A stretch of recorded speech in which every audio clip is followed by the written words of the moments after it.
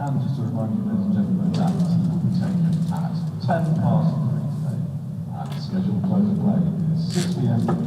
and at 80 over Saturday morning. Good afternoon. Welcome along from Headingley for the final game of the 2023 County Championship season. A story really which is more about Worcestershire than Yorkshire as far as this match is concerned, because they need 2 points at the outset here to ensure promotion to Division 1. I'm sure Yorkshire will be trying their level best to ensure that that does not happen. Jonathan Doidge with you as usual, BBC Radio Leeds and all the Yorkshire stations. My colleague at BBC Hereford and Worcester's Dave Bradley, also joined throughout this match by Mel Farrell as our third voice. So looking forward to what we hope now, after a weather-interrupted start, will be an unbroken 2, 3, 4 days of cricket. I love your optimism. The news is that Yorkshire won the toss and are bowling first, and Ben Code, with number 10 on his back as ever, is going to open the bowling from this pavilion end of the ground. 4 slips in place, a short leg, mid-on, mid-off, point and long leg. The Yorkshire team, well, 2 changes to that which drew at Leicestershire last week. Don Bess is back in. Matt Milnes is back in for his first game since the first match of the season here against Leicestershire at the expense of Ben Cliff, and Ben, Mike and Code coming in here to bowl to Gareth Roderick, who is one of the 2 Worcestershire opening batsmen, along with Jake Libby. And 2 of Worcestershire's better batsmen this season, these 2. They'd be averaging 53, Roderick 32. And I reckon if you can average over 30 as an opening batsman in county cricket, you're having a decent season. 1 or 2 of those at the top of the Yorkshire order have done pretty well too. Here's Code, then right arm over the wicket. Ball that swings in towards Roderick, and he opens the face and runs it out backward of point. Jordan Thompson with a sliding stop, but can't prevent the first 2 runs of the match going to Gareth Roderick. Give you those 2 teams in full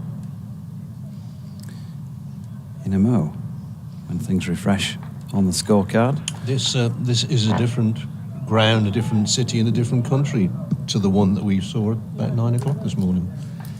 Yeah, it was pretty doom and gloom. A lot of moisture around, and there still is on the outfield in particular. Here's Code. Another ball that wobbles a little bit in the air, and Roderick's a little bit late withdrawing the bat to that one. Might have got a nick on another day, but survives it. So these 2, Gareth Roderick and Jake Libby, Azhar Ali, Jack Haynes, Kashi Valley, skipper Brett D'Oliveira, Ben Allison, Joe Leach, Dylan Pennington, Josh Baker and Ben Gibbon, the Worcestershire 11. Give you Yorkshire's in a mo, because Code turns again and makes his way in once more. Good delivery which nips back on Roderick, and he's groping at thin air to one just around about 4th stump. Ben Code already beginning to look dangerous, and he is joined in the Yorkshire team by Adam Lyth, Finlay Bean, skipper Shan Masood, George Hill, James Wharton, Matthew Revis, Jonathan Tattersall keeping wicket, Don Bess, as I say, back in the side. Jordan Thompson retains his place. Matt Milnes, great to see him back in, having suffered that tough season due to injury following the first match defeat here against Leicestershire. Another good delivery by Code. He's hanging this ball around about 4th stump already. He's found a consistent line very quickly. Not a huge amount happening with the ball, apart from a little bit of swing in the air so far. But you would expect a fair bit of that, Bradders. Given the conditions, there's been moisture around. We saw a game here between England and Ireland last week. Everyone sitting and watching the ground staff working on the outfield before they called it. Yeah, and we're late September, so it'll move. I thought we were going to lapse into Maggie May at that point. So Ben Code nips one in on Roderick, final ball of the over, 2 without loss. Late September, and you really should be back at school, though. Shouldn't we all? It's going to... No surprise that the team that wins the toss puts the opposition in on days like this. Just looking at the Durham Leicestershire score, 116 for 2. Durham Leicestershire chose to field, Glamorgan chose to field, Gloucestershire chose to field, Yorkshire chose to... So basically, you put the opposition in, don't you? Essex, everybody, I think every game that started, the team that wins the toss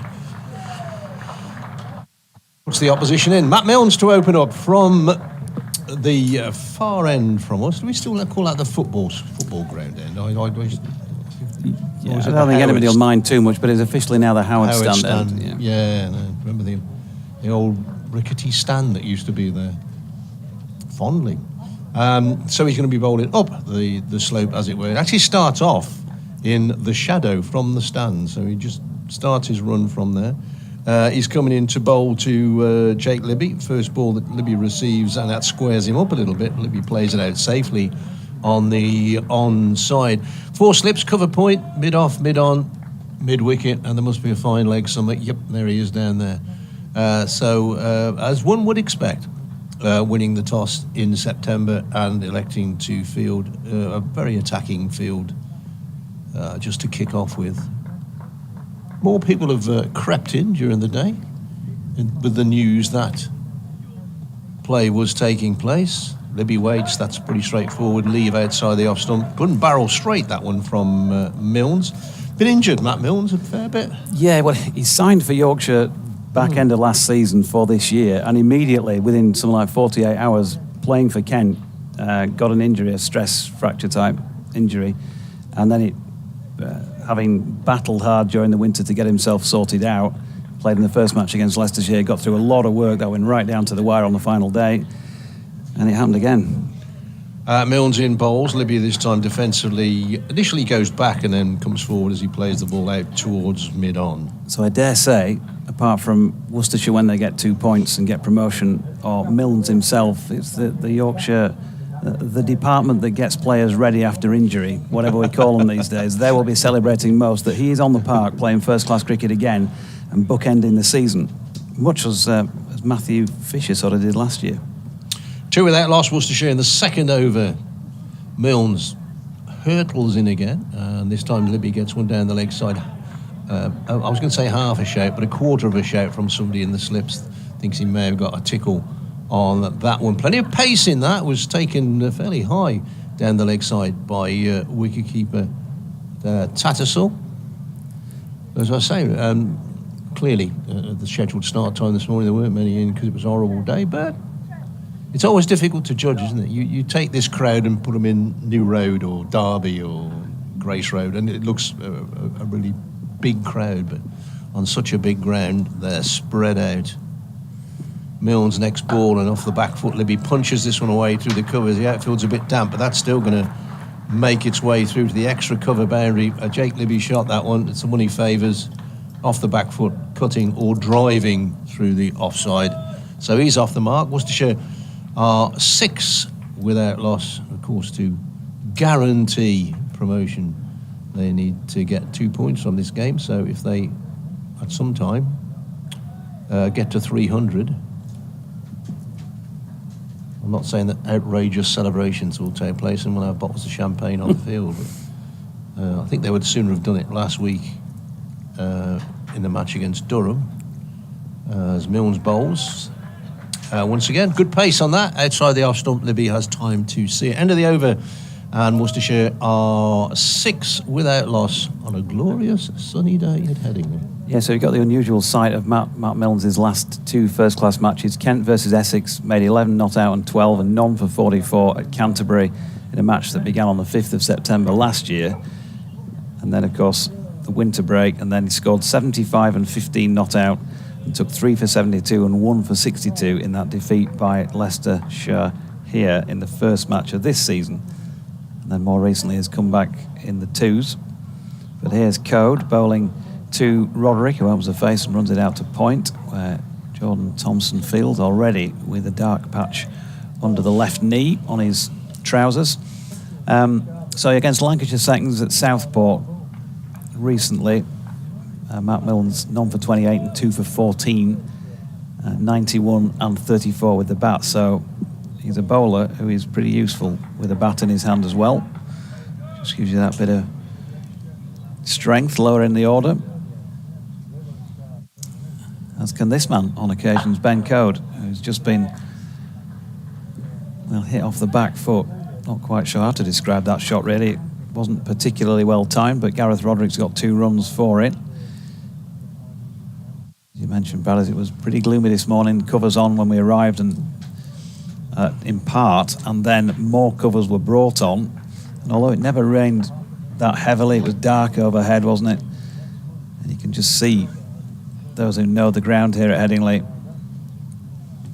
that apart from the strip on which they're playing, which is not a bad colour, what we'd recognise as a cricket pitch, unlike the one at Leicestershire last week, which looked like the outfield. Yeah. It still looks pretty heavy all round and dark in those patches where there's not a lot of grass. Code's latest delivery just nipping away on Roderick.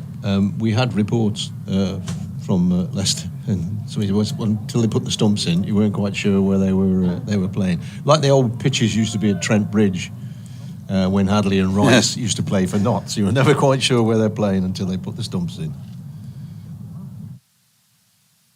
Code then turns again. There is a pretty obvious patch of sawdust at either end of the field, which gives you, again, another indicator on the moisture from good delivery by Code, which slightly squares up Gareth Roderick, but he watched it well. Plays it out into the offside. Those 4 slips for Yorkshire. George Hill at first, Adam Lyth at second, who had an interesting day or two in the slips last week. Finlay Bean at third. And they've brought in Dom Bess at 4th slip, usually more accustomed to fielding out a point. Steve O'Shaughnessy and Surendiran Shanmugam are the umpires. Code running in towards the Howard stand. Nicely timed this time by Gareth Roderick, but straight to Jordan Thompson. No run. It's not a bad crowd in for the final match of the season. A smattering throughout. The Western Terrace side of the ground, as usual for county championship games, is closed. You might see an odd photographer over there. Maybe the officials trying to get away from the likes of us in the comm box and have a bit of peace and quiet. Yeah, I can see that. Going in again. Straight delivery, and the first one we've seen worked leg from this end, but fielded there by James Wharton. End of the 3rd over then. It's been a quiet start as far as Worcestershire are concerned. They'll be happy with that. No early flurry of wickets. They're 8 without loss.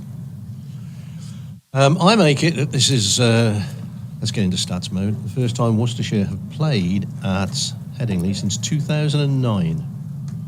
A match that Yorkshire won. That was drawn in the end. So that, I reckon, was the last county championship match that Worcestershire played here at Headingley. Some interesting teams. Milnes in bowls wide of the off stump, straight through the wicketkeeper. Tattersall, once again, gun barrel straight, not a lot of swing or seam on that one. Right, I've got a quiz question for our listeners and viewers. Who was the only person who played in that match in 2009 who is playing county cricket this summer? Only one person out of the 22 who played in 2009, Yorkshire, Worcestershire here, was playing county cricket this last summer. Milnes in again, and this is inside edge onto the pad, maybe. There's certainly some bat involved. They didn't go very far. They've scuttled through for a single umpire O'Shaughnessy, not indicating anything. So it was indeed a run off the bat. James Wharton from a just in front of square leg position, I'm going to call that. Let's see where he's going back to. He's more of a mid-wicket, which is just in front of square leg, if you want to be pedantic. So 2009, Yorkshire played Worcestershire, who played in that match and was still playing county cricket this summer. Here's Milne in again, and this is well wide of the off stump, and he's giving the batsman a view with the ball at the moment, is Matt Milnes. Not really troubled either batsman. I know we're only in the 3rd over of the game, but he will be aware, or 4th over of the game, he'll be aware. I'm going for a Worcestershire player from that match, not a Yorkshire one. Go on. Well, I'm saying I'm going for. I'm ruling out Yorkshire players before I start to think yes. in more concentrated fashion on Yeah. who it might be. Milnes again. Better ball this time, making the batsman play a shot, and it's Roderick who comes forward defensively, plays up to mid-on. No run. Total remains 9 without loss. Mo? Was Mo playing for Worcestershire then? Well, see, he did, but my supposition is he's hardly played any county cricket this summer. Yeah. He may have played one game, but this guy's played a fair few games. Mo got 153 in that game. Here's Milnes, and again, this is well wide of the off stump. That was probably a one-day wide, but umpire O'Shaughnessy. That one did swing a bit, actually. It's the first one he's really got to go. The umpire comes down and looks at the front foot line.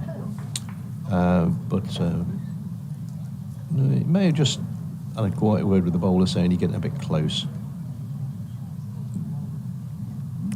Always a lovely view from here. Although we don't see the radio tower anymore, do we, at Headingley, since they built that stand? Used to see the radio tower away in the distance. Milnes in again, and once again, comfortable leave for the batsman. Very straight delivery. So end of the over, and Worcestershire, having been put in, have reached 9 without loss. Roderick has 4, Jake Libby has 5. I mean, it's much more pleasant here, isn't it, than you mentioned the rabbit hutch as it was called. The first couple of games I did reporting in the late 90s, probably when Kev Howells wasn't around in there, and it was freezing cold. It was cold at the best of times, but if you got an early season game, which I think I did a couple of times, you were just sitting there in several layers, no hope of the light of day ever reaching, and certainly not sunlight. No, it was a bit basic, I suppose, is the word we're looking for.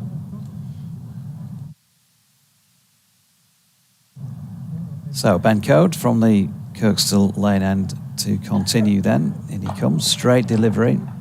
Libby watched it well. I think he's going to have to watch it pretty well as usual here.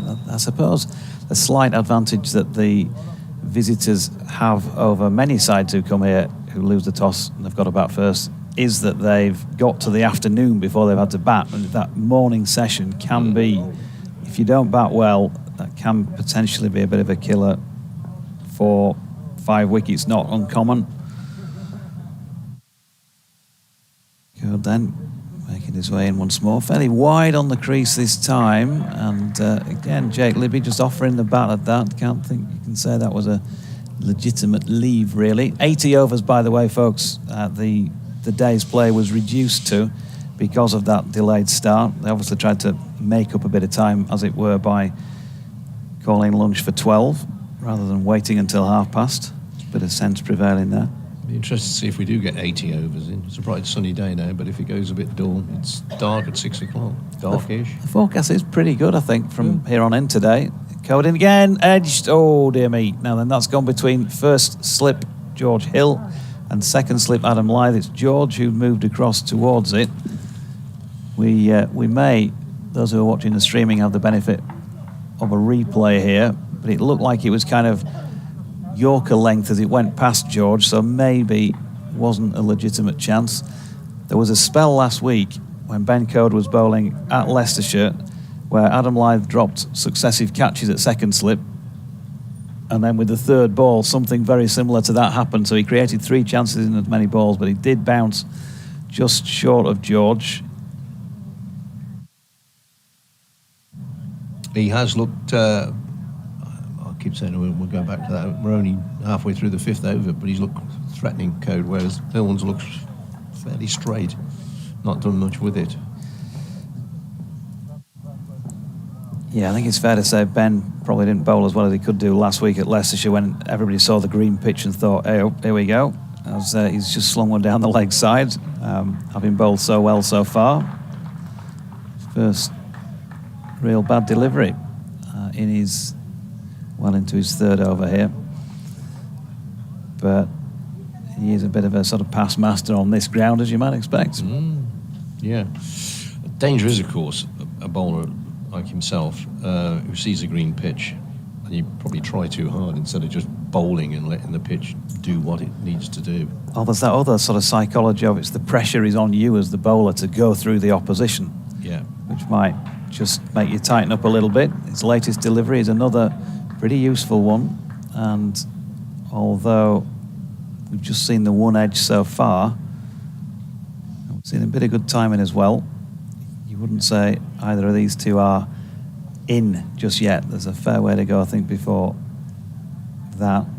But when the sun shines in the afternoon here, draws that bit of moisture out of the pitch, it will get easier, generally does. Might not get quite as easy in nearly October as it does in July, perhaps, as Code's latest delivery is a beauty.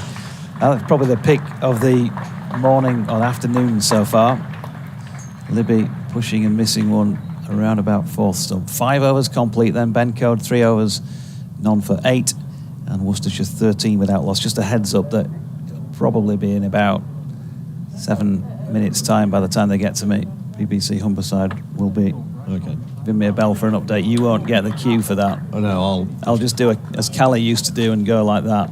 I'll have to. Shut up. Well, he just started talking. You couldn't talk over him, could you? I'll have to go and update the good people of Herefordshire and Worcestershire in a couple of minutes as well. That last ball, just seen another replay of it. And you've got to play it. From the batsman's point of view, you've got to play at that, because if it goes straight on, it's going to nail your off stump. Brilliant. Great piece of bowling. Here's Milnes in. He's angling this in towards the leg stump, and Roderick off the back foot plays it neatly into the offside. No great power into it, into the onside, and picks up a single. Worcestershire off 14. I'm a bit sort of outnumbered in the box at the moment. Well, we've got Andy Evans in the back of the box. Andy from down the road at the BBC studios, but a massive Worcestershire supporter. Good lad. I don't mean massive in the sense that he's massive, but I mean... Here's the next ball. That's a better ball from Milnes, and Libby has to play at it. Goes through fairly low. Wicketkeeper Tattersall takes that one down by his bootlaces. His support for Worcestershire is massive. I think that's what I should have said. That's what I'm... Yeah, I know what you meant, mate. Don't dig the hole deeper. No. It's actually really warm in this box now. I may have to take at least a jumper off.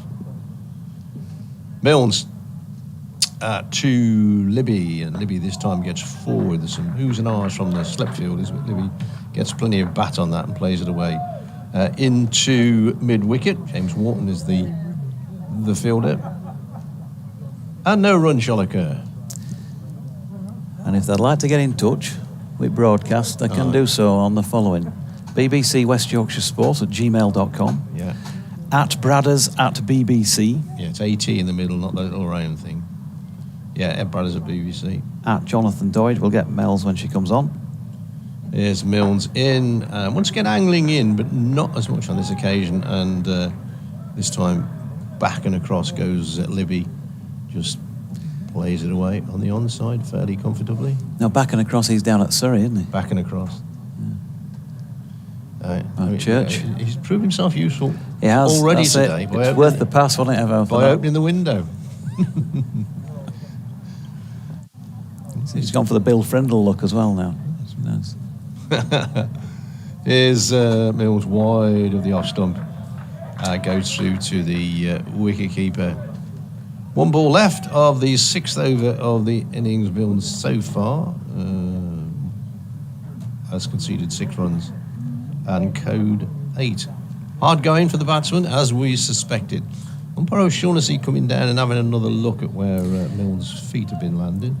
But pitches here these days are good, and it's not like he's doing all sorts. He's just offering a little bit, as you'd expect. Yeah.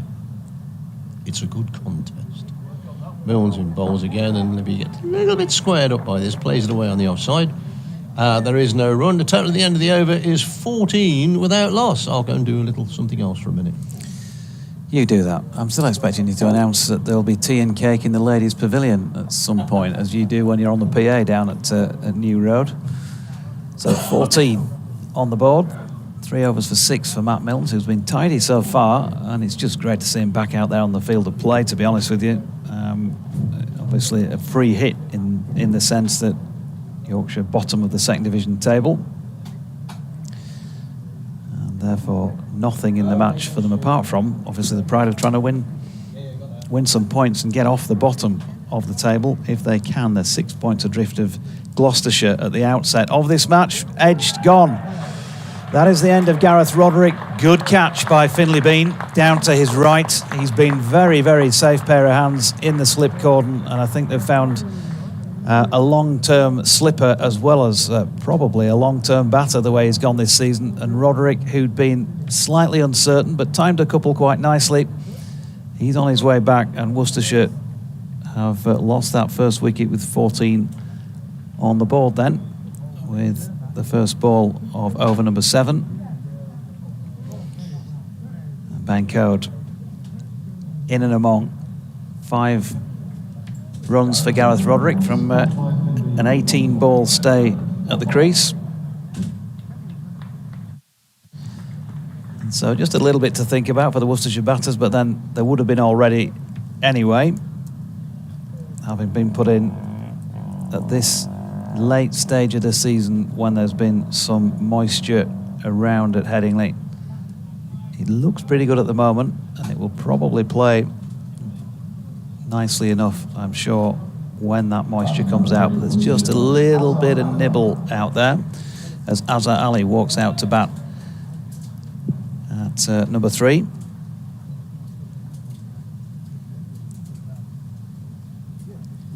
Jake Libby, I'm sure a few words of wisdom for Azhar, who is very much in the autumn of his career, not far short of his 39th birthday.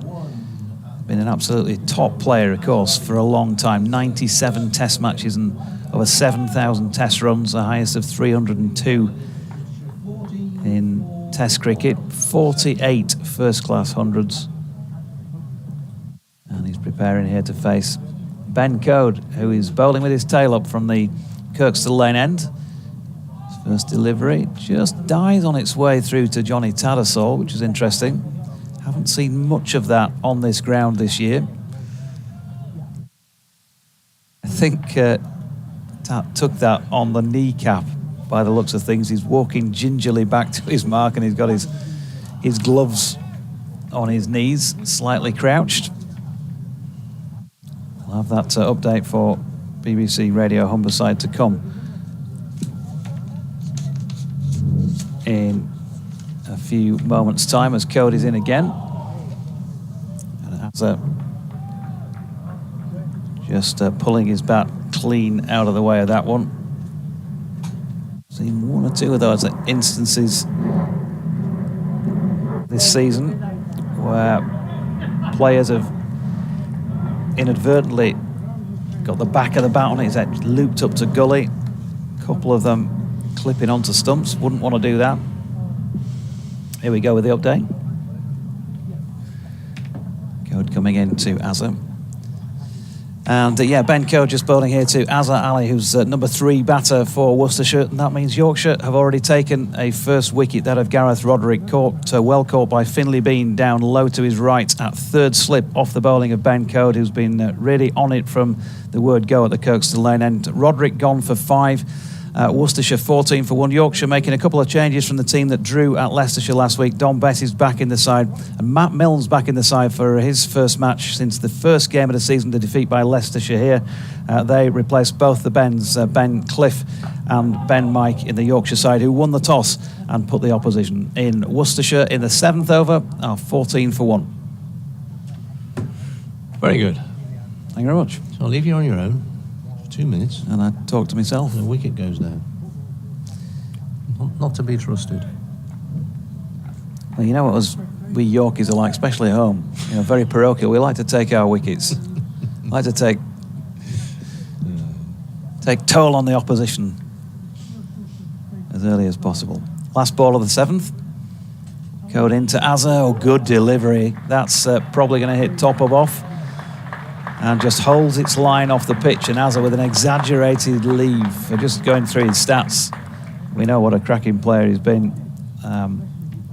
Certainly very much in the autumn of his career, isn't he? But still going, and he's going to probably need all that experience to bring to bear out there in this early part of his knock, you'd have thought, first hour or so. I'm very used to conditions for an overseas player, very used to English conditions, having played at Somerset, at Worcestershire, and a very popular player, Azhar Ali, with supporters and also teammates at New Road. But whether he will return to New Road next season remains to be seen. As you say, he's not in the full flush of youth, so maybe Worcestershire will look at something else.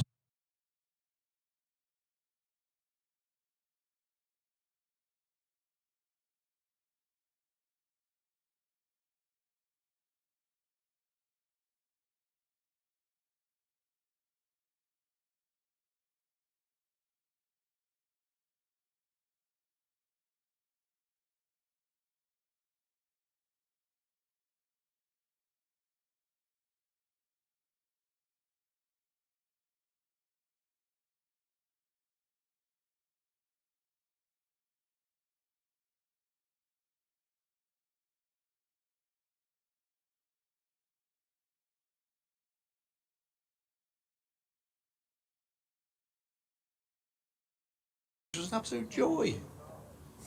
Thoroughly enjoyed that. Milnes, right arm over to the right-handed Libby. And Libby, that's a better ball, but Libby leaves it on length this time. And bounces well over top of the stumps through the keeper. They've done that quite often since. I know that because I used to report on all the Rhinos' home games, the other side of the stand, you'd often see Ryan Sidebottom, Johnny Bairstow, after a day's play here, they'd go across and watch the Rugby League. But twice this season, in fact, early on in the season, there've been matches on a Friday night after play has ended here.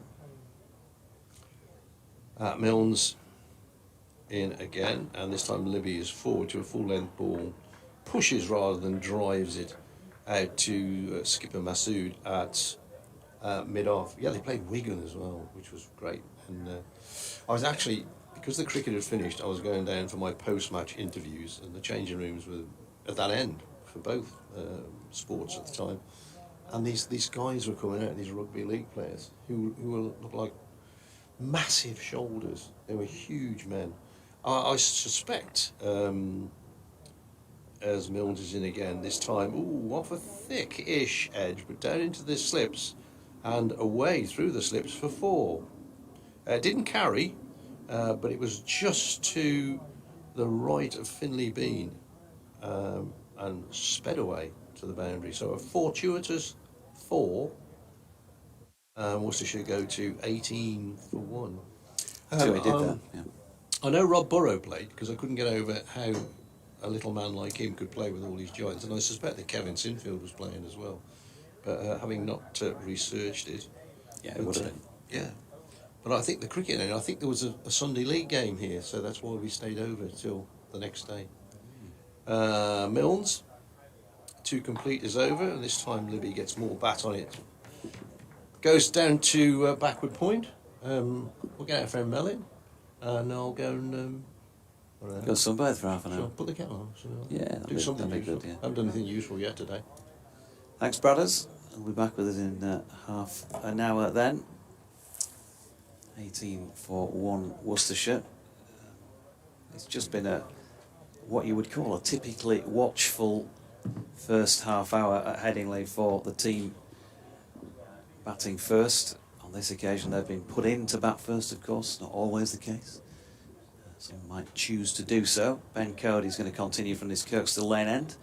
And I'm going to say, for the first time, a very warm welcome to Mel Farrell. Oh, it is very warm. I've loved listening to you two. So here's Code, bowling to Azza. What's he trying to do? How can we describe that lead for those who can't see it? He's Fancy. Yeah, It's a bit of a, I don't know, he's almost like you're doing one of those flag marches or something. Yeah. You're doing flags from one side to the other. I was just going to say, he's a bit like sort of the Grand National recall man who stands 2 furlongs down the track in case there's a false start with his flag there, and then he'll sort of make an exaggerated wave of it if It's they've got to Steve go Smith back. or Marnus Labuschagne. Yeah, Cody's in. It's a bit too straight this time, and he's been picked off down through fine leg. And despite the fact that Matthew Revis is somewhere lurking in the shadows of the Howard stand down there, he's not going to get round to cut that off. So Azza is off the mark with a boundary. Worcestershire on to 22 for 1. To be So fair, your first match here, yes, calling a game. First, well, I've been here obviously Yeah. for many things, but First match on the mic at the cricket ground. match on the mic at the cricket ground, and this is my jam because you guys have been talking rugby league as well as cricket, and that for me is Headingley. Used to be all about rugby league, now cricket.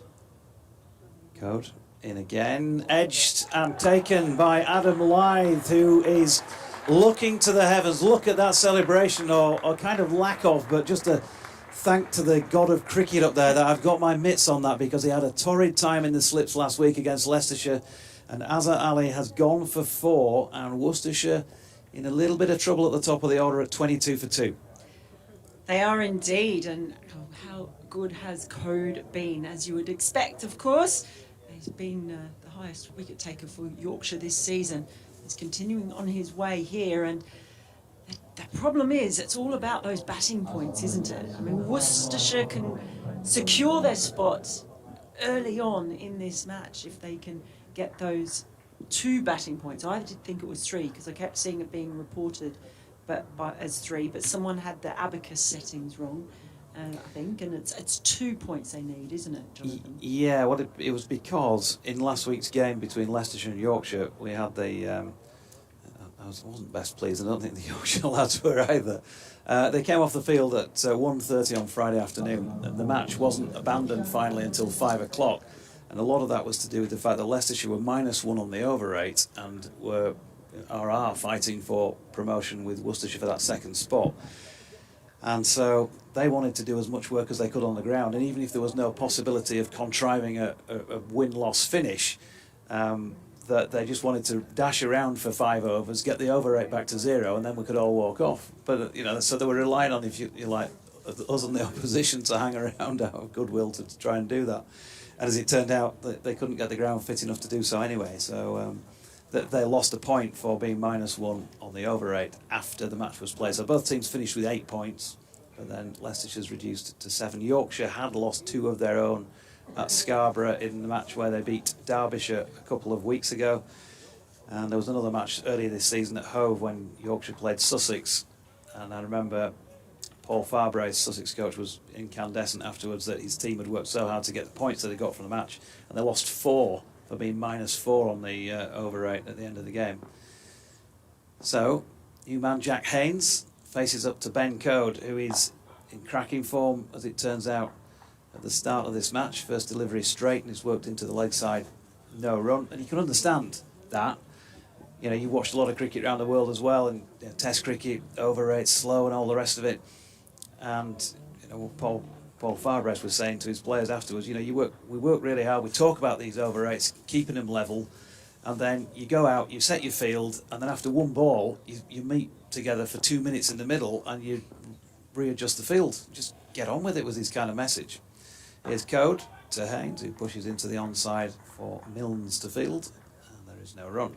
It's funny, so we talk about slow over rates a lot, and actually the county championship is kind of one of the only places where you sort of feel that it actually works, the penalties, because it is about promotion, relegation. There's so much at stake.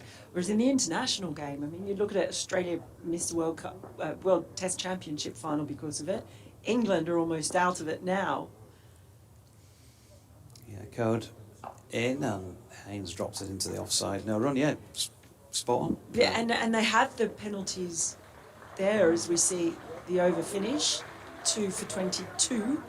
Almost a Richie Beno. Come on, do it. Yeah, you've got the accent as well. Come on. We've been discussing how my accent is all over the place, especially being up here. I spent a lot of time in this part of the world, the north of England, and I can.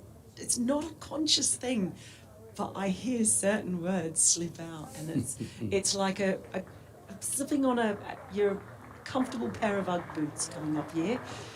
So it's lovely, but you see, I fear that the penalties the way they are in the World Test Championship might just stop countries from engaging in it and the fans from engaging in it. As I said, England in a difficult spot now, as we see Milnes coming in from the rugby ground end, as I still like to call it. Libby just defends that one back to the bowler. Yeah, my first Headingley was the other one, the one across from us, because when I got out of university, came to England for the first time, I was working on the Super League. So I used to come up to Headingley all the time, almost every week, if not every second week at least. And I had never been to this side until 2015, as in comes Milnes once more over the wicket, and this time just defended out into the colours, no run. Because you'd have been kind of parked up in the trucks, wouldn't you, in the car park at the far side of the ground, where Yes. they park the media for the cricket. Yes, I thought my autobiography would end up being called Car Parks I Have Known and Motorway Services, because I did a lot of those. I spent a lot of time along the M62 corridor. Absolutely loved coming to Leeds, reacquainting myself every time I come up here with all the wonderful spots around here. In comes Milnes over the wicket, just only meets it on the full, but just punches that one out to mid-on, no run. So the one thing I think is great about the Howard stand, the new stand, I haven't been up there since it's been completed. I went up there when they were still constructing it, and that whole idea that you can look out one side and see the cricket ground and the other side and see the rugby ground. I just thought that's it. That's the dream, really. My two favourite sports combined. As in comes Milnes. And that one's just squirted off the inside part of the bat, just goes behind square leg, and fielder running out, fires the ball back in, so they'll get a single. 23 for 2 brings Haynes onto strike. Actually, the crossover, there is a photograph that exists of yours truly interviewing a man you'll know well, great bloke as well, Darren Lockyer, on this field, on the cricket ground, pre-World Cup, I don't know, probably 2013, maybe it might have been 2008, 2013 World Cup. Decent cricketer, I think. Yeah, pretty good. Yeah, a lot of crossover, a lot of with the two sports. As in comes Milnes once more. This as well. It wasn't really a play and a miss. In the end, it was a good leave by Haynes. Probably left on length, just a little bit high, but decent probing line there from Milnes. Well, of course, because in Australia, rugby league is a winter sport and cricket's a summer sport. Whereas over here, it changed and they both became summer sports. So that's why I loved hearing you and Bradders talking about the crossover and being able to watch a game of one and then the other one as well. I'd love to do that at some point. In comes Milnes over the wicket. That was a play and a miss. We can't be too generous and call that one a leave by Haynes. It was a good ball just outside the off stump. Good, but a challenging and probing line from him. So the end of the over from Milnes, it is 23 for 2. Yeah, and I'm not sure how long Matt Milnes will bowl for, bearing in mind, what's happened with his body in the last 12 months. I wouldn't expect him to bowl as many overs perhaps as some as this match unfolds, but could be wrong on that front. I've not spoken to anybody, nor himself really, about it directly, because it's probably a little bit of a surprise that they've brought him back in the final game. But as I say, it's really good to see him. He's been up in the com box with us a couple of times and had a chat this season. Here's Code, bowling meanwhile to Libby, and that's a really good stop by Jordan Thompson, diving to his left at point. He can't prevent the single, but I think he prevented 4. Yeah, great bit of work, proper commitment. By the way, the sun shining and it's blue skies. Gone for the jumper today, Mel, and it's just, I'm not cool enough now. You're always cool. Always cool. But it just the contrast to when I arrived here this morning and it was very dark and mizzly. In comes Ben Code once again, another good delivery roundabout off stump, and he's dropped it there and there and there, time and again so far, hasn't he? It's been an excellent start from him. That one a dot, and to be fair to Matt Milnes, who's not picked up a wicket yet, I think it's been a really encouraging return. 5 overs for 11. Just been nibbled at for the odd run in each over his bowled so far, but I'm sure he'll be delighted. And I think he'll be even more delighted if we get to Friday and everything's still intact, as it were. Here's Code wide on the crease, angled in towards Haynes again, and he's solidly behind this one. Just looking at the table, of course, we know that Worcestershire just need those 2 points for promotion. Yorkshire start on 89 points here, 6 points behind Gloucestershire, who've not had a win all season, nor have Derbyshire. They're Yorkshire's 2 wins, both against Derbyshire. But I think realistically, we all know that had they not have lost so much time to the weather, Yorkshire would have been right up there, as Cody's in again and Haynes pushes into the offside no run. Graham Hardcastle popped in earlier on, writes the Yorkshire website, of course, in the press box next door, and he said that Yorkshire have lost round about 1,800 overs this season in Championship cricket have been lost to the weather in matches played by Yorkshire. So that's more than 18 days worth of cricket gone completely. You know, how can you hope to get promotion, points deduction or not, when you're losing that much play on the field? Coding again, another good delivery round about off stump. Played well, to be fair, by Jack Haynes. Soft hands, angled his bat. He's got it away through wide of the cordon, and it's just going to beat the chasing Jordan Thompson to make its way down there for 4. So, have they updated the board or not? Sometimes they can be a bit ponderous, but no, not on this occasion. I think we'll go with 28 for 2, and Jack Haynes is off the mark. Yeah, it's so frustrating, isn't it? There's a lot of cricket played in April and September, and you're going to lose some days. Although, now it's absolutely glorious here. I think there's a bit maybe tomorrow afternoon, but other than that, I think we're good here. I've got my sunglasses. There's going to be a heat wave in October, I was told yesterday, apparently. We had that a few years back. It was 27 degrees in October. Here's Coding again. It's turned into the leg side by Haynes to complete that over at 28 for 2. Just going back, Mel, before you pick up for this next over, to the league table. So Yorkshire needed 60 odd with 7 wickets remaining on the last day at Sussex back in April, May time, and it was washed out. So that's a win gone. 2 wins, another win against Sussex here, which I feel pretty certain they would have closed out had it not been for the weather. One other match as well. The Worcestershire away game, I think Yorkshire was pretty clear favourites to win that had there not been so much time lost. So that's 3 wins on top of the 2 they've already earned. And then they lost 1 match against the champions Durham by just the 1 wicket, so that could have gone either way. Fine margins as in comes Mills. He's over the wicket and just outside the line of the off stump. A fair bit of bounce and good carry, but a sort of bounce that means you might be able to leave on length perhaps. Although Libby just going down and doing a little bit of gardening after that ball. Yeah, it is one of those things, interesting things, that as soon as the official summer finished here and autumn started, we had the best weather that we've had in the entire time I've been here this year. A couple of beautiful weeks. Libby on strike, in comes the ball, he leaves it alone. Again, just that line outside off stump with some good pace and carry for length, and happy to just let that one go by. Yeah, we had a fantastic week for the Derbyshire match in Scarborough a couple of weeks ago. That was the best week of the season, I've got to say, weather-wise. It's a great place when the weather's nice as well, isn't it?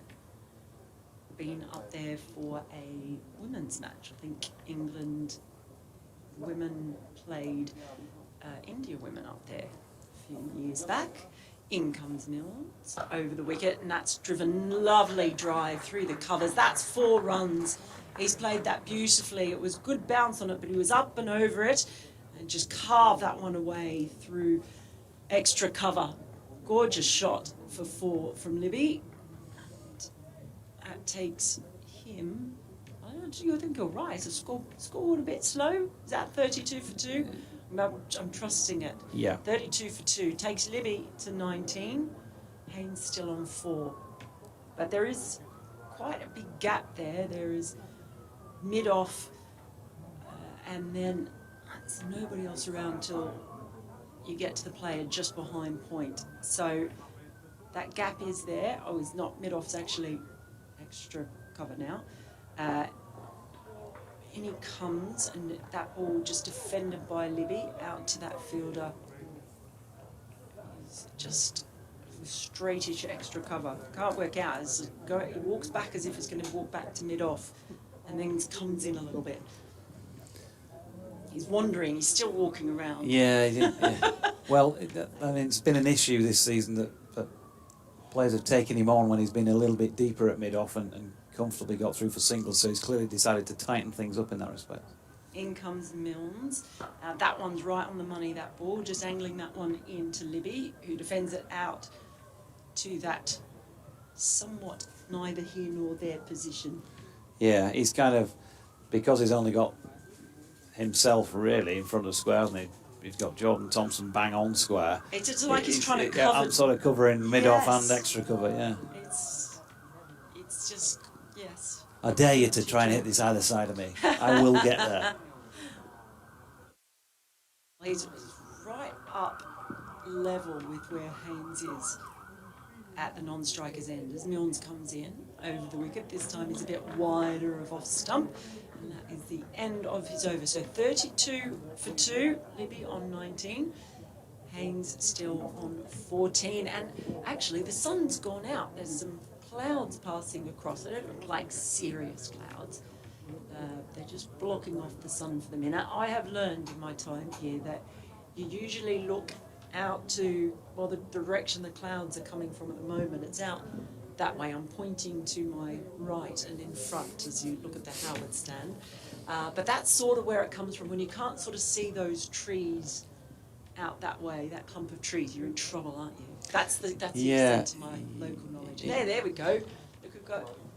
It can hit from a variety of angles, but yeah, I think generally speaking, sort of southwestish down that way. If it gets bad over there, you know you might be in a bit of bother. Here's Code bowling to Haynes, who is solidly behind it, playing an exemplary forward defensive push. So those who've just joined us more recently, Yorkshire winning the toss, deciding to bowl first. Gareth Roderick caught by Finley Bean, good catch at third slip off Code for 5. That was when the score was on 14 in the 7th over. And then in the 9th over, Azhar Ali caught by Adam Lyth at second slip off Code for 4. Code throwing one up wide of off stump and trying to tempt Haynes into playing a flashy shot at that perhaps. Doesn't do so. Good discipline. And so Ali was out when the score was 22 for 2. And it's now 32 for 2. No one can really do that the right way, No. can they? I've been keeping an eye on the Durham Leicestershire game. Durham 140 for 3 after being inserted by Leicestershire. So 3 wickets down there, going to Chris Wright and Tom Scriven. Rolled well last week, did Tom Scriven and Chris Wright himself, to be fair. As Code's latest delivery has worked out into the offside by Haynes. It was fuller in length this time, and Jordan Thompson's taken a bit of a knock in trying to field that by the looks of things, but, well, there he is again, the big show. He just likes a bit of attention, doesn't JT, sometimes? Really? Because that's quite a pronounced limp. Some players... He's been bowling. He might do it in this match, actually, where his first couple of deliveries, it looks like he's been shot. He really struggles to get back to his mark, and then he obviously runs through something, runs it off, and he's fine by then. Well, he's still limping. He's still limping a bit. Good, he's bowling. Great delivery that to Jake Libby. Dearie me, how do you play that? Wow. Angled in, probably going middle and off by the time it's continued on its path, and then holds its line. And I can't think many players would have got bat on ball that. Well, I squared him up properly. Did that one? Lovely delivery. See that? Oh, just enough movement. Just enough to keep Jake Libby on his toes, literally. 2 to come in the over. Code in again, and this time just from the crease, Jake Libby, I should say, decides to play Slightly more circumspect, just dropped it into the offside. Shan Masood round from that in-between position to do the fielding. But look, just replay the ball before. Yeah. Was an absolute beauty. The only thing that went wrong there, from Ben Coe's point of view, was that there was no nick or off bail flying up in the air. And he's going to try again here. So in he comes, pushes off wide on the crease once more. Oh, now then, look at that. Jack Haynes is stuck static in that same position he tried to play the shot. He's not moved his feet at all. On another day, Mel could have dragged that one onto his stumps. End of the over, 34 for 2. Yeah, just catching the bottom edge there, and was awfully lucky he didn't chop it back onto his own stumps. But Ben Coe, well, he has bowled absolutely beautifully for his 7 overs, 2 for 19. It's been a wonderful display with the new ball from him. As we just have a look at the surrounds, it's excellent being back in Leeds. Shall I admit something that's somewhat embarrassing to you? I always think of when I'm at this ground. Go on. As we see, George changing Hill. the bowling. It's George Hill coming in. When I look at these lights, they are beautiful lights here. These ones and the ones at Edgbaston are my favourite lights, right? Because they are something. As we see George Hill running in, and the first ball, well, it's just gone down the leg side, tickled fine, is it? Did he get something? I wasn't sure if he even got glove or bat on it, but it's gone fine. It's 4 runs. So just perhaps bowling a little bit too straight, a little bit easy for Libby to just use the pace of the ball and send that fine down the leg side. But yeah, so my favourite lights. First time I was here, I looked up at them and I said, love these lights, but why do they have shamrocks here for lights? There were 4-leaf, then I realised 5-leaf clovers. I was like, oh, it's a bit odd, isn't it? And then I was informed, of course, that they were white roses. He's just given me a slap on there. In comes Hill, and that ball's driven beautifully, beats the fielder at short extra cover, 4 runs. I think it's going to be slowing up a little bit, but it has gone all the way to the boundary rope. So a couple of 4s to meet Hill as he's brought into the attack. Shan Masood out there collecting the ball.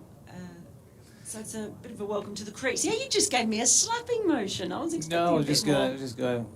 It was more of a case of shamrock, white rose, Yorkshire. Yeah.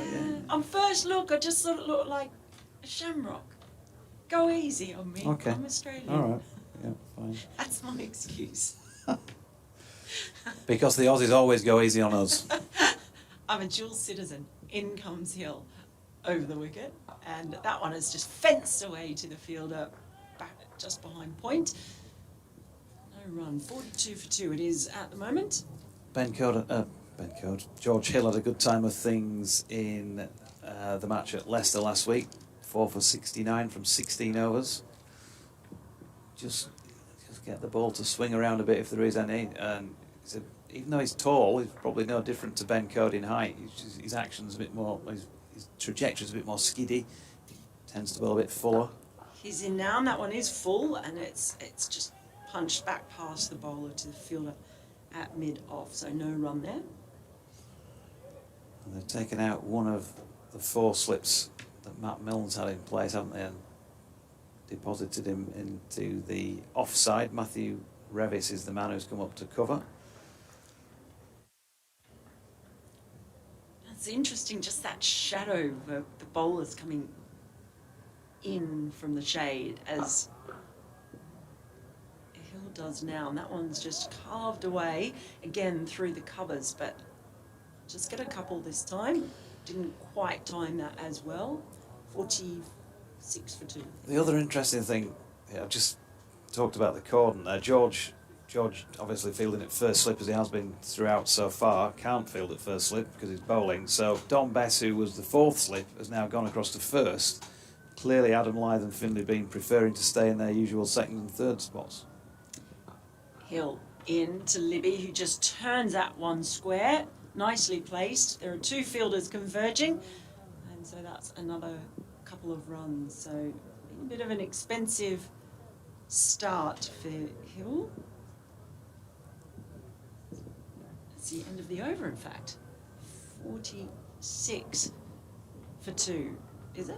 Oh, they just all changed it. Yeah, 46 for 2. I didn't know. No, I'm talking about the fielders. They're all standing around as though they don't know what's happening. Ben Arms Coates giving us a waving. wave as well. I know. Nice of him. Thank you. Hi, Ben. You all right? Oh, there's the roly-poly Yeah. signal What's rolling that his mean? hands. I love those montages. You get them, not necessarily at cricket matches, usually at football or rugby, where there's the manager at the side doing his hand gesticulations, and all you've got is a string of these different managers doing. Well, I think that's Great for radio, that. That's usually the sign. That can mean everything. They use the rolling hands for all sorts of, all sorts of stuff. Sometimes it means they would like a little loo break, comfort break, shall we say. Yeah. Here's Code then, bowling straight to Jack Haynes, who's solidly behind that. No run. Haynes on 5. Jake Libby has been batting for almost an hour for his 32, and you would say that of the 4 Worcestershire batters we've seen out there in the middle so far, he is probably the one who has made it to the expression in. Yeah, He's seen it pretty well. He's managed to see off 1 or 2 tough deliveries. He's been patient but proactive. He's at the non-striking end at the moment, and Haynes, again, they're just going to have to watch Ben Code and wait until he tires. And this is his 8th over. He's probably going to take a breather after this one. That was dropped into the offside, no run, and then they'll see what the backup bowlers have got to offer. Well, it was Ben Code making the roly-poly hand motion, so that might mean this is the last of his overs, and he might leave the field briefly. Yeah. Here he comes again then. This one starts wider off stump and goes wider. Yeah, nice. Another leave. Bit of away movement. So he's still finding some movement at this stage of the game. Stage of the morning. It's afternoon now, isn't it? Yeah, what can we tell you about what's going on around the ground? Well, there's a difference of opinion between t-shirt and shorts order or top coat. Some people with hats on, others with a bit of sun cream. They were rugged That sort up. of time of year, isn't it? Yeah, they were rugged up when I went down to have a look before the game.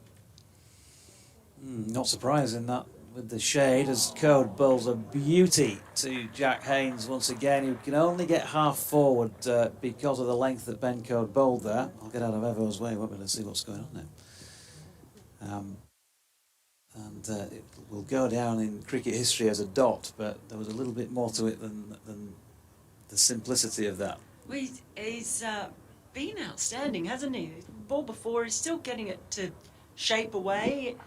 He's squaring them up. He's getting just enough movement off the seam. He's been terrific.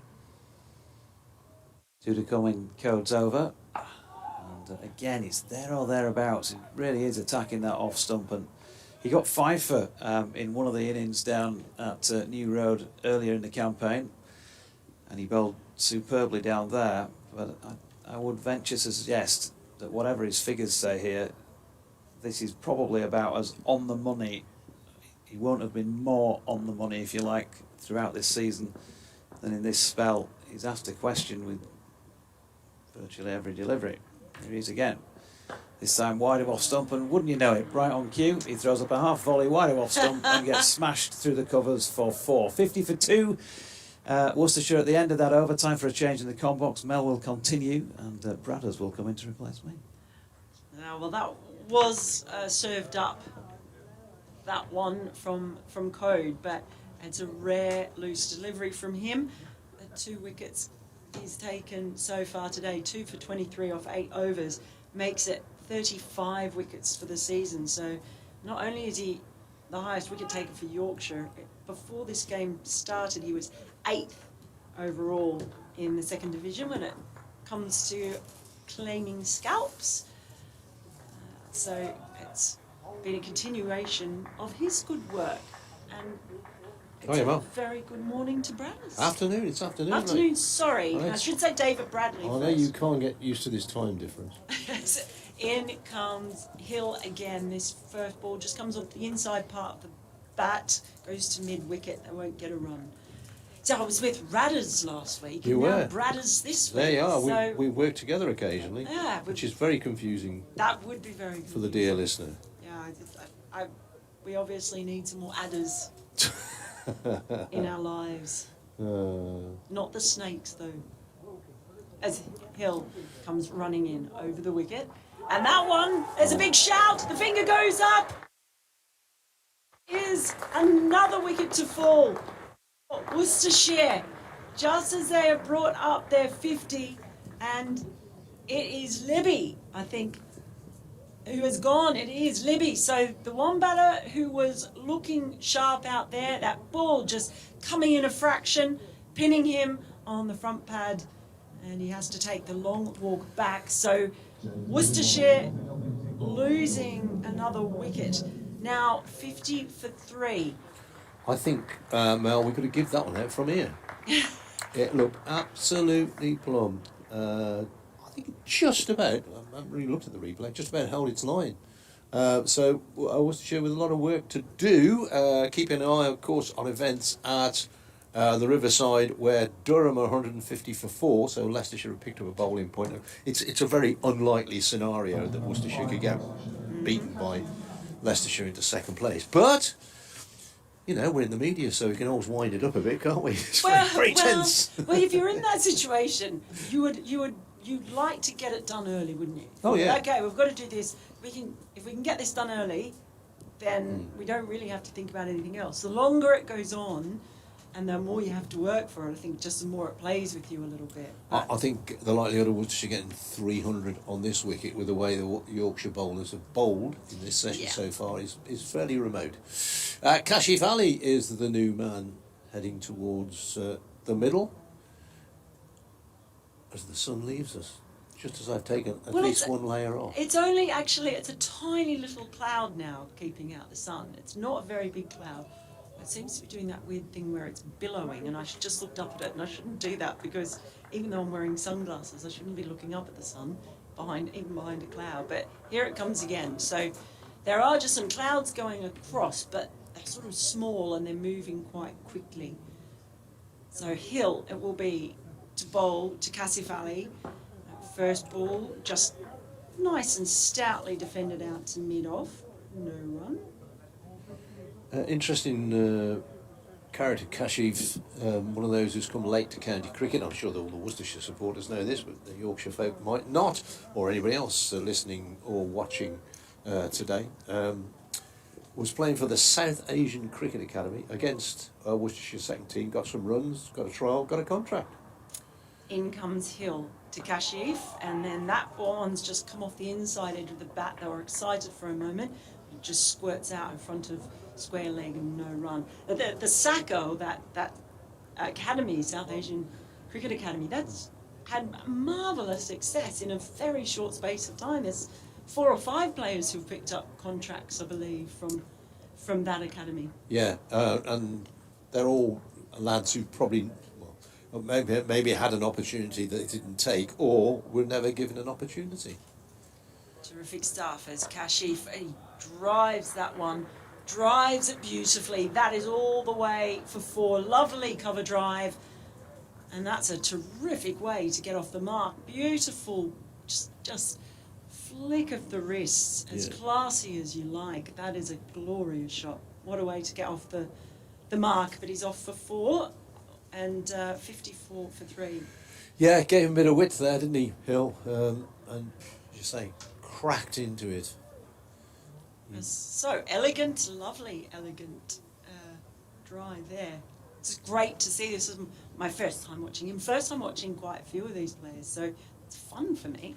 In comes Hill over the wicket. This is a better ball. That's right on the money. It was bouncing a little bit more perhaps than Kashif expected, but he got on top of it, dribbles down the pitch, and that is the end of the over. Successful one for Hill, picking up the wicket of Jake Libby, who had looked to be in, well, he'd looked to got himself in. 54 for 3 now. So Kashif on 4, Haynes on 9. because I was looking at Kashifali, and he's played for an awful lot of second 11 teams. I mean, I was looking at the list as Essex, Kent, Leicester, Northants, Notts, and then for Worcestershire. So obviously the help he's got from the academy has been terrific. I think he goes back to Pakistan a bit as well, and does some work back there. And I think he said the team that he played for has disappeared. It was a franchise team, and I think that's disappeared, and they've combined with somebody else. Change of bowling here. Jordan Thompson's into the attack. Nice straight delivery to start with. Jack Haynes pushes away into the offside. What sort of season he had, Jordan Thompson? 45 wickets at 28. So, yeah, I'd be reasonably pleased with that. I reckon in county cricket, if you play a season, if you can get to 50 plus wickets, you've had a decent season. I think Joe Leach is the leading Worcestershire bowler on 46. As suddenly a dark cloud comes over the ground, and it becomes a bit gloomy. It's a bigger cloud than before. Thompson in bowls well wide of the off stump, and Haynes just watches it go through the wicketkeeper. Now I've got to say, Mel, don't take this personally. Oh no. That you've been talking to Dodge about rugby league and cricket and all that. You've not mentioned rugby union. No, anything over the weekend you want to discuss with us, or? Well, I tend to ignore rugby union. You do when you lose to Wales. Trust me, mate. I don't mention it when England lose to Wales. Look, no offence to the rugby union supporters, but as someone who is from the central west of New South Wales, rugby league was definitely my sport. So one that my brothers played. So yeah, I'm a league girl. Next ball is cracked away. That was a bit of a gimme there, well wide of the off stump, and Haynes plenty of time to get across the crease and smash it away through backward point for 4. Worcestershire go to 58 for 3. Haynes has 13.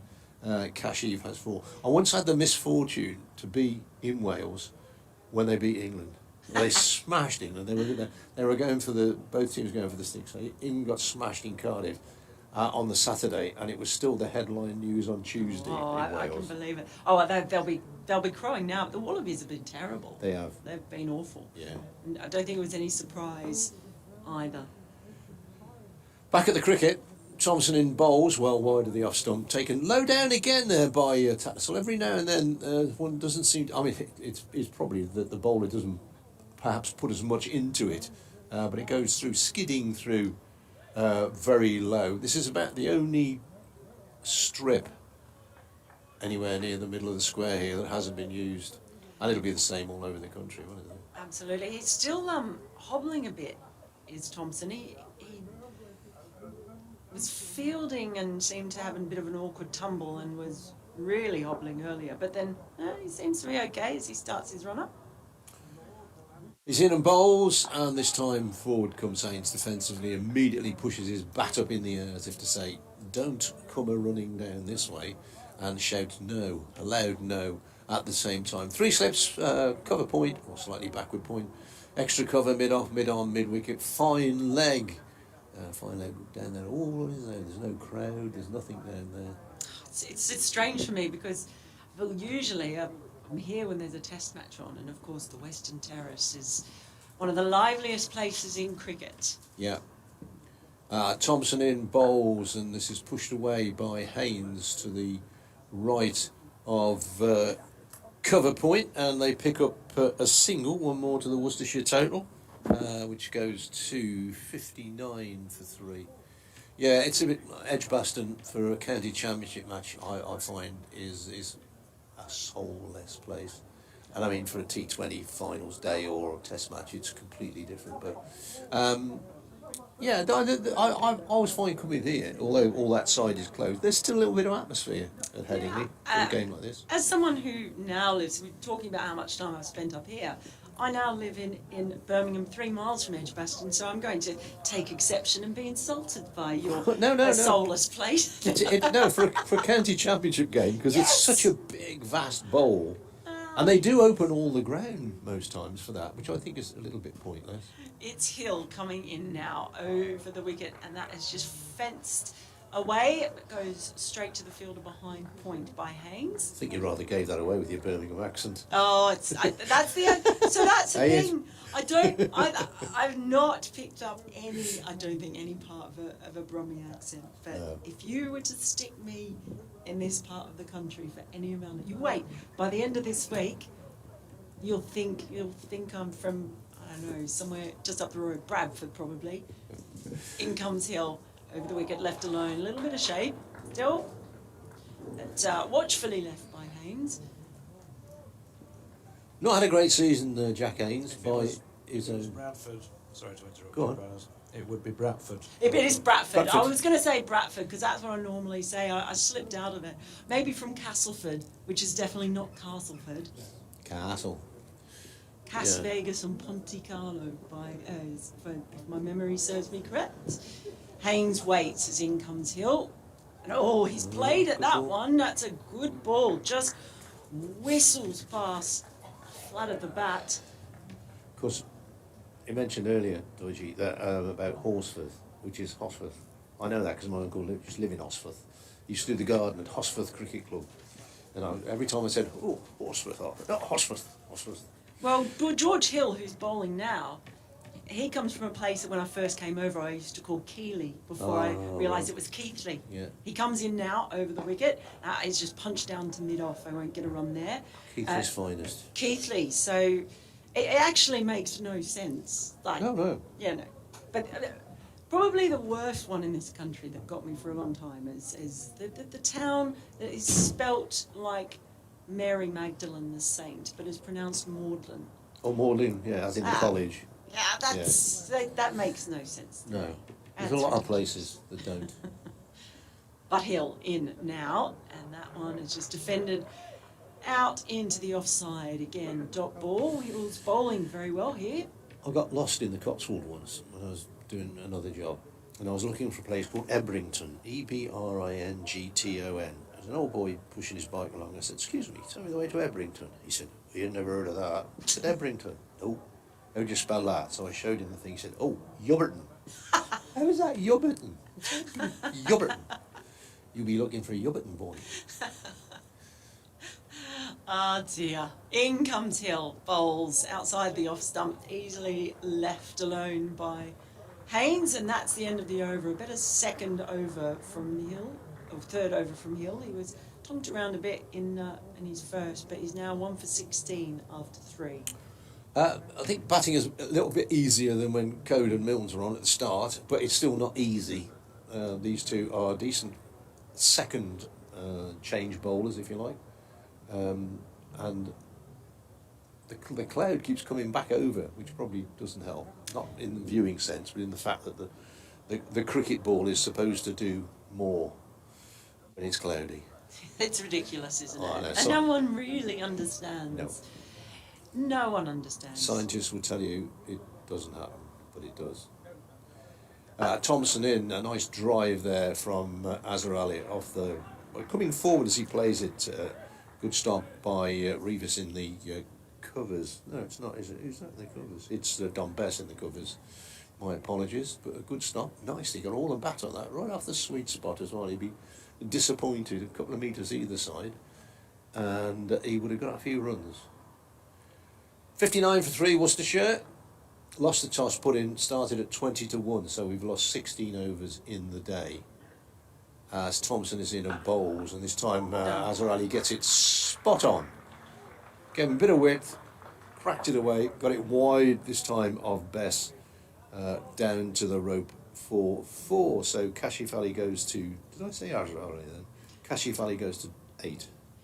He plays that cover drive beautifully, doesn't he? Doesn't need a lot of width, but times it really sweetly. We've seen a couple of shots where it's actually gone to the fielder, but as soon as he gets his timing right and is able to just find the smallest of gaps, that is a really lovely shot.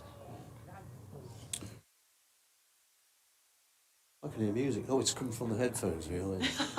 I'm hearing voices. Doesn't usually. Dear. It's usually later at night I hear voices. Thompson bowls his was very straight and driven back down the ground. Masood is on the chase. It's going uphill, so he may just catch it. He isn't going to catch it. That was timed far better than I first thought. Really, just not much more than a push drive, if you like. And Masood it was one of those where you're always 5 metres behind it, and the ball's not slowing down. So Kashif goes to 12, 3-4s. I mean, that for me, that was the loveliest of the 3 drives to the boundary that we've seen. All timing, wasn't it? Yeah, it certainly was. He's been very pleasing on the eye, shall we say. Kashif Ali? 67 for 3. Thompson in again, and once again he drives, but this time straight to skipper Masood, who is at mid-off. No run occurs. Yeah, it's really impressive. And like what we've seen so far from Kashif Ali. Yeah, what's he doing this season? He hasn't played many No, he games hasn't. at all. So he's pretty new to the scene. So even though he's played all around those second 11s, it's just his 5th first-class match. Yeah, he was playing in the one-day team, and it took him a while to sort of ease his way into the championship team. And next ball he pushes straight again to Shah Masood, who is at mid-off. But I guess with the Worcestershire obviously losing a lot of players at the end of this season, so again might be a real opportunity for someone like Kashif Ali Yeah, to come in and cement a spot, well, perhaps. there's 5 senior players leaving, but 3 are coming in immediately as new signings, and an opportunity, as you say, for Kashif Ali and the like. He waits for this one. Good straight delivery from Thompson. Covers up, pushes away on the offside. So it creates opportunity for other people. Lot of young talent coming through again. Henry Cullen, wicketkeeper batsman Henry Darley, a fast bowler, were in the squad, Worcestershire squad for this game. Very unlikely to play unless there had been an injury. But both have tasted a bit of first team cricket in various competitions this season.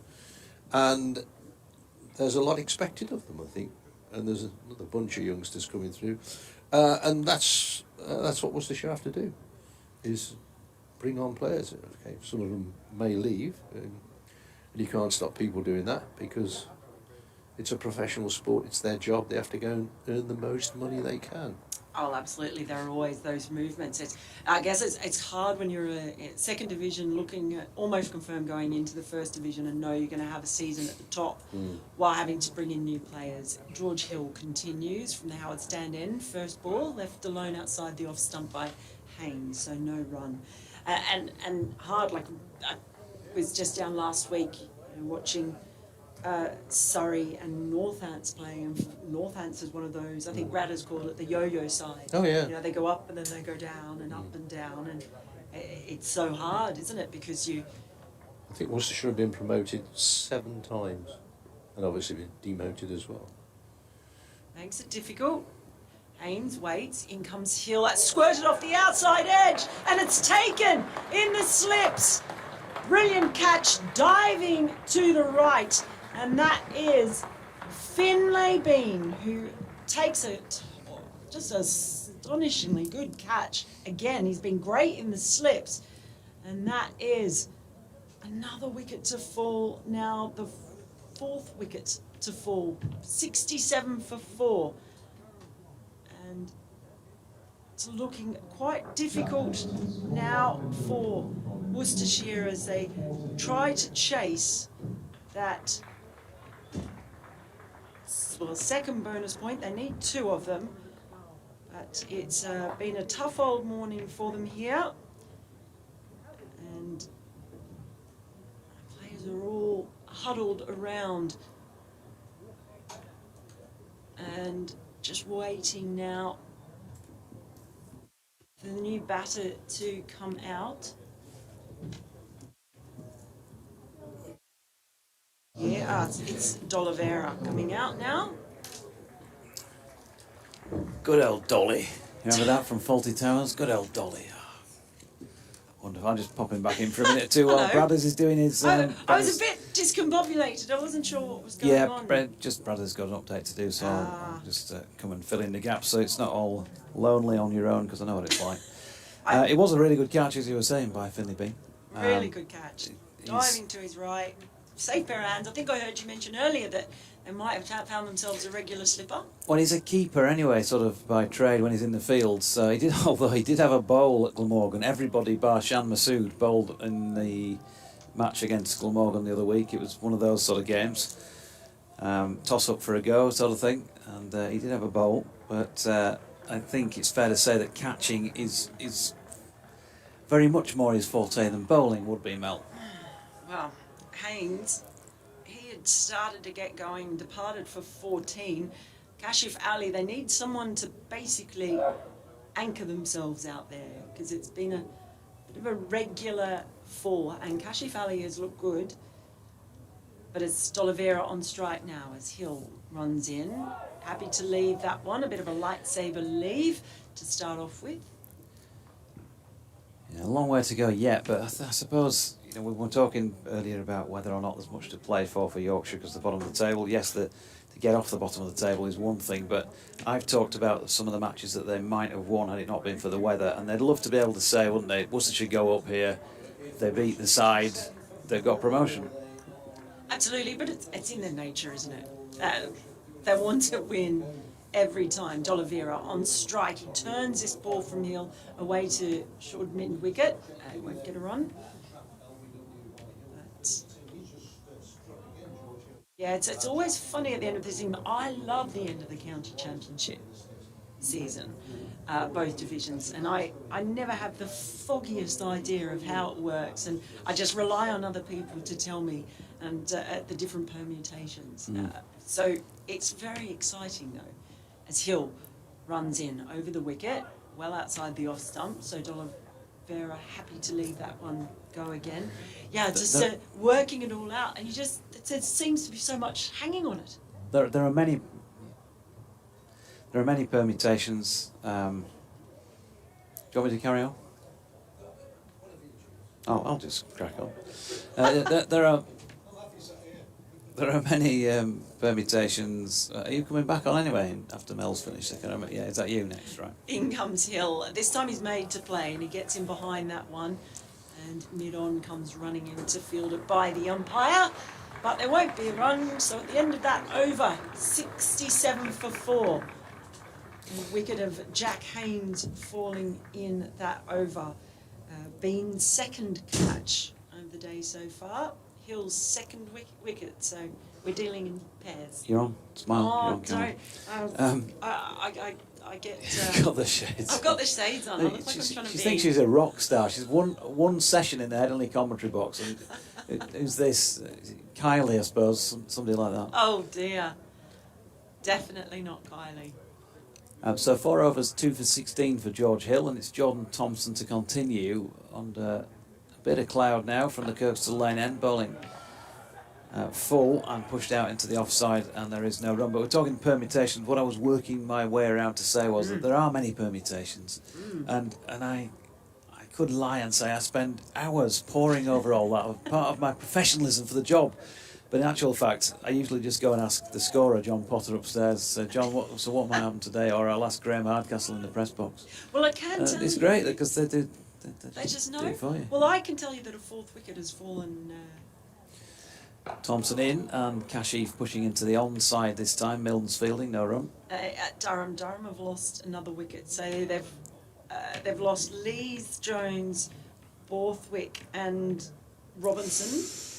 Beddingham and Clark are the two batters who are in at the moment. So 170 for 4. Chris Wright's taken 2. Tom Scriven's taken 2. Tell you what, Marty will be having eggs up there. Those Durham boys. So here comes Thompson.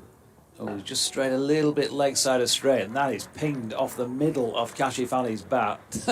James Wharton is not slow at short mid-wicket there, but even his dive was a little bit too late. It was almost like a goalkeeper after a penalty's gone in the top corner, and he thinks he'd better just have a token dive. Well, we've seen him cream a couple of gorgeous cover drives and one that was much straighter. And this time, he's just picked that up off his toes, and ball's rocketed to the boundary. He times the ball beautifully, Kashifali. Yeah, he's had a good start here.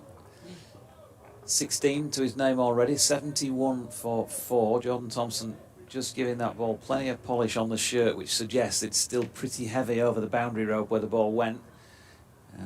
Looked a bit squelchy over there from where they had the advertising hoardings for the international last week. Kashif again timing one really well here, and Don Bess. Yeah, he's still laying down, he's still prone. Not entirely sure why, but he does. I've always said it.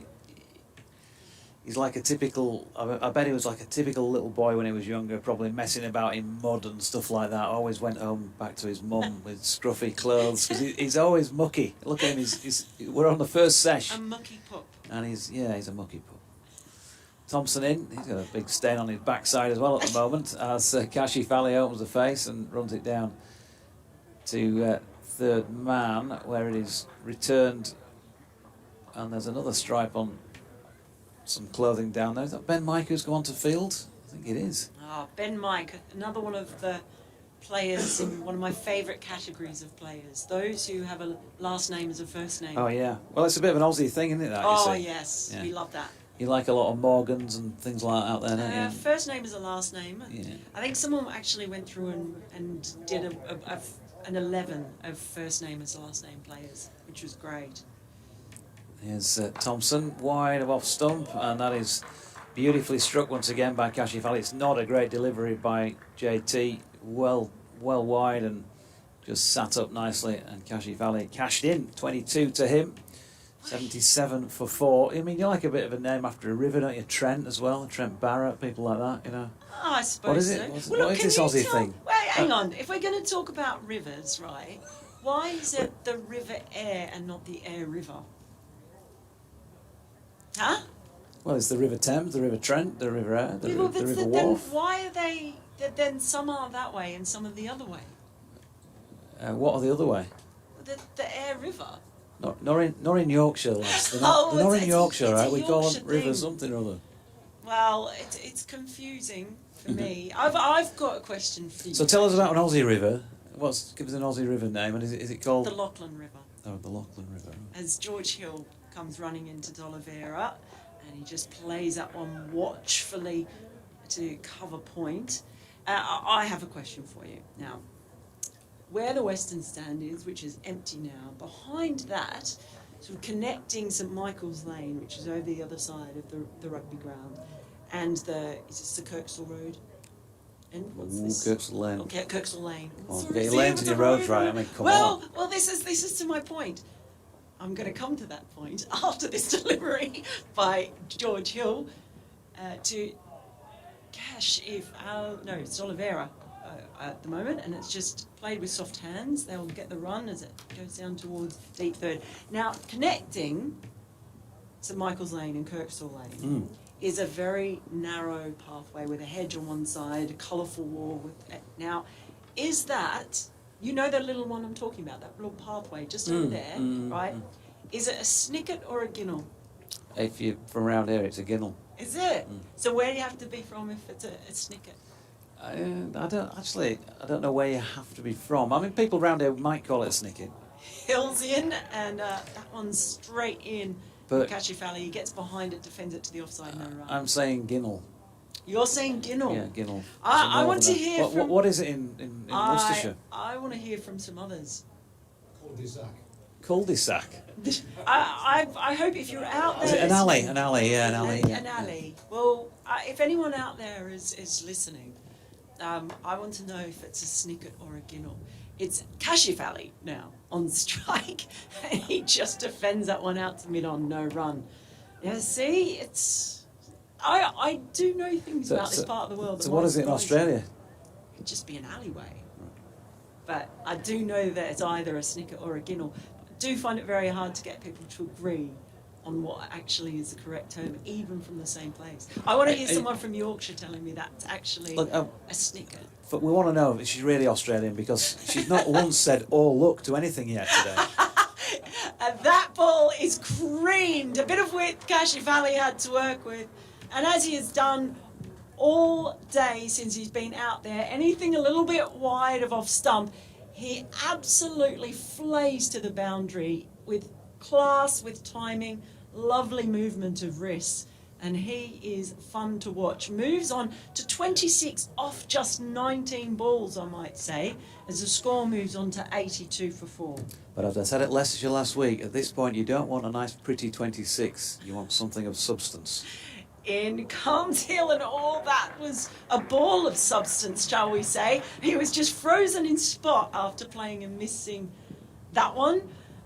But at the end of the over, is it? Yes, Yeah. It is. 82 for 4. I'm going to... We're going to get rid of you now for Yeah. half an hour, because you can go away for half an hour and write down 100 all looks and come back and tell us No, more don't about some say Aussieisms. that. All. Thanks, Mel, for now. We need Bradders coming in now, isn't it? So, Jordan Thompson to continue from the Kirkstall Lane end, 82 for 4. Cashy Valley has played well, but as I say, you wouldn't want to get to the stage where you've walked back with 30 lovely looking fluent runs to your name and not gone on. So he's got to start here, and he's got a big job to do, as has the skipper, who is currently on strike but pulling his bat well wide of a delivery that was well wide by Jordan Thompson. No run. First points of the game, point of the game has gone the way of Yorkshire, of course, with that third wicket they took. So as one of our greats of the past would have said, Yorkshire 1-0.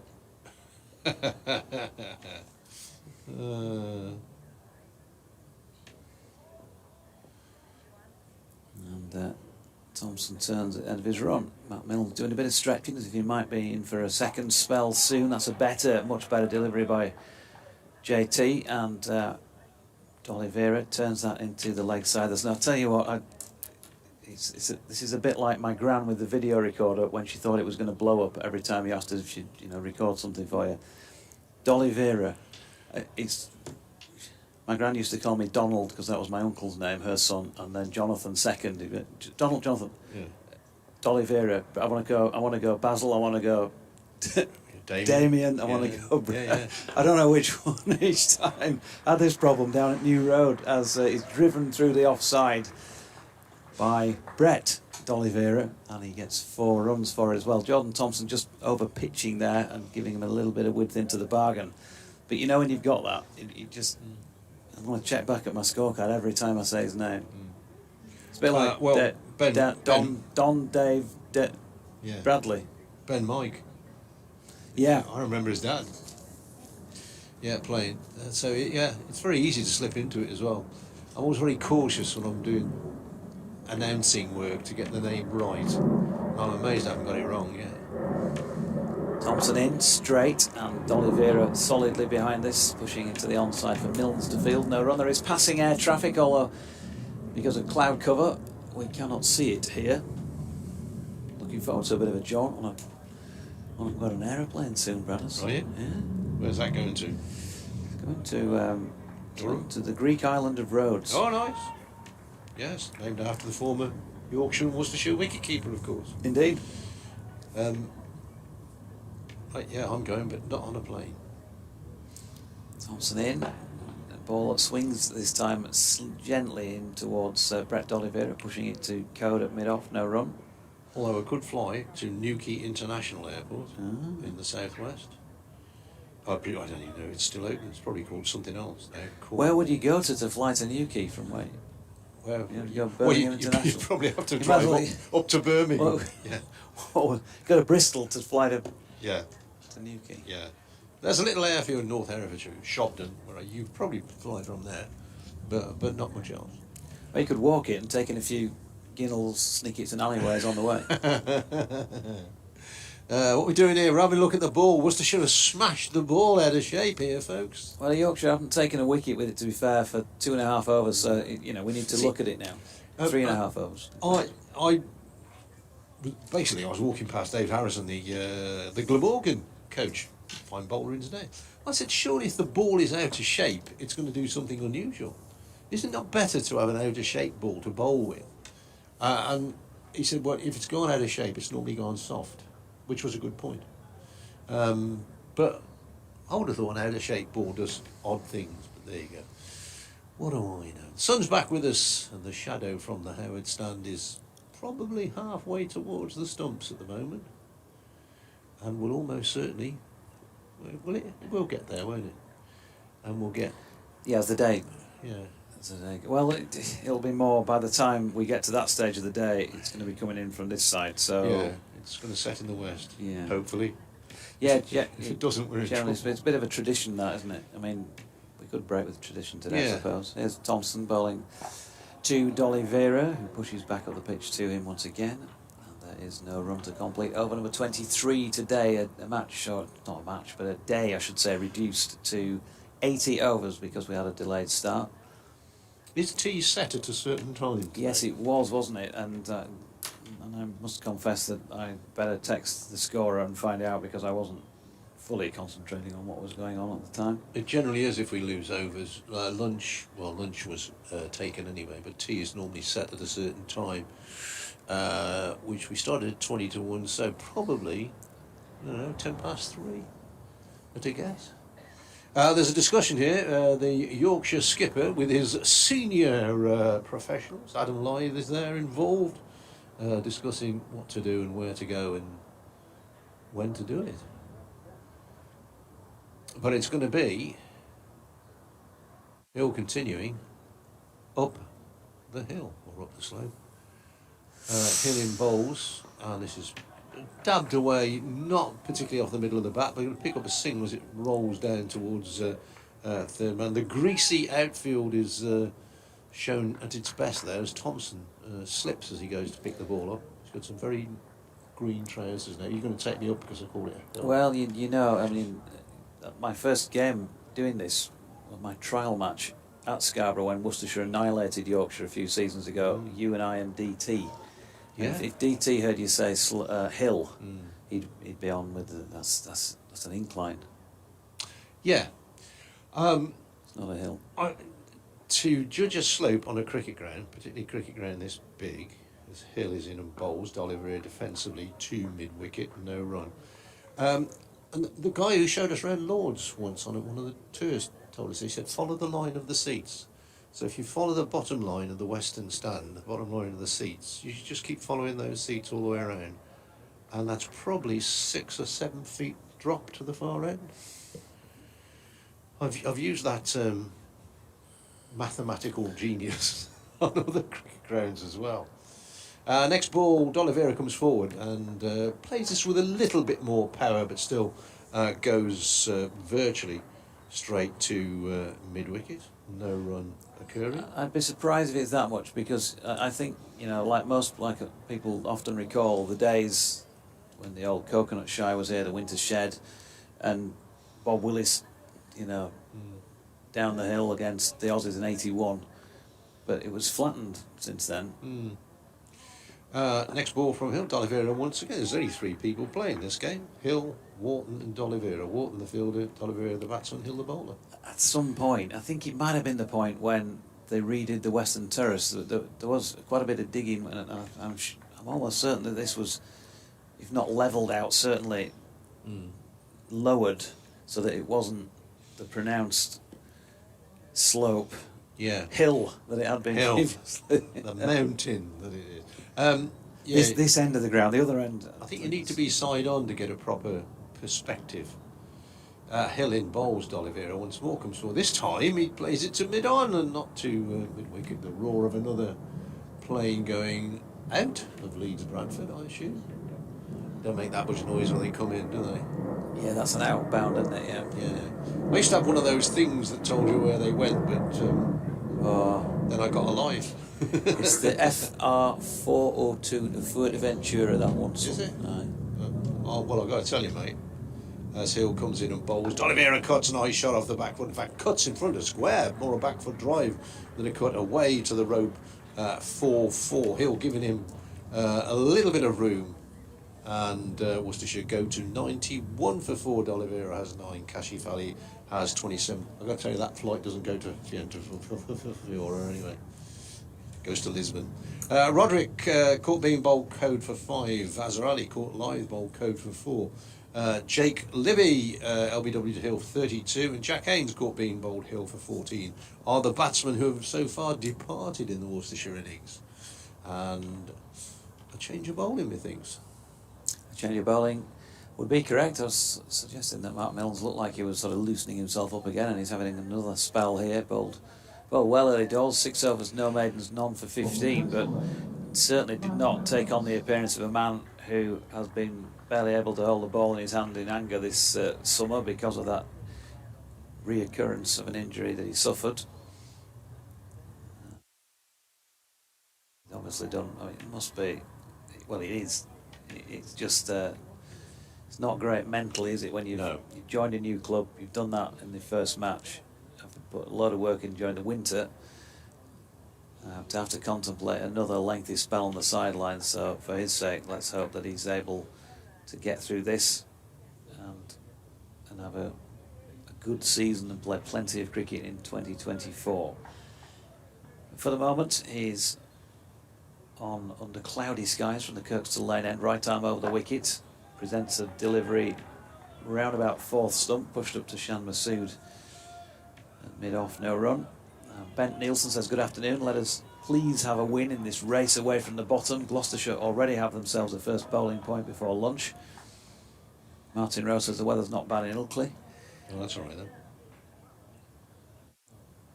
Forever Dormo says, afternoon Doidgy, so at last we get underway against Worcestershire in the final Champo match of the season at Headingley. As leaves start to drop on Halloween moves into view. There is Milnes in again, and Kashif solidly behind this one. And pushing into the onside this time, Ben Code doing the fielding. He says, at least the sun's shining. How would you summarise Yorkshire's 2023 season? What would Fred have said? I can't understand it at all. Don't know what's going on. What is going off out there? Would frustrating be a good word? Yes, but I'm going to come up with a few. I'm going to come up with a few positives about it as well. So Milnes comes in again. It's worked off the legs by Kashif. James Wharton fielding. Apologies in advance if this takes me a little longer to explain than a couple of deliveries, because we are talking about a season. I would say top line very frustrating with regard to the weather. If you've lost 1,800 overs and you're a fairly useful side, been thought about all that, looked at the potential points, I think this could have been a decider for a promotion place. Here's Milnes, another good delivery. Kashif has to play, just gets it towards the inside of the bat and turns it square on the onside for Wharton to field no run. So that would be my overall feeling. And people, one or two people have sniggered when I've said that, and they're entitled to their opinions, but you know, as I say, you were at the game at New Road earlier in the season. I reckon Yorkshire's strong favourites to win that match without rain. Without a doubt. Sussex here, exactly the same. Nailed on winners at Sussex. That's 3 matches. You bang those points on, and they're already somewhere probably top half of the division. I know there was the 48-point deduction. That's a completely different matter. As Milnes comes in again, and Kashif drops it out into the offside for Bess now to field from cover. There's no run. And then you, as I say, fine margins earlier on. I'm not saying that they were unlucky or whatever against Durham, but that game was clearly going either way, and there was a half-hour period on the third evening where the umpires decided that an extra half hour it was possible to finish the game, so they carried on, and that half hour ended up being probably quite a few percent worse for Yorkshire than it did for Durham, because they didn't get a wicket and Durham crept closer to the target they needed and then managed to finish it off the following morning for a 1-wicket win, as Milnes bowls a short one and Kashif tries to haul it somewhere way up over the floodlights but misses out. End of the over. 25 now gone, 91 for 4. It's very fine margins. Yeah. You know, you think 4-day cricket, you think, T20, you know, a bad over can cost you a game, but county championship cricket, a bad session can cost you a game. A bit of weather, sometimes just you get close to a bonus point for one thing or another and don't quite take it. Look at Yorkshire's season last year. I sat here on the last day, they'd lost to Gloucestershire.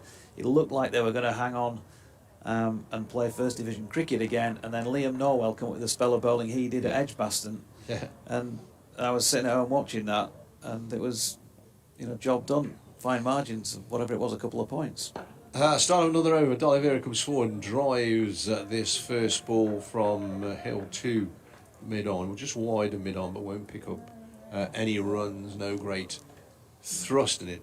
Yeah, I worked it out today that I still think the blue ribbon, the best prize to win in county cricket is a county championship, and I always think the best teams, Hill in bowls and D'Oliveira forward, end up winning the county championship.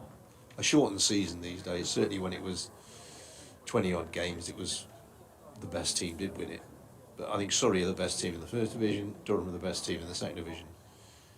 But it's 173 days since the opening day of the county championship season, and I tell you what, to win a championship is blooming hard work. You can have the best players in the world, but you're on a flat pitch, can't get the opposition out. That's when you earn your corner. Next ball from Hill through to wicketkeeper Tattersall, and you're on a bad pitch and somebody battles away and gets 50 and helps the tail add 120, 100. That's the time. I mean, this season Worcestershire have drawn games where in the past, the Yorkshire game they drew, they were outplayed. Gloucestershire, Derby at New Road. You would say the opposition played better than Worcestershire, but they battled it out. They dogged it out and got a draw, and that's what wins your championships, or wins your promotion. Hopefully, D'Oliveira drives with a bit more power this time. But he's straight to extra cover. Matthew Revis is the fielder. And conversely, there's only been one match this season, and that was here against Glamorgan. Just looking back through the scores, Glamorgan had Yorkshire 9 down, 412 for 9, and it finished at 6:51 on the final day after the full 96 overs had been played. That's the one match they've got out with a draw when they maybe would have lost. Yeah. Next ball is D'Oliveira, easing this one down towards third man. It's not going to go to the boundary, I don't think. It's just it has gone to the boundary, so it's gone with a bit more power than I first thought. So D'Oliveira picks up 4. He goes to 13, and Worcestershire go to 95 for 4. So you call those draws, they're good draws, aren't they? They're games where you've been outplayed and you've managed to pick up you've scraped more something out of points the than game. you might have done otherwise. Yeah. And that was a good draw for Yorkshire, but otherwise there's been a lot of draws that have not been good draws because the weather has taken away the chance of ramming home advantages. Here is Hill and Kashif Ali, and Brett D'Oliveira, I should say, runs it wide of the cordon. Giving chase down there was Jordan Thompson, and he's managed to pull it in just shy of the boundary rope. They've got back for 2 to complete the over. 26 now of those gone in this match. Kashif on 27. D'Oliveira's got going. He's on 15. The partnership for the 5th wicket is worth 30 so far, and it's 97 for 4. And stand by because we'll have a BBC Radio Leeds update in a minute or two, if they haven't forgotten that I exist this week. So to go back to your email, to your ex, Forever Dormo. Top line will be the rain-affected issues. I think it's been a little better from a bowling point of view in that we've seen more from Matthew Fisher this year than we have in numerous seasons. But clearly, again, unfortunately, Fish had an issue at Scarborough and has not played in these final 3 matches of the campaign. But if he and Ben Coder are on the field more often together, and perhaps this man as well, Matt Millens, who's just coming on from the Kirkstall Lane end, short ball, cue-ended by Kashif, who played way too soon for that, trying to pull it over the top of the Western Terrace, and drops it into the offside, comical. No run. If they'd had a full cohort, then they might have even managed to wrap up some of those games, who knows, a little bit sooner, even with weather intervention. But what you'd want to see for your 2024 season is a fit bowling cohort. I know there are always niggles, but players more fit more often, as Milnes is in, and that one just shaping away from Kashif, dropped into the offside for Besterfield. Because you've got to take 20 wickets, haven't you, to win championship matches, so you'd want to see that. I think the big plus of the whole season really has got to be the firm establishment of a new opening partnership. And it's kind of the old and the new, isn't it? Adam Lythe's been there and done it before with Joe Sayers, as I was reading out with those stats last week. He's done it also with Alex Lees, and he's now found the kind of the youthful half of the partnership to carry the baton forward. Yorkshire supporters will hope in Finley Bean. Here's Milnes short of length, and Kashif doesn't go at this one hard. He has done at 1 or 2 pulls that he's attempted. He just waited for that, and a lovely punch through the covers off the back foot brings him 4 more. 31 to him, and 100 up for Worcestershire. Was that in the air for a while? I suspected it might have been, but never a danger, was it? Even if it was 100 up, yeah. Only another 199 to get 2 batting points. Not sure about the batting points this season. Not sure why it was changed. In that you had to get 50 runs more to get your first batting point, because not many teams have got maximum batting points so far. So let's go back to where we were. In my opinion, 310, by the way, T. Oh, okay. For those of you who already got grumbling stomachs, here is Milnes again, and Kashif solidly behind this one. And there is no run. I've got to tell you, mate, and this is no disrespect to yourself or anybody else who lives in the fine city of Leeds, but Waitrose in Meanwood don't sell shredded wheat, which I find particularly galling. Other supermarkets are Available. of course, trading in the Leeds area, David. Yeah, I was grossly disappointed yesterday evening, having walked all the way up there. Then again, Kashif is watchful, pushing back past the bowler. Masood Fields, no run. Graham Orange, it's occasional third man for us. Good to hear from you, G. He's somewhere around the ground, he says here, watching today. He's a paid-up member of Yorkshire County Cricket Club and says, where's third man? It's one of his bugbears when he's on air. I think we checked with a statistician the other day. I think 17 boundaries went down to third man before tea on one day, which is 68 runs. I suppose you could say it wouldn't have saved all 4, but they would have saved some of them. Milnes in again, goes short, pulled, and straight to James Wharton, who'd been dispatched out towards the mid-wicket boundary. That completes over number 27 then, with Milnes 8 overs, 1 maiden now, none for 20, and Worcestershire 102 for 4 on day 1 of the final match of the 2023 Division 2 County Championship season. There's a fellow in front of us on the cameras, and he's got his hood up, which suggests to me, I don't think it's to keep the sun out of his eyes, it suggests to me it might be a bit blowy out there. Looking around the ground, there's more coats on than off, I would say. Yeah, there's 1 or 2 hardy souls about with t-shirts still on. There's a couple of people on the shot there that we've got on the streaming that are sporting shorts, but once that sun goes behind cloud, not ideal. Ben Code switching ends then to bowl from the house stand then. He is indeed. 4 slips, but there's no third slip, if you see what I mean. So first slip, second slip, third slip, missing 4th slip, so 3 slips. It appears that we have been forgotten by BBC Radio Leeds. Oh, mate. 2:35 and nobody's come to me. Yeah. His first ball of Coates over, Kashif Ali pushed away on the offside. I wish I had £1 for every time I sat there waiting. Oh yeah, me too. All through the season. But there we are. We're happy in our own little world. Thank you very much. Much brighter skies now. You can see way into the distance. I'm not sure where I can see because I'm not geographically ease to the skyline of Leeds and Yorkshire. As Code comes in again and bowls, pushed away on the offside. Bowled a really good spell this morning. Ben Code got 2 for 32 so far. Could have been 3 or 4 for 32. You can see the Dalek just over the top of the east stand there. I can. That is down very close to the Leeds railway station, so you're right slap bang in the centre of town there. There are, I counted them, there are 10 cranes on the horizon here. Cranes that lift up building blocks, not the ones that fly in and pinch your goldfish. Here's the next ball, which is driven by Kashi Valley away on the offside.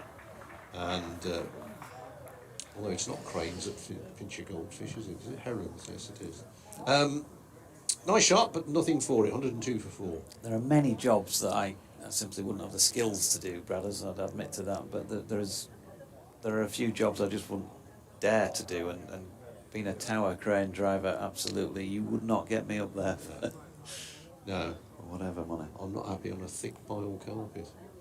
Here's Code in bowls. Forward comes Kashi Valley. Good little battle this, because Kashi Valley, he likes to feel bat on ball. He likes to get on with it. Code bowling a very good line here, not giving him any width, not giving him anything to hit.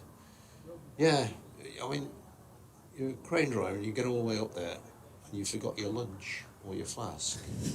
What do you do? What do you do if you want to go to use the loo? I suspect they may have a facility that they may use.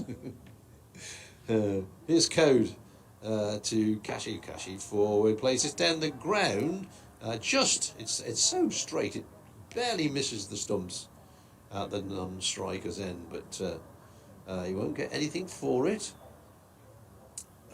So, Code yet to concede a run in this over. Wicketkeeper and slips. Oh, tapping hands for some reason. Can you imagine when you get you get halfway up and you just feel like it's like creak. Oh no. Next ball to Kashi Valley. And a good little battle that. Well bowled. Kashi Valley not drawn into anything too expansive. And Worcestershire at the end of it are 102 for 4. If you've not been with us. Roderick 5, Azhar Ali 4, Jake Libby 32, Haynes 14 are the batsmen who have departed so far. 2 for Hill and 2 for Code. Afternoon to Neil Dutton, who says Headingley an absolute picture right now. We should play deep into September more often. No. No. He wasn't here at 9 o'clock this morning, was he? David Bates says, I know I'm a Yorkie, but I think Jake Libby can consider himself unlucky. That looked way high and going over the stumps. Oh, it's funny. We're a long way off, aren't we? And high up. That looked a pretty good shape to me. Martin Rowe tells us that the Ryanair flight to Alicante was the one that just took off and flew over us about a quarter of an hour ago. Who's that? Martin? Yeah. I'll send him a check. He can get out more. 102 for 4 then. This is over number 29, and it's going to be Milnes to bowl it. Bit of swing to Brett D'Oliveira, who kind of inside edges that, drags it back into the onside when looked to be pushing it into the off. Bent Nielsen says your description of Best getting himself a bit scrappy reminded me of the good old Peanuts character Pigpen. Once he was totally cleaned and dressed up, a fraction of a second after he was out the door, he was back in his regular dusty self. Don't know him. So Milnes again, full length delivery, allowing it to swing if it can, and there was a little gentle bit of evidence of that. But D'Oliveira solidly behind it. Martin Bloomfield says re a Ginnell. Oh, not back to the Ginnell. Back in the 70s, I was at college in Hertford where they called it a twitchell. A twitchell. Twitchell.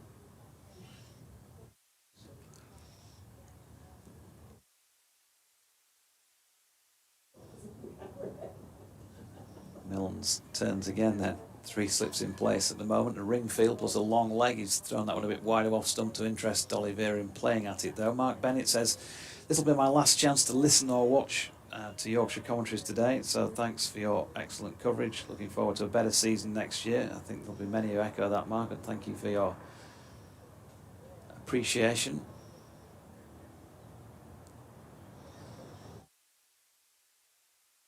Very pleasant. Sat here in the sunshine, do I have to say? Most enjoyable. Yeah, lovely. As the sun is back out, and in comes Milnes again. D'Oliveira's going to pick up 4 runs here to a ball that he pushed out wide of off stump. It's gone wide of the cordon. I'm not sure he was open in the face particularly to play that. It was a little bit edgy, but we'll given the benefit of the doubt. He kind of opened it, but I was thinking he was looking more at maybe cover point and squeezed away. The outside Just felt a bit third. uncertain, didn't he, his little push? He didn't quite know Yeah. what was going on. But it takes him to 19, 106 for 4, 2 left in the 29th. And in comes Milnes again, solidly behind it. This time it's D'Oliveira. What else have we got? Richard Gibson says the commentary's gone kaput ever since the last Radio Leeds update. Well, there hasn't been a Radio Leeds update yet, Richard, I'm afraid, because they forgot that we were around at 2:30. Gone kaput where? On the stream? I don't think. I've had no notifications.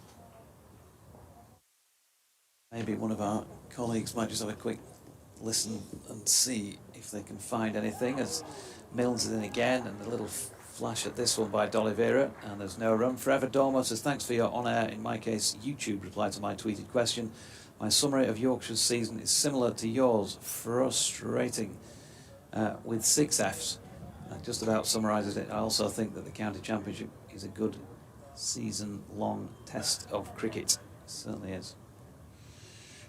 Between overs, I'll give you some scores elsewhere around the country. Hampshire 107 for 6 against Surrey. Middlesex not, so they haven't started there yet. That's at Trent Bridge, isn't it? Lancashire 203 for 4 against Kent. Northampton 107 for 4, they're playing Essex. Somerset playing Warwickshire, they didn't get underway there until I think it was 10 past 2. And Somerset are 14 for 3. Here's Code. Oh, sorry, here's Milnes bowling up. No, I'm getting confused here. Or is the scoreboard confusing me? Code is indeed the bowler. Now we're going to get some buzzers here because it was played away on the leg side. It's been overthrown down towards what then becomes the extra cover boundary. And there's another slip on the outfield. The whole product of all that.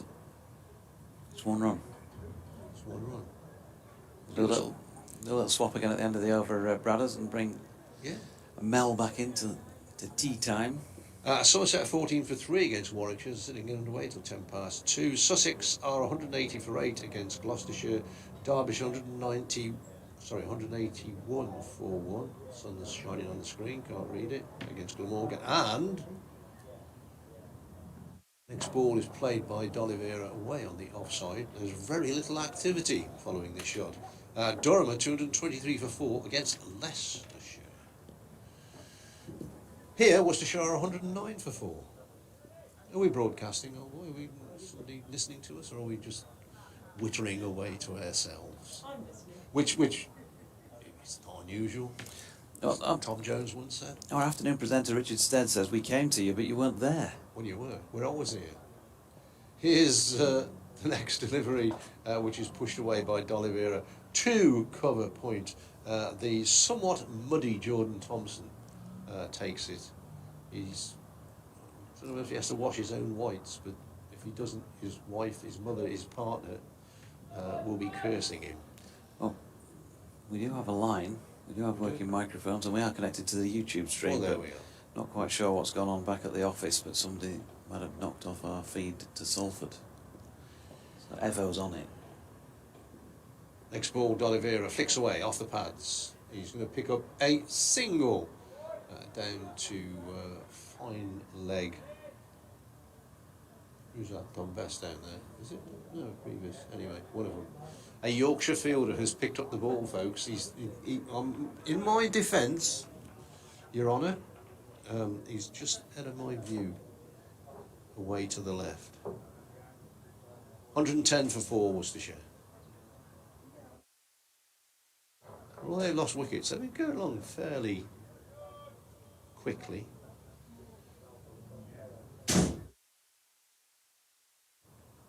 Code. Up the gentle slope bowls, and that's a nice shot from Kashi Valley. He's going away through square leg. He's going to get to 2 on this occasion. And Kashi Valley goes to 37. And Worcestershire go to 112 for 4. Are we still whizzing across the airways, across the world, or have we been part of the BBC cuts? Whoosh! The cruelest cut of all. Last ball of Codes over, not last over of Codes ball, which would be a completely different thing. Kashif Ali is forward, plays the ball to mid-on. The over has ceased, and Worcestershire at the end of it are 112 for 4. I am going to disappear. Well, I'm not going to disappear because that would be a hell of a trick. And our very good friend Mel is going to come back in. Evo's trying to sort us out. We've got our own producer for the first time ever in local radio cricket broadcasting. We've got a producer, Evo. Fortuitous that you should be a Worcestershire supporter and be in the box today. So Matt Milne's going to continue. We have 20 odd minutes or so to go before the tea break, which I'm told is fixed at 3:10 today, not 32 overs. Which is a good job because 15 remain according to the scoreboard, and we'd be fairly hungry waiting for 32 to go. So Milne's pushing off and coming in from the Kirkstall Lane end, and D'Oliveira watchful, solid, pushing into the offside, no run. Mel is back. Oh look, she's back. I'm not doing that. How did we go on the Snickets versus Ginnells? I think Ginnells are winning. Joe Cameron has also messaged me to say Ginnells.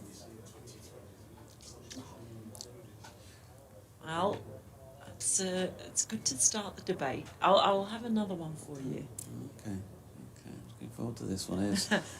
Here's Milne's in again, and it's up there. And he's a bit late playing that Brett D'Oliveira behind him and between he and his stumps. Takes it into the leg side, and he picks up a single. Really lovely partnership forming between these two. Kashif Ali's been a revelation, really, dealing in boundaries. 7 boundaries in his 37 runs, coming off 42 balls. And not just the style in which he plays, but confidence as well. For someone who hasn't played a lot of first-class cricket, he looks like he's been out there for years. Yeah, and he also gives the impression that he's not going to die wondering, does No. he? He wants to play a shot.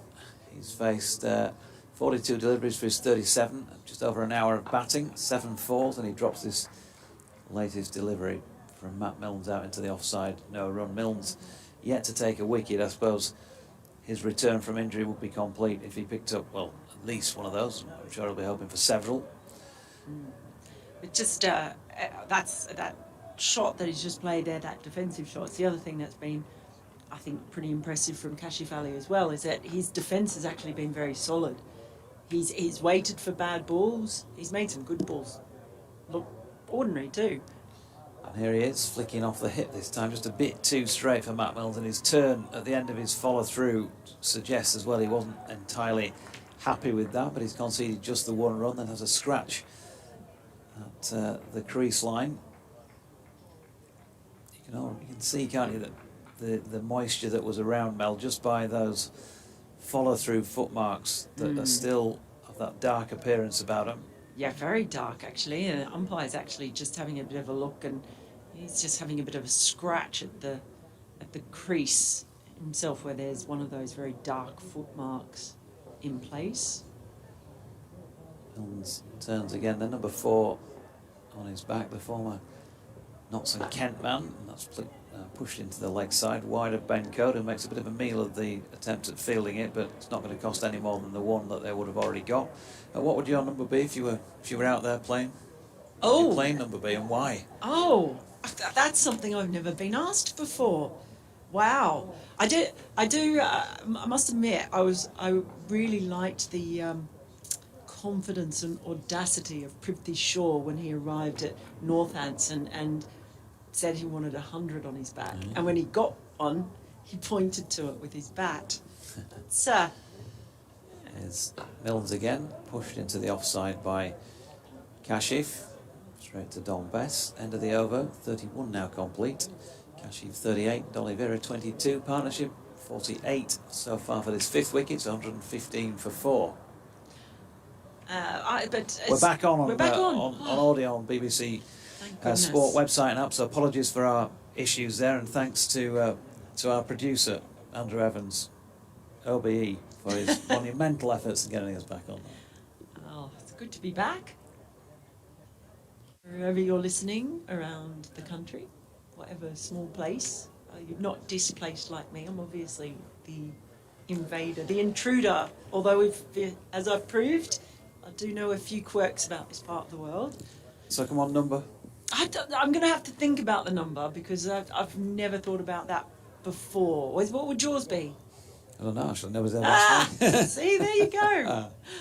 And if you have just joined us as well, we're just as we have a change. Just it's 115 for 4, and Kashi Fally and Brett D'Oliveira are building a very nice partnership out there.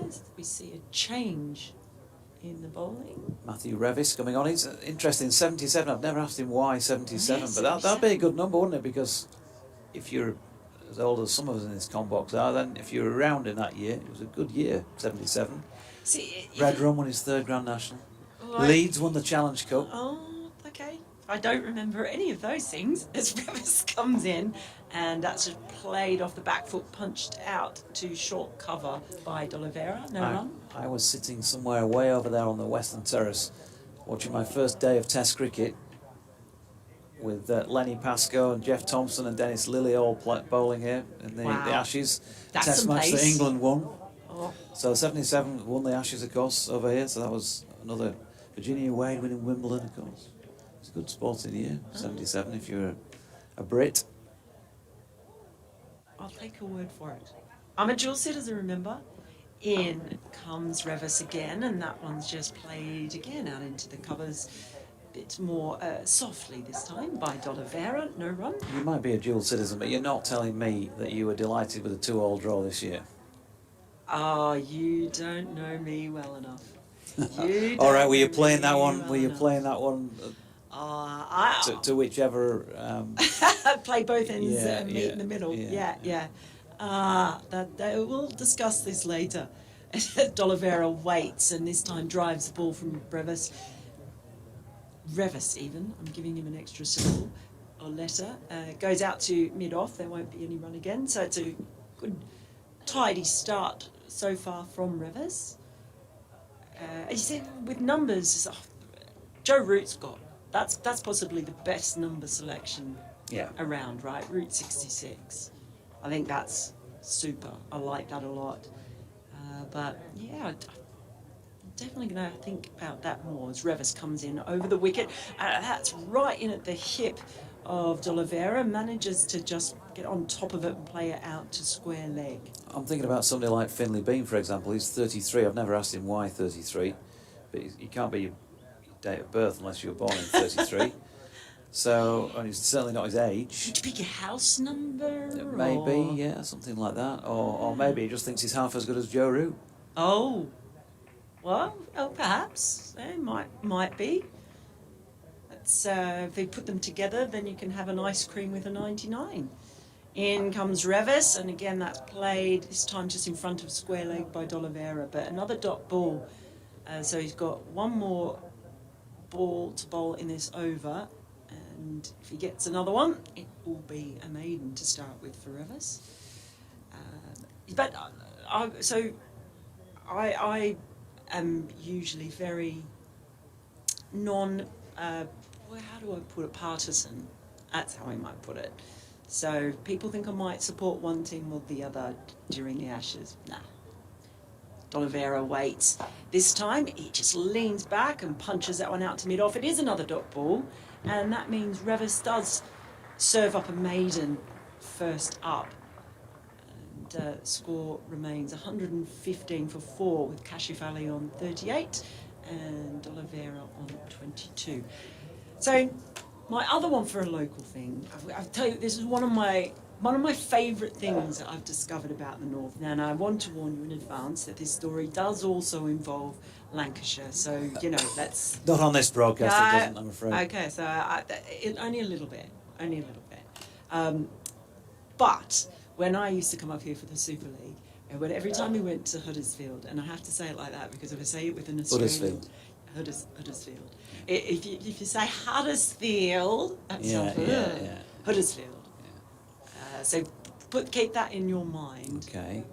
Code coming into bowl to Kashif Ali, who is getting a straight delivery and working it to leg, no run. So whenever we would go to the stadium there, we'd go past a fish and chip shop, and it was called Wickets. Oh, yeah. Wibits. And I kept saying, that's a really strange name. Is that owned by the Wibbit family or something? And then it was explained to me that Wibbits is actually with bits, and it's when you go to a fish and chip shop and you get all the little crispy bits that are just batter. They're the Scraps. bits. Ah. Code in, and Kashif working off the hip down to long leg for Revisterfield. They'll get one. Well, you've brought Lancashire into this because they are known as scraps in Lancashire, I was then. So it's bits in Yorkshire, I was told, and scraps in Lancashire. So there's another one that we might need clarification on. Well, we do. Now, that might just be local to Huddersfield then, because scraps was always the way around here. And I'm from around here. Okay, so we need some clarification. I'm from round here. Well, it's definitely scraps, but it's called Wibbits. Wibbits? Yeah, Wibbits in Huddersfield. Fish and chips with bits. Mm-hmm. Here's Code, not Cod, and that's pushed into the offside by D'Oliveira, and there is no run. But what I think is really wonderful, no matter which part of the north you're in, I love the fact that, you know, when people go and order chips, they like to at least fool themselves into thinking it's a little bit healthy because it's a vegetable at the end of the day. Absolutely. But I love the fact that in this part of the country, you just scrap the vegetable bit, get the fried bits of fat, and just order that. Just whack it all in, and extra bits of scraps, Code in. You're whetting the appetite now for some fish and chips tonight, as D'Oliveira turns that one in front of square on the leg side, and Wharton fields. And they get a single. That means a 50 partnership for this fifth wicket. And well put together it has been. And it's just given Worcestershire a bit more hope that at some point during this innings they might achieve those couple of points they need to seal that place in Division 1 for 2024. I mean, at first it looked like Jake Libby was going to be the one who could anchor the innings. Code to Kashif, who's top of the bounce, pushing this up to Shan Masood at mid-off, no run. But when he departed, courtesy of George Hill, the other wickets it seemed to be coming a little bit too regularly. But the way that these two have played, in contrasting styles as well, Kashif Ali far more aggressive, dealing in boundaries. D'Oliveira just a little bit more watchful, happy to spend the time out there. It's been a really good partnership. Here comes Code then, making his way in again. Kashif, like a man who's been out there for well over an hour now, plays it nicely into the offside for Best to field. End of over number 33. We'll get 3 more probably before the tea break, unless, of course, we get that token over of spin. Might speed things up a little bit more, but either way, probably around about 3. And Worcestershire 117 for 4. Yeah, so I'm happy to come up here and get this advice because these are things that I've learned but need clarification on. So we've got snickets and ginnels and we've got bits and scraps. So I'm hoping that our audience out there might be able to help with this. Having spent quite a bit of time down the other end of the country, maybe you can give us a few localisms from down there. Here comes Code back into the attack, and the first ball is just slapped away through the covers by D'Oliveira. He had a little bit of width to work with, and that's 4 runs. Nice shot, nicely timed, plenty of pace to work, didn't have to overplay it. And more and more, and this could go down to 27, 121, 40, plus a middle runs. Yeah, he wouldn't have been very little, would it? So far falling, but he played in the played it very nice. Get held in good and control of the London of did. Last way. So he's got about your camp. The amount of himself of the one of them way making slide and on by third row punches through the covers. The boundary on the northeast side of the court.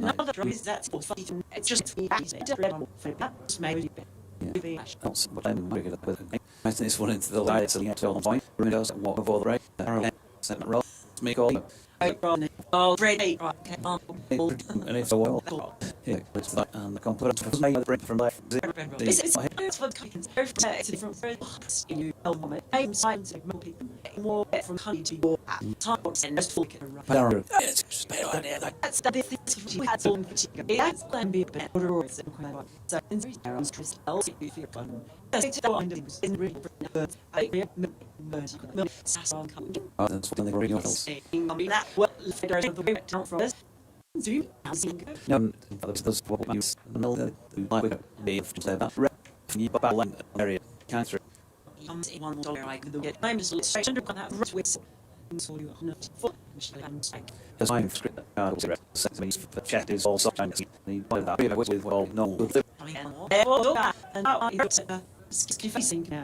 It's given all big and no it's drop shot very positive level in there with roll revs and the draw on the side it very way to flip that through that is in the other end of session and we have fatigue to 134 million 2 bonuses sure they go up alongside our 24 Yorkshire where they bring around to spoil the party now we say absolutely can as much online this if Ali has battered me alongside there after losing Wickets Scatford with score for Pro Leeds. So early on, he pushed 2-4 we able to Hill as rally before that, relying on Code and came well Hawping, following the Cavalrums in the of 2 all 3 50 separate to 1353 134. So all just say we have his bingo far over silver to his 7.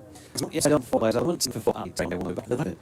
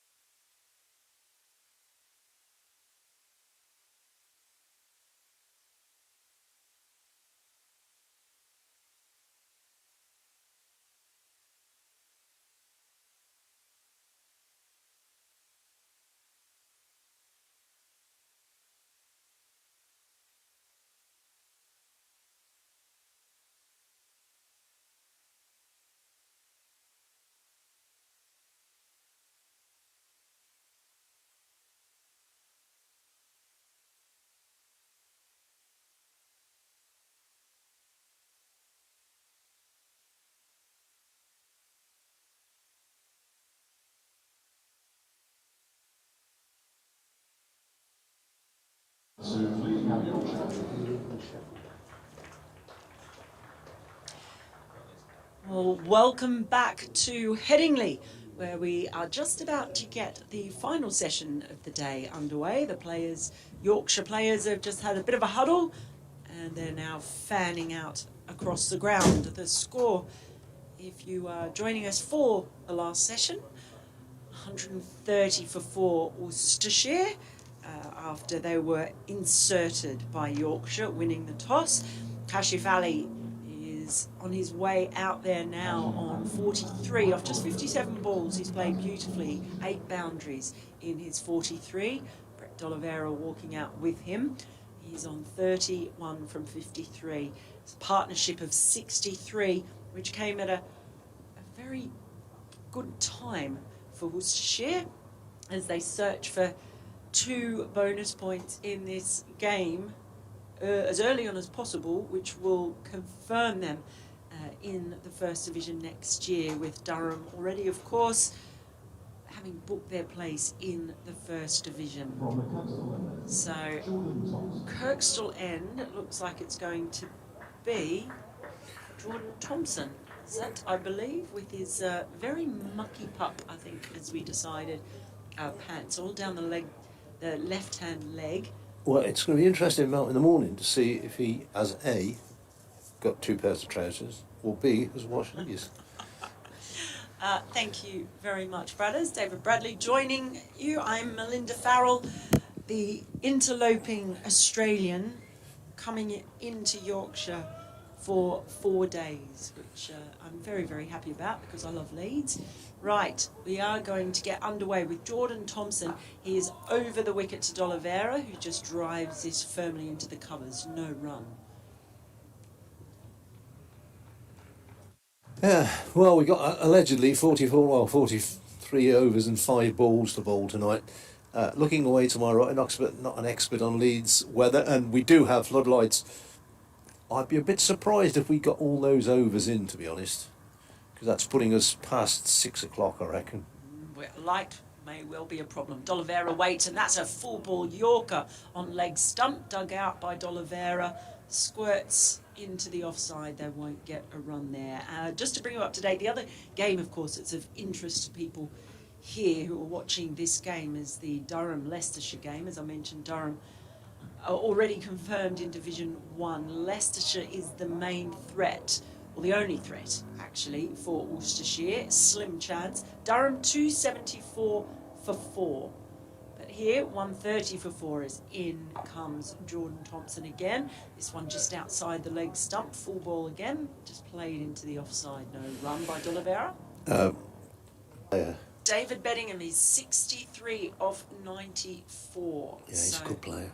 Out there with Graham Clark, who's 79 off 95. Well, So they can bat for 3 days if they want to. I'd be quite happy with that. Worcestershire fans would be quite happy. Yeah. In comes Thompson over the wicket, and again it's just fallen angled in, played out to the offside by D'Oliveira. Point fields. Well, if they go past 110 overs and they're only 4 wickets down, Leicestershire will only get 1 bowling point. Therefore, they cannot then overtake Worcestershire.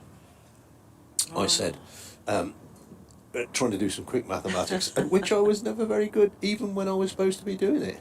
Well, when I was commentating with the great Mark Church last week, he was talking about the abacus. Very old school. In comes Thompson outside the off stump and slashed away.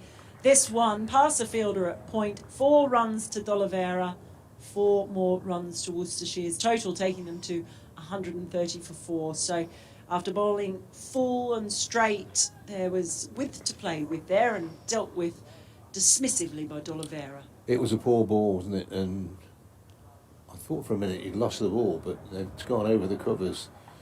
And I think last week, I don't think I've ever seen it before, the umpires complained that the covers were too close to the boundary and the ball was getting wet when it went over the plastic covers on the side.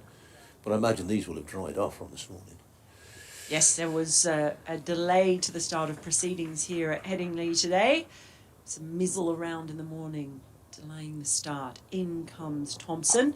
Again, that's a much better line. He's back on the stumps there. D'Oliveira gets behind it, dribbles down the pitch towards the bowler, and that is the end of the over. The 4 runs coming from it.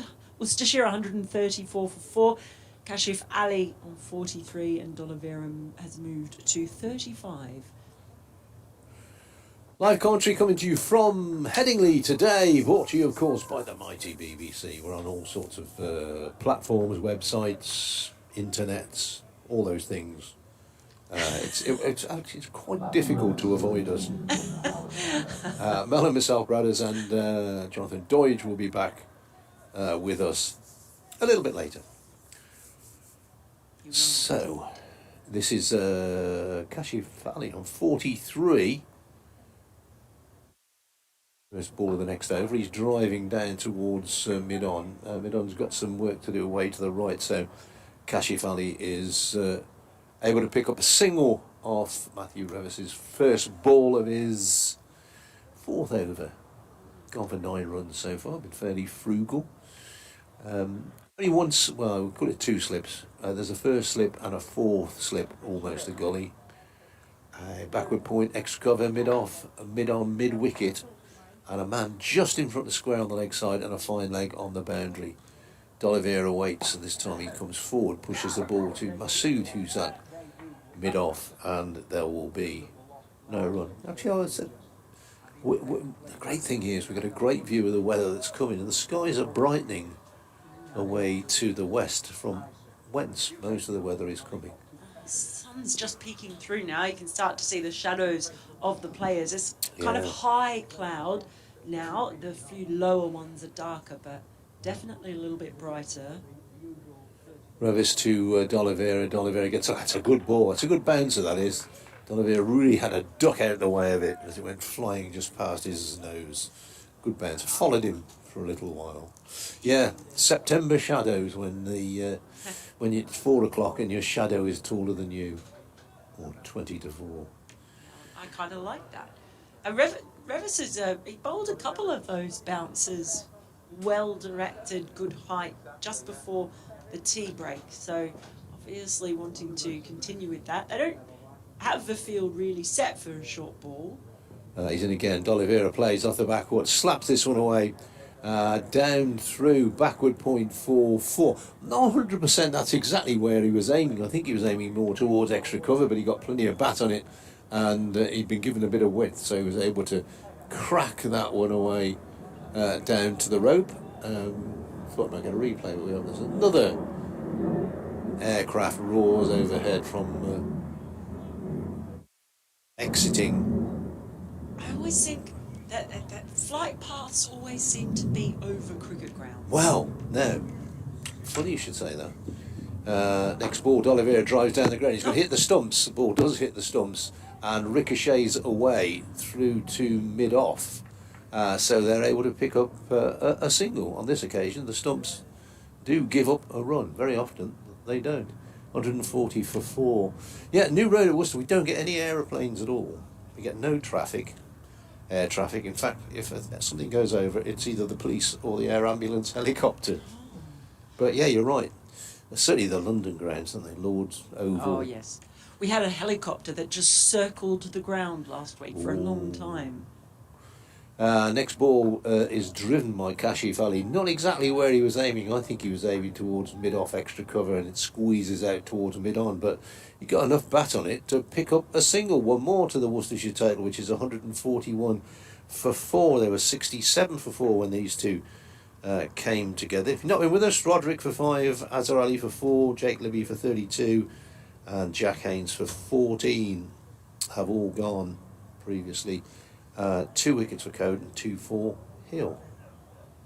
141 for 4, and allegedly 42 overs remaining in the day. There's a very big allegedly. That's allegedly with a capital A, I would say. As we see, the sun does pop its nose out again for a second. Kashif Ali on strike. It's always played that finely, and it's gone between the wicketkeeper and first slip.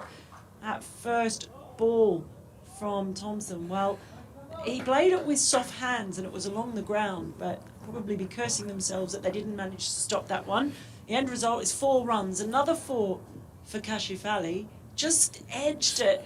And it was the keeper's ball, you would probably have to say, but it gets through in the end. A little bit frustrating, perhaps it gets past Jonathan Tattersall. I think he was opening the face and trying to run it down there, but not that fine.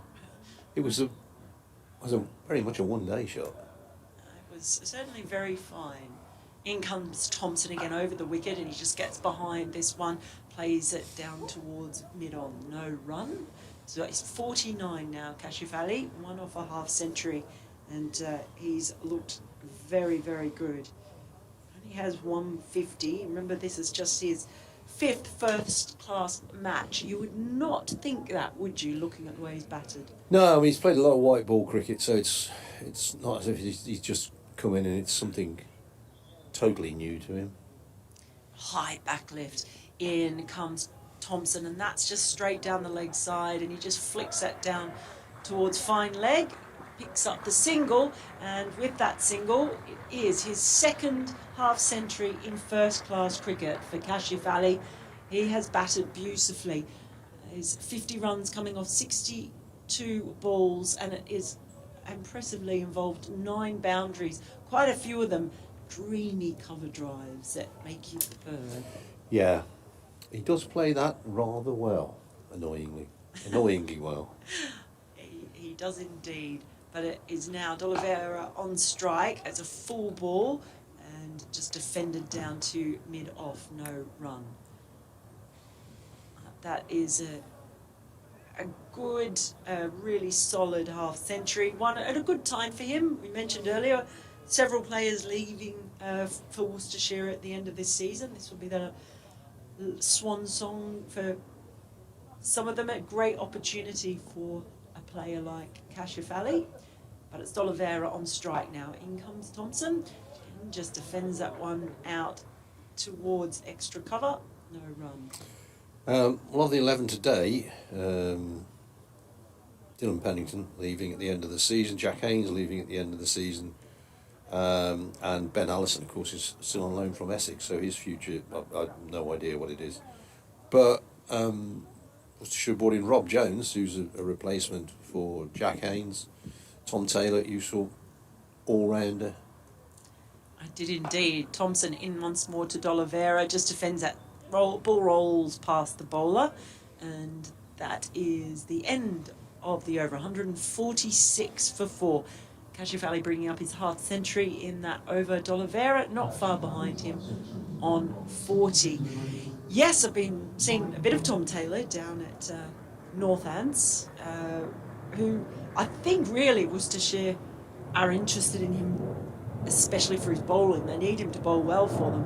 But his batting has actually been what's got the headlines. We hear another. That one sounds like it's going to land on us. The aircraft going overhead. But he's the all-rounder coming in from Northants. Start of a new over, that's short, and Kashif goes back and across and pulls it down into the ground, down to fine leg for a single code the fielder down there. Yeah, and he's been particularly impressive in a couple of games against Worcestershire. I think they thought this bloke's all right. I did see Ashley Giles down at Northants. Yeah. When they played the one day cup down there, I think they'd done the deal at that point, and he might have just come down to have a little look-see at the latest purchase. Next ball, D'Oliveira drives through the off, so that's 4 runs. Sham Massoud, the skipper, is at mid-off, and he just turned to go and fetch the ball back. No point in chasing that one, so fine shot from D'Oliveira. He goes to 44. This partnership approaching a century. There were 67 for 4 when these two came together, and they're now 153 for 4. Yeah, I think that was probably the worst kept secret in county cricket. Tom Taylor might be going to Worcestershire. It's very hard to keep secrets, isn't it? On the county grapevine, Yeah, it's alive and very, very well.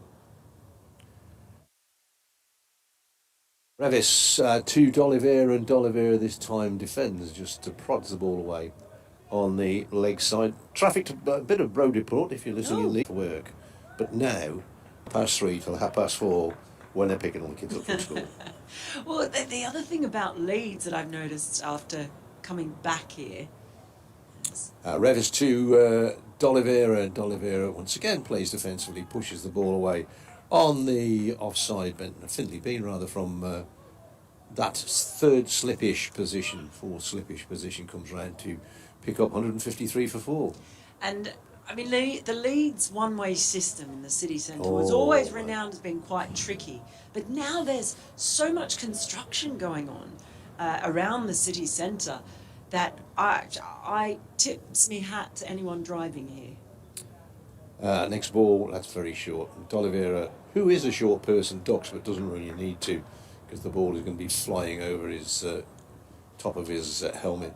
Yeah, you get on the Leeds road system and you think, thank goodness for sat-nav, because I haven't got a clue where I'm going. Yes, it's a tricky one, but at the moment I think it's particularly tricky because there's even some of the pedestrian footpaths are closed. You have to cross over to the other side. Revis to D'Oliveira, who just plays pleasantly enough on the onside, but no great power in the shot and no run. The ground that I have trouble with, but I think I know 6 or 7 different ways to get there, is Northampton. I would go in a different direction. Yes. Go past Althorp, you go past the hospital, go all sorts of different ways, straight to the town or the city. It's a city, no, it's a town, Northampton, and arrive at the right place. Next ball, D'Oliveira drives once again through the offside. He's probably going to get 4 this time. There's a chase going on, and he does. He just about gets 4. Who's that racing down there? Is it Bess? He got his hand to it, and then as he slid away from the ball, it just very gently touched the rope. So 4 more to D'Oliveira. He has 48, and blimey, there's a horrible picture there on the live feed. That looks like Crime Watch UK lock. 157 for 4, Worcestershire. I can tell you one thing, Don Bess is going to need he's not just going to need washing powder, he's going to need some proper bleach after sliding down there, maybe as a result of that mizzle early on. It seems that every time someone goes for a slide, they come out looking like they're wearing browns rather than whites. You can see the bowler's footprints, can't they? The perfect pattern. Another player with a lot of dirt on his trousers is Thompson. Bowls over the wicket. That one is just played straight down past him, but they won't get a run with mid-on on the job. I think Yorkshire will be quite pleased with this crowd today, considering how murky and horrible it was early this morning. It's the swan song, isn't it? Oh, Last week of the season. Mate, Get it in while you can. Yeah. It's a bittersweet week, it seems, as Thompson runs in. It's full, and it's just shovelled out by Kashif to Charmasood at mid-off. They won't get a run. Well, I think that's the joy of cricket societies, because once a month in the winter, or sometimes they're more often, you can go along and meet all your chums from the summer and have a natter and listen. There's some really good speakers on the cricket society circuit. And most I think every county's got a cricket society now. In comes Thompson, driven straight back at the bowler by Kashif Ali, but does well stop it. Does Thompson? The one at Worcester is very good. All the two, apart from the 2 blokes that host it, who are rubbish. Are you one of them? Yeah. Frank Watson's the other. He's worse than me. Such self-deprecation, But such modesty. And it's quite funny with those, because you think people who may not be as good as your Gowers and all these who do a lot of it, but people like David Milnes, the umpire, hilarious, really good. Yeah. There you go. I had no idea. In comes Thompson over the wicket again. It's full and it's just played out to Sham Masood mid-off. I think we have one, they call boycott, boycott, coming to our cricket society. He's from around this way. I've heard something about him. But normally we do kind of an interview type thing and then a Q&A after. But somebody said, best not interview Jeffrey, just wind him up and let him go. That's not very difficult. As Thompson, he's in, and well, that one's just played softly down to deep square, or deep point rather, I should say, by Kashif Ali. So gets a single. You have cricket aside, is it not as well? I know. We'll see. Right. So here's an observation. It's a bit more spread out, isn't it? Yeah, it's so different. I've spoken about this a little bit and written about this, but there is a real difference, a massive difference in the whole culture of county cricket as opposed to Sheffield Shield cricket. Hang on, I'm not sure. They're having a look at the ball, I think. Yeah, They're they've going smashed it to- out of shape. They're going to check it. Umpire's having a look. Not really happy with it. They're showing it to the umpire, saying, "Give us a new one, will you?" I think Al? Steve O'Shaughnessy got the thingy that tells you if it's gone Ah, around. the thingy. When Yes. he's striding over, and well, he's just looking at it. The gauge was the word that I was. Oh, he might be putting it through a gauge. Yeah. Yeah, he has. Yeah, that's right. Let's carry on. Well, sometimes, yeah. See, Yeah, sometimes yeah. I think, Oh, ball's no. not doing much. Can we? Oh no, we're going to get a new one. Yeah. There we go. Um, So there is a new ball coming. yeah. But As famously happened a recent Test match. that was amazing, wasn't it? That Was was hilarious, hilarious, and amazing. And then the conspiracy theories that followed at the Oval when that ball. The thing is, it was still doing a load after 35 overs. Like, that's not a normal ball anyway. So even if it had been a newer ball, the fact it was still swinging all the way through was just one of those things. It's daft though, isn't it? Because they're all manufactured the same. They're all 5.5 ounces. They're all the same circumference, and they should all be exactly the same. They should all do exactly the same thing, but they don't. Well, one of the things that one of the Australian coaching staff told me is that when to age the balls, the replacement balls, they bowl with them in the nets, but they don't get hit. They don't Yeah. bat against them, which I never knew. So they can age, but they're not aging by being hit or scuffed up by being hit, which I actually never knew that. It's quite interesting to me. That's what I was told anyway. They look for a new ball. But going back to the different cultures, so I mean, I've been to Sheffield Shield matches. They're free. No one pays to go. And I've been at the MCG free entry for a Sheffield Shield match, and I counted how many people were there, and it was something like 48 that I could see.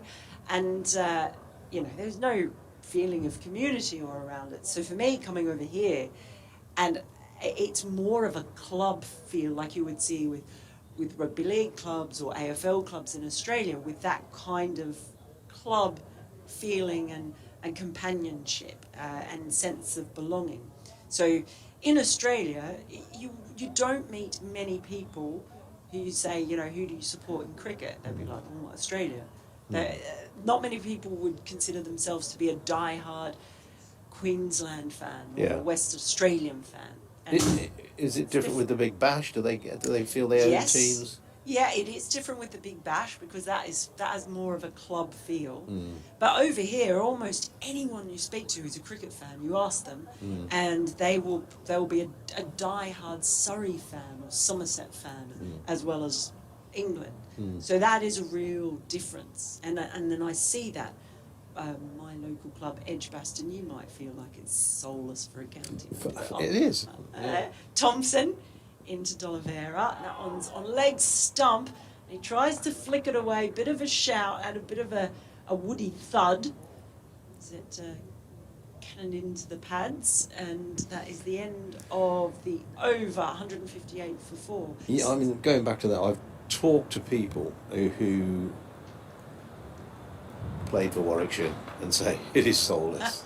But, well, it might seem that way, but so when I go there for a county match and I go downstairs, we get our lunch from the Tom Dollery suite, and what I love about it, one of the first things I noticed is I would see these two 2 or 3 old gents who would sit around the table and they'd have a bottle of wine with their lunch. And I thought, that's really lovely watching that friendship that was there every Oh, time yeah. I went there.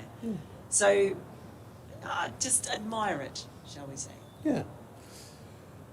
Here's a new over with Matthew Revis bowling from the Howard stand-in to Kashif Ali, who attempts to turn this one off the pads but doesn't really succeed. He's got 52, Dolivier's got 48, and these two have put on 91, I'm thinking. Yes. Yeah. I'm cheating because on the scoreboard that I can see, Oh, does it say that? it says partnership 91. Oh, that's not fair. Next ball is Kashif Ali just pushing away on the offside, and there is no run. Oh yeah, I can't see that ball. Yeah, it's in my eye line, so that's helpful. In case people thought I was good at maths, no. We had great fun at New Road the other day against Australia under-19s, Harry Dixon. There's a lad called Harry Dixon. Look out for him. Good player. Got 100. And we had no scoreboards until mid-afternoon. So we're having to give the scores out at the end of every over. Kashif Ali with a sumptuous drive through the covers. He plays that shot so well, you think he hasn't middled it. He just leans into it and it booms away off the sweet spot on his bat to the boundary rope. I've really enjoyed watching that, and he does like to hold the pose. He does hold the pose for a second, which I give him full marks for, because you want to stick the landing, and he sticks the landing on that shot in a very aesthetic way.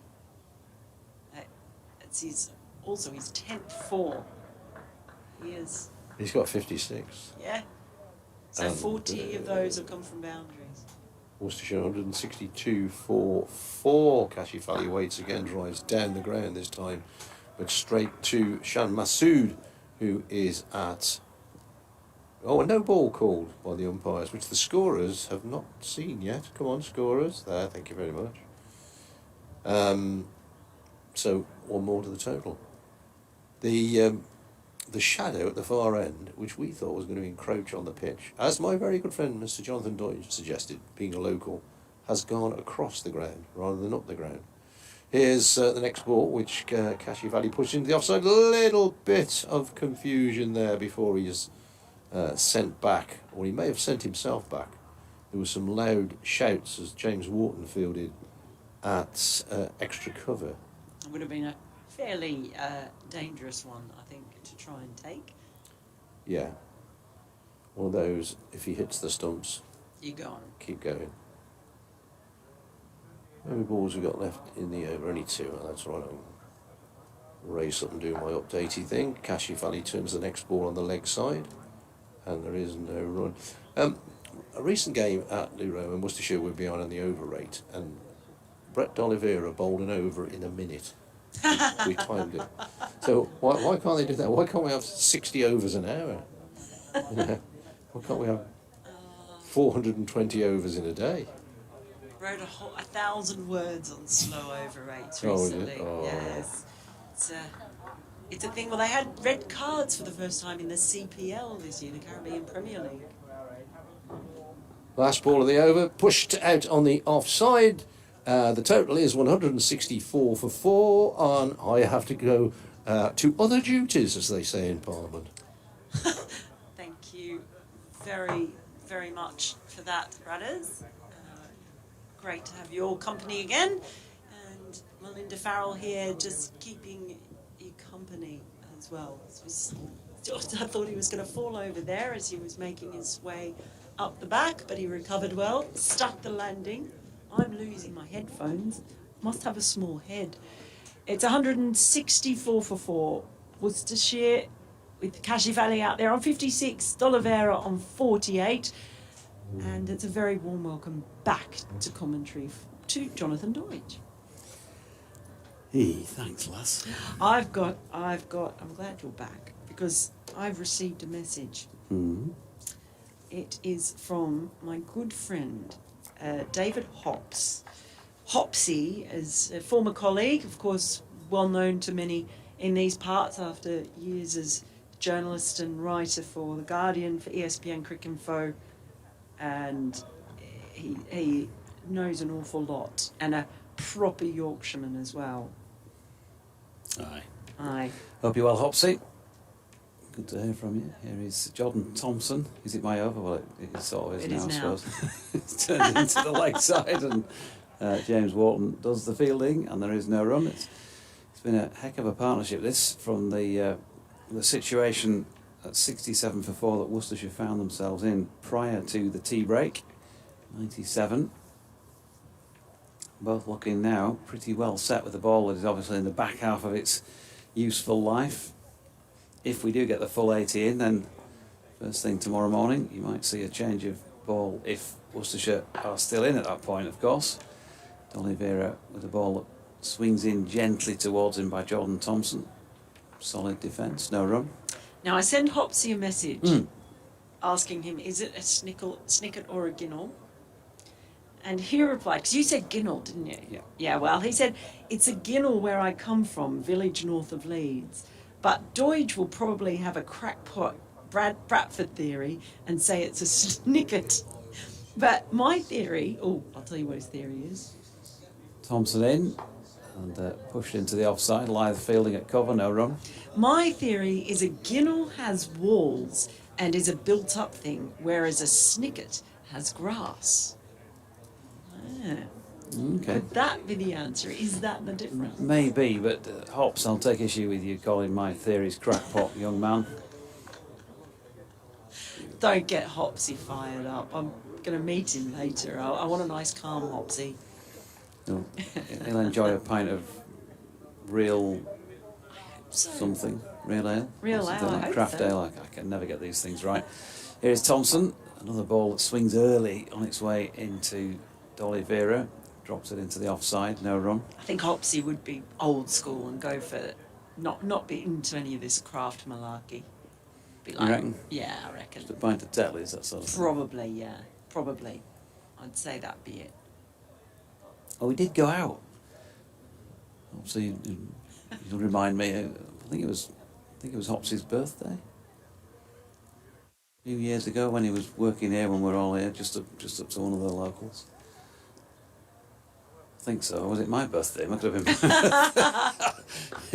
Hopsy was there anyway. Thompson in. It's driven through extra cover by D'Oliveira, and that blow will bring him 4 runs. That takes him past 50, and a very useful 50 it has been for his team. The skipper leading from the front. Cliche time. 102 minutes, 78 balls, and 11 fours within it. So the vast majority of his runs coming in boundaries. And they've been stealth boundaries. You kind of have noticed those Cassia Valley ones early on. D'Oliveira started his innings perhaps with a bit more circumspection. He was going, just as taking his time to get in, but since then he has found the boundary with regular, lovely strokes like that. Here's Thompson again, this time straight delivery turned to Wharton, who's positioned himself at a short straight mid-wicket. And as the end of over number 43 then, Worcestershire 168 for 4, Kashif on 56, D'Oliveira 52, and the partnership of course as well made it past 100 with that 4. And now we have the Golden Voice 11 fours. Yeah, really impressive. It's been incredibly attractive, easy on the eye batting to watch. You must say, from these two, partnership now 101. So it was just what Worcestershire needed. By the way, Durham haven't lost another wicket. It moved up to 289. So 289 for 4 against Leicestershire. We should have a sweep, shouldn't we, on what time we think we'll finish at today. Oh, The light's fine at the moment. I thought it looks gloomy, but I've just realised I've still got my sunglasses on. Bearing in mind, we're less than 90 minutes away from what should have been the scheduled close. Start of a new over and the first delivery from Hill. It is back into the attacks, just pushed out to mid-wicket. No run. So we are set to play till 6 officially. If we're doing a sweep, I will definitely say I don't reckon we'll be going at 6. Unless we go early because of the light. 36.5 overs that's gonna take quite a while. It's ambitious. Kashifali on strike now. In comes Hill, and he's just defended that one out towards Sham Masood, who's had mid-off. Kashifali, he has some, just interestingly enough, looking at him, he sets himself up with that really high backlift very early on. Interesting watching him set himself up on leg stump with his guard. And he's straight up there, that bat. Straight as a die, very early on. In comes Hill, and that one, he gets that bat down quickly, plays it out to mid-on, no run. He starts off, I mean, I don't know if his guard is precisely on leg stump or even possibly just a bit outside. He's very leg stumpy. Yeah. He is just outside, almost behind. Certainly his front foot, his front toe is about at leg stump. So he's giving himself plenty of room, likes to play that cover drive. On strike now, in comes Hill, and he flicks that one straight to square leg, I should say, in front of the umpire. And is that Jordan Thompson? Is it no? No, it's not. He's taken it on the back of the knee. Oh, James Wharton. James Wharton, it is. I think that ball just might have clipped up. There's a little patch there, one of the wicket ends. It's clipped him on the knee, on back of the knee, the side of the knee. In comes Hill, and that is driven. What a lovely shot that is from Kashifali. He just drives it through, past long on, and into the boundary rope. He's played some lovely drives. We talked about his leg side position. He's played a lot through the covers, but that's as nice as you will see, that on drive, and it's over the fence and into the white seats of the Howard stand. Yeah, lovely stroke. And if you're going to criticise Yorkshire's bowling today, then you'd say that in between some fantastic stuff at times, there's been too many 4 balls. I think we heard from one of our correspondents.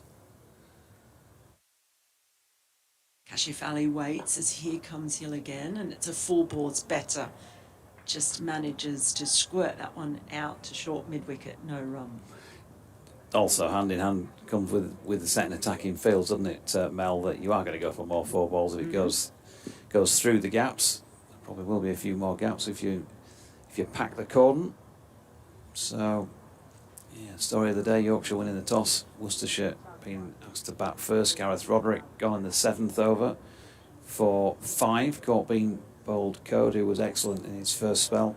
He also had the wicket of Azhar Ali when the score was on 22. Azhar making 4. Caught second slip by Adam Lyth. Jake Libby next to go when the score was on 50. That was in the 16th over. He was LBW to George Hill for 32. And then the most recent wicket, and that was way back in the 20th over, was that of Jack Haynes, who was well caught by Finley Bean. That's slip off George Hill for 14 when the score was on 67. So 105 added unbroken for the 5th wicket since then. Don Bess winging his arms around at point. I wonder if we might see a bit of off spin in the not too distant future. You think they would have been congratulating themselves after that first session, Yorkshire? Yeah, things look like they've flattened out as the ball's got a bit older as well. Thompson in, and that's turned to Wharton in the leg side, no run. That was such a strong start, and only Jake Libby looked to be reasonably comfortable, but just as he got in, he got out. I just think these two have been really impressive because they have played those 4 balls when they've been on offer, but they've been pretty solid in defence. I don't think that either of them have offered a chance, have they? Can't think of one off the top of my head, unless I missed one. I don't think they have. No, Thompson in again. Good delivery here. There's a big appeal. Yorkshire desperate to try and make a breakthrough, but just felt a bit like it was going down. We'll have a look at it again for those who've got the benefit of the replay, and those who haven't, we'll try and describe it for you in a bit slower motion. But a ball, that hits him in front of, even if it does hit him in front of a leg stump, it's definitely going down. Now, just on that angle, it's probably the angle that's done him in on this occasion. Yeah, pitch is about middle and off, something like that, but it is with the angle from Jordan Thompson going right across him. So, good call by the umpire. As this latest delivery is pushed up to Shan Masood, who is at mid-off with a shadow lengthening out towards the northeast side of the ground. Again, it's brightened up. It really is a bit all over the place at the moment with these clouds, but bright sunshine again coming in. I'm going to have to put my sunglasses on. Here comes Jordan Thompson again, once more. A bit of gentle, fairly early swing, and D'Oliveira able to read that fine and push it out into the offside. And there is no run. A floodlight pylon, which not normally at this time of year causes that much of a problem, but can occasionally do that from the sort of southwest corner of the ground across on a length sometimes.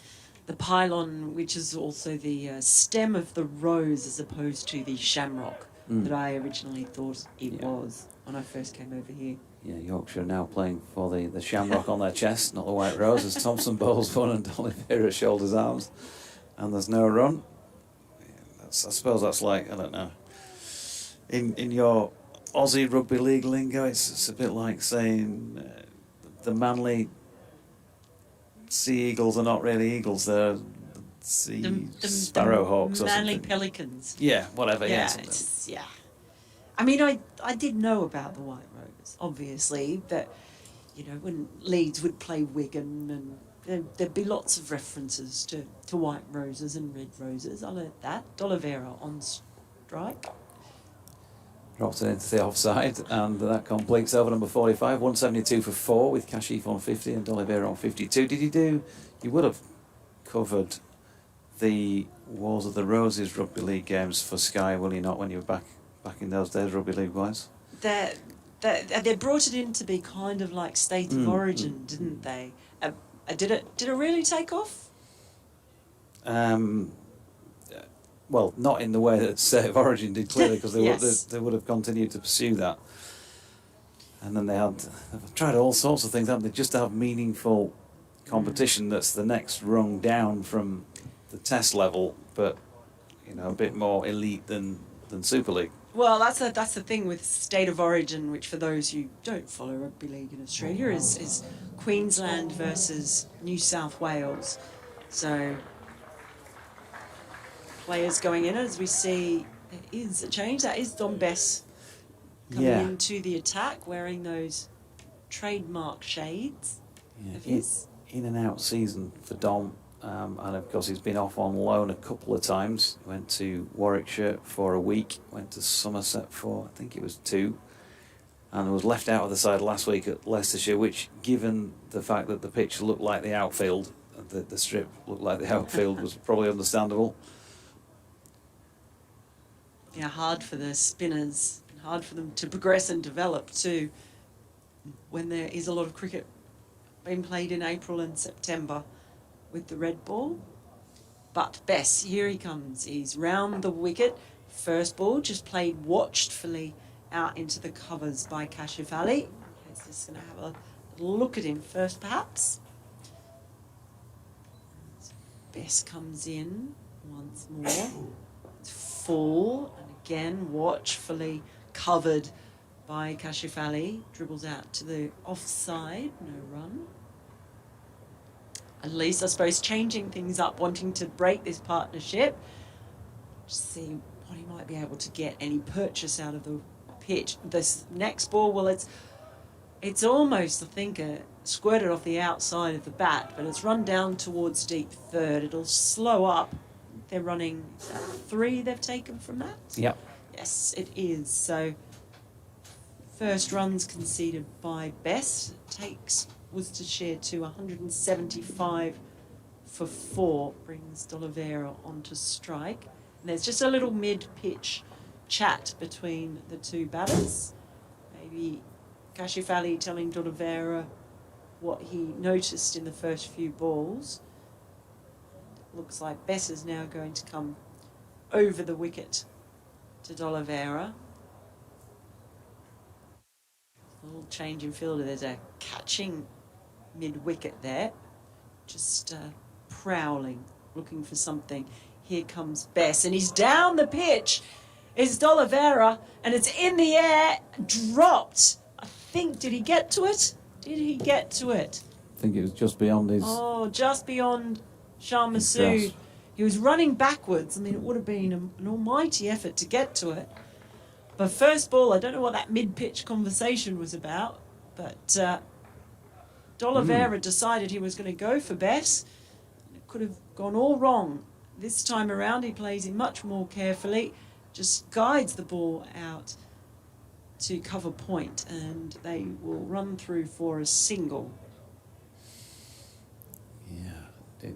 I don't think he got his hands to it. I think it was just, maybe a foot or two beyond reach by the looks of things. It was. He's running away with his back, Yeah. so it's almost a bit hard to see from here. Bess, final ball, well, that squirts off the outside edge, but along the ground to backward point, and it's a dot ball to finish for Bess, and 6 runs coming from his first over. Worcestershire 178 for 4 with Cashifali on 63 and D'Oliveira on 55. Yep, and enjoying a reasonably good time of it, particularly given the fact that they were put in this morning. Those 4 wickets fell in the first session of the day, just a 2-session day for us, of course, following the delayed start. But as often can happen here at Headingley, if the sun is shining, and even here in late September, the sun shines and batting becomes easier as the day goes on, and wicket taking becomes significantly more difficult. Jordan Thompson pushing off then from this Kirkstall Lane end. It's just outside off stump, and D'Oliveira chooses to lean into that and play it. Best fielding at point, no run. Just on Bess, I mean, it was a point that came up during the Ashes, wasn't it? With the recall of Moeen Ali answering Ben Stokes's Ashes with the LOL. But that was a fair bit of discussion around that, what that meant with Jack Leach being injured and there not being an obvious candidate, perhaps, from a county championship. Yeah, Thompson in, driven by D'Oliveira, and well stopped by Ben Code. Good diving stop at mid-on to his left. It's appreciated by the crowd here today. Yeah, lovely work. Yes, I guess that's the thing about that is so difficult, isn't it? Where you've had some counties that have been docked points. I'm talking about so-called Hyderabad down in Somerset being docked points for pitches that turned prodigiously, but then you've also got games being played in early April, late September now we're in.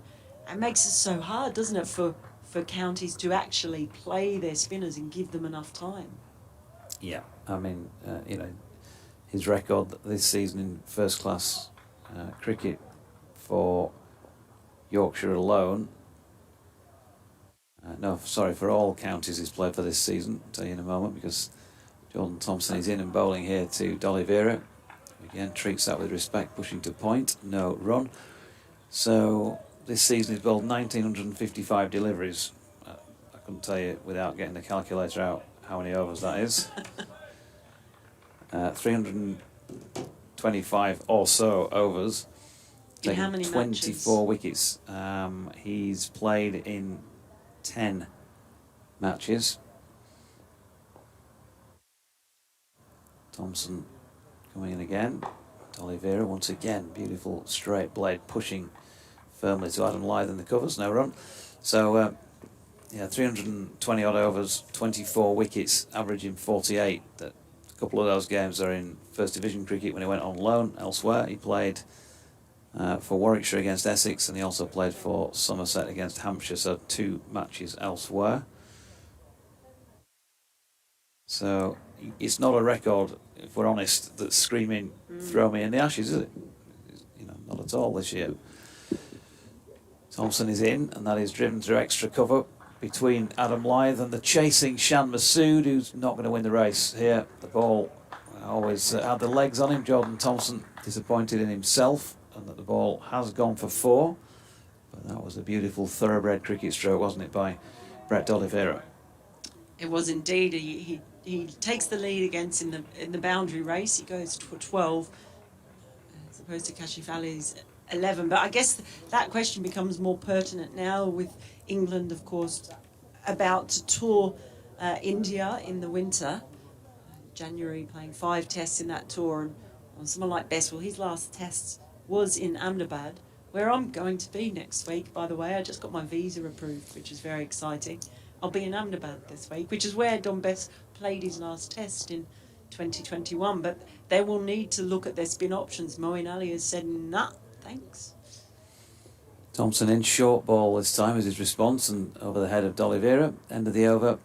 47 now gone, 182 for 4. Just spare a thought for me, who's got to take the car in after a long season of driving around the country for its MOT and service next week while you're enjoying yourself in India.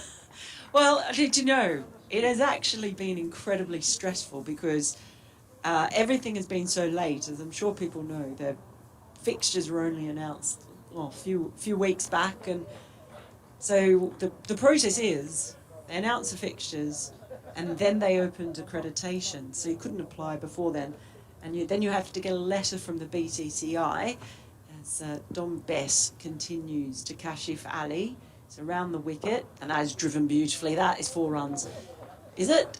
There is a chase, actually. Yeah, it's 4 runs. A beautiful shot. He's played that cover drive to perfection all day while he's been out there. He catches up to his captain, gets 12. He's 12 for 4, moves on to 67, 186 for 4.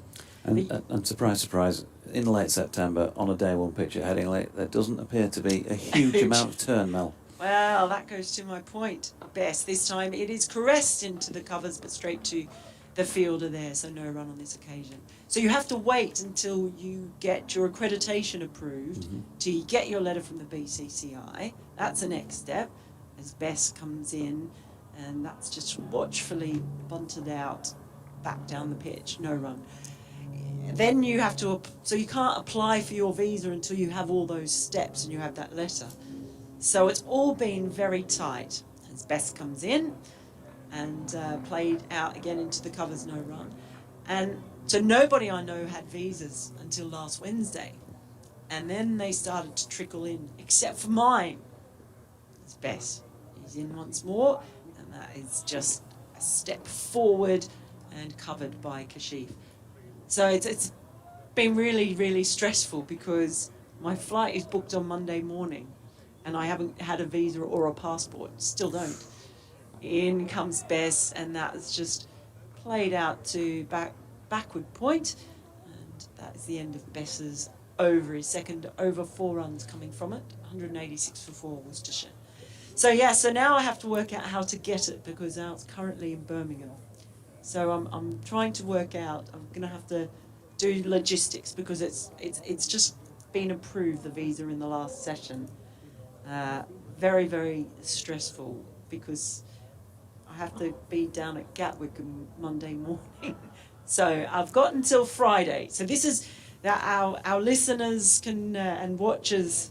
Well, you're with me on this journey. I'm going to be working out how to collect my visa and passport from Birmingham in the next couple of days.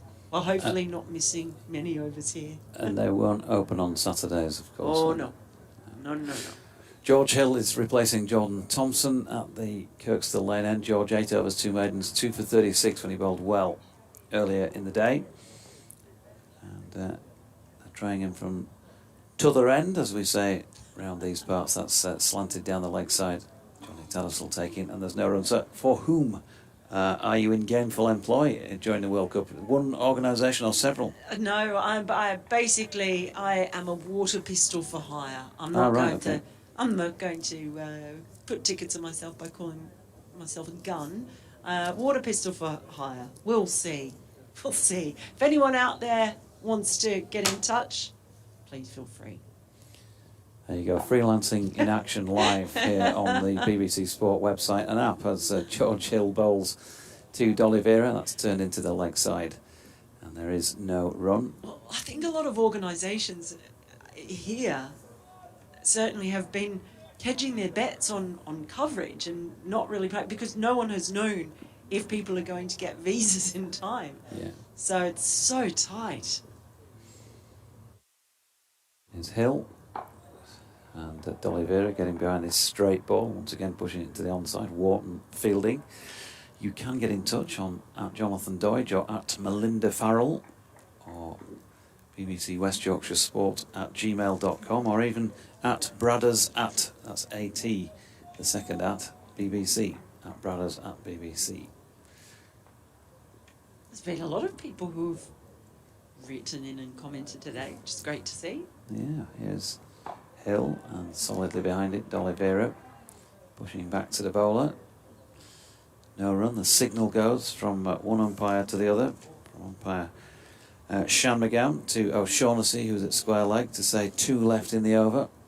The scoreboard concurs, 48.4. Partnership now worth 119 for this 5th wicket, and he's edging Worcestershire ever closer to that promotion to Division 1 as Hill is in again, and D'Oliveira turns it off the hip this time, backward of square leg. In races Revis. He's going to have a go at the non-striking end, but unfortunately for him, his throw is misdirected, and they get back for 2. That was really good running as well. And, Kashif Ali was running to the non-strikers end, but the way that D'Oliveira ran that, absolutely headed that first run. It's back for the second, going to what would be the danger end normally. Here's Hill again, and this one pushed on the side of straight once more to Wharton to field. End of the 49th, 188 for 4. Don't be alarmed if you hear some cue, because 4:30 radio leads are due to come over for an update. Of course, we had issues at 2:30 when they were supposed to come before, but I think they have been sorted, so hopefully Richard Stead will be on the line in the non too distant future. Oh, I'm a bit excited to hear this. I've yet to experience this, so I'm going to watch you at the master at work. Steady, afternoon presenter at Radio Leeds, but apart from being a general sports fan, he is a rugby league. He does Hull FC commentaries for the Beeb. Hull. Hull FC. I remember going there as well. Bess, it is to continue to Kashif Ali. He's around the wicket, and just a big stride forward and a press out into the covers. My mum came over when I was doing the Super League, and came up north with me a few times. In comes Bess around the wicket, again just wristily but safely played along the ground in front of point. And then she went to a lot of the grounds, and then she went home, and she called me up one day on the telephone as Bess comes in, and that's just sent straight back to the bowler. Cries of all, but nothing really to cry about. And she said, "Where are you off to this weekend?" I'll tell you where I was off to in a second. After Bess comes in, bowls, and that one this time played to the offside, no run. Being very watchful, he gets through these very quickly. Don Bess. Over 8 is -1. So he's doing his best to catch them up, but that one again just played out to short, straight mid-wicket. Yet another no run. So it's a maiden over so far from Bess. 1 ball to close it out. He's in, and again, no, he's going to give up a single because that one he's just got a bit straighter.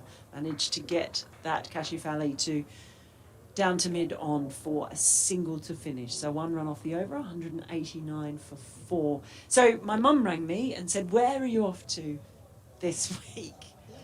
Oh, Update time.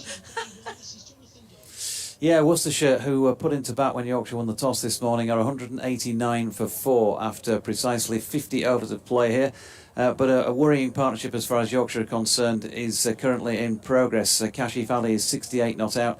Brett D'Oliveira 59 not out, the Worcestershire captain. They've put on 122 since the 4th wicket fell. It was a good, I was going to say morning session, but we did have a delayed start here today, so it was an afternoon session really for Yorkshire before the tea break. Gareth Roderick making just 5, Azhar Ali making just the 4. Jake Libby got himself in, then was LBW to George Hill for 32, and George also had Jack Haynes caught by Finlay Bean for 14. 67 for 4 Worcestershire were at that stage just after the 2 o'clock mark, but we ain't seen a wicket since. despite a fair bit of moisture around here, Richard. What generally you would have thought this morning would have been considered as good bowling conditions, it has, as so often is the case here when the sun shines, flattened out quite a bit. George Hill bowling at the moment has 2 for 36 against his name. The other 2 wickets falling to Ben Code, who bowled beautifully earlier on at Worcestershire. At the moment, 189 for 4, needing 2 points from this match to secure promotion to Division 1.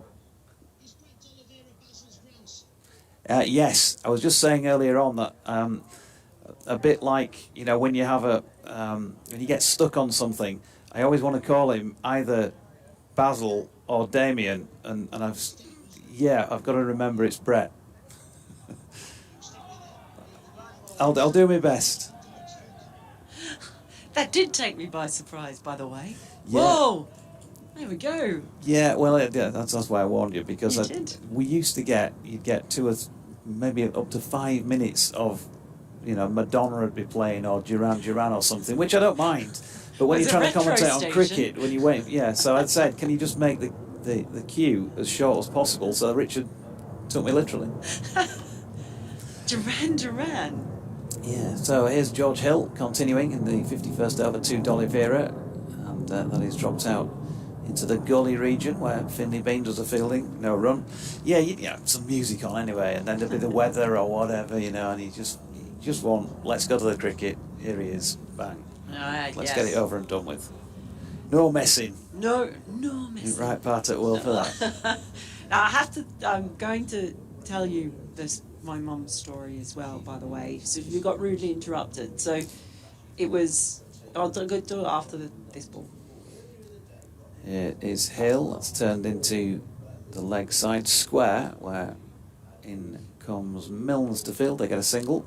So the way my mum she had ways of remembering where things were. So she asked me, she had been to all the grounds, rugby league grounds in the north, and she'd gone back to Australia, rang me up and said, where are you off to this weekend? And I said, well, I'm off to Widnes.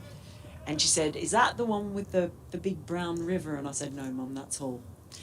Widnes is on the other side with the fake Sydney Harbour Bridge.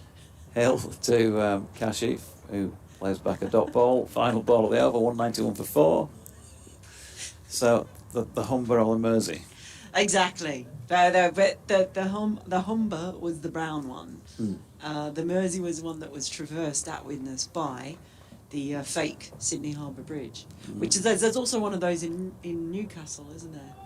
Yes, you mean the gates that the one over the Tyne. And just like the Sydney Harbour Bridge. I mean, they might have been built first, but we still refer to When them was the as Sydney Harbour Bridge built? It's gonna 1930 something. That's terrible, isn't it? I don't know my history. I remember the Humber Bridge being constructed. I remember going on a cub camp over there in the shadows of the pylons, and it was still going up. That'll probably be about 1977-ish, I'm guessing, 78. When it was under construction, I'm guessing it was probably 78, 79 or something like that it opened. We're having a change in the comm box, I think, are we? Yep. Bradders is standing by, so we'll get more of Mel's mum's stories in about half an hour. Oh, look, we will, as Bess is in, and that is dropped down at his feet by D'Oliveira, and there is no run. D'Oliveira on 60, Kashif Ali on 69, Bradders is back alongside. This is countdown for Worcestershire. Oh, Kashif trying to work this one to leg, and D'Oliveira trying to work it to leg and misses out. Countdown. 109 runs. Yeah. And they're promoted because they'll have 300. So they'll have 2 batting points, but it won't be today. In fact, looking at the black cloud above us. No. Bess is in, D'Oliveira just eases that one back up the pitch for Finley Bean to come in and field. -2 now the over rate, so it's gone backwards since Don Bess came on. Really? Takes a bit of believing. Here he is again. And D'Oliveira solidly over the top of it, no run. That's something you don't want to get into conversation with a county cricket scorer, is over rates. Because, oh my word, it is a very complex. Yeah, Bess is in. Ooh, well bowled, and D'Oliveira gets a leading edge on that out to point. No run. Applause for Bess, who's bowled 4 overs, 1 maiden, none for 11 so far. 191 for 4. Yeah, there are certain things you don't do, are there? Politics and discussing over rates with scoring. Yeah. Never go into that. No. Unless you've got an hour at least to spare. Yeah, it's gone a bit dull here, but brighter skies away to the west from whence the weather is coming. So, what have we got left in the day? Allegedly 28 overs remain, which is probably 2 hours cricket, which would take us to past 6 o'clock as D'Oliveira pushes out. You were trying to work that out, weren't you? I was, yeah. It takes us past 6:30. I know, but because if it said 4:30, I'd have been all right. But it's 16:37, and you can't do the digits, can you? There was no run from that D'Oliveira stroke to mid-off. It was a Kashif Ali shot to mid-off, so I got the whole thing wrong.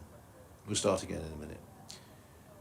Next ball, and this time he will get runs. He'll get 4 here. Lovely shot, just moving across his stumps to a ball that was fading in towards leg stump and whipping it away.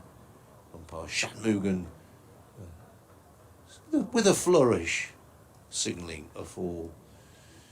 73 to Kashif Ali, and Worcestershire have moved on to 195 for 4. Hill in his 11th over, 2 for 42. Leaves us racing away. Bowls, this is short, and a swivel from Kashif Ali. There's a man way down on the boundary down there, who I think is Ben Code, and they picked up a single. Kashif Ali's not played a lot this season, has he, in No. red ball cricket? Just his 6th innings, this one. I think he was one of those who was seen as a white ball cricketer, and then Jack Haynes wasn't batting very well, so he got an opportunity. Next ball, D'Oliveira just pats away on the offside, and Worcestershire, of course, without Adam Hose in this game, he's got a wrist injury. And of course Matthew Waite, who I think was very keen to play here. It does kind of upset the balance of the Worcestershire team in that they would have probably played the extra batsman, or Waite would have played as an all-rounder. Any reason for Waitey's non-appearance other than just... He's injured, yeah. Oh, injured, sorry, right. Yeah, I'm not 100% sure what it is, but next ball is driven, but straight to mid-off, who is down on his haunches to do the fielding. It's funny, of course, you were talking about Mr. Hobbs a few moments ago. He wandered into the press box. Oh. I said we were talking about him, not fondly, but we were talking about him. Just a few those recent spots of rain on that window, or they left from this morning. Here's the next ball, which D'Oliveira opens the face of the bat, tries to run it down to third man, doesn't get it past that 4th slip gully position. There's some rain on that window. Yeah, I'd say they're recent. I would as well. It's got a bit gloomy, hasn't it, out there? There's light around, but a fairly hefty black cloud pretty much overhead now. There's no ground staff wandering around, is there? They're normally a good indicator of... Yeah, they can smell the rain, can't they? Approaching rain. And so, yeah, Kashif, he's only got 113 runs to his name this season in 6 innings, 74 of which are from this knock, so 114 in fact now. So he's had scores of 0, 4, 9, 5, 22 and 73. He's kind of been building, largely speaking, in an upward direction. And he's just flicked a single out through mid-wicket off the first delivery of Bess's latest over. He looks, now that you've seen him play, and I've seen him play a bit more, like he's got plenty of shots. Yeah. And he likes to play them. And he's been given the opportunity to do so, probably on too many occasions for Yorkshire's liking. Bess is in, round the wicket here to D'Oliveira, who drops it into the offside, and there's no run. I think I said round the wicket, I meant over the wicket. It was round the wicket previously. He's bowling again, and D'Oliveira has worked it out to point, where Thompson will field.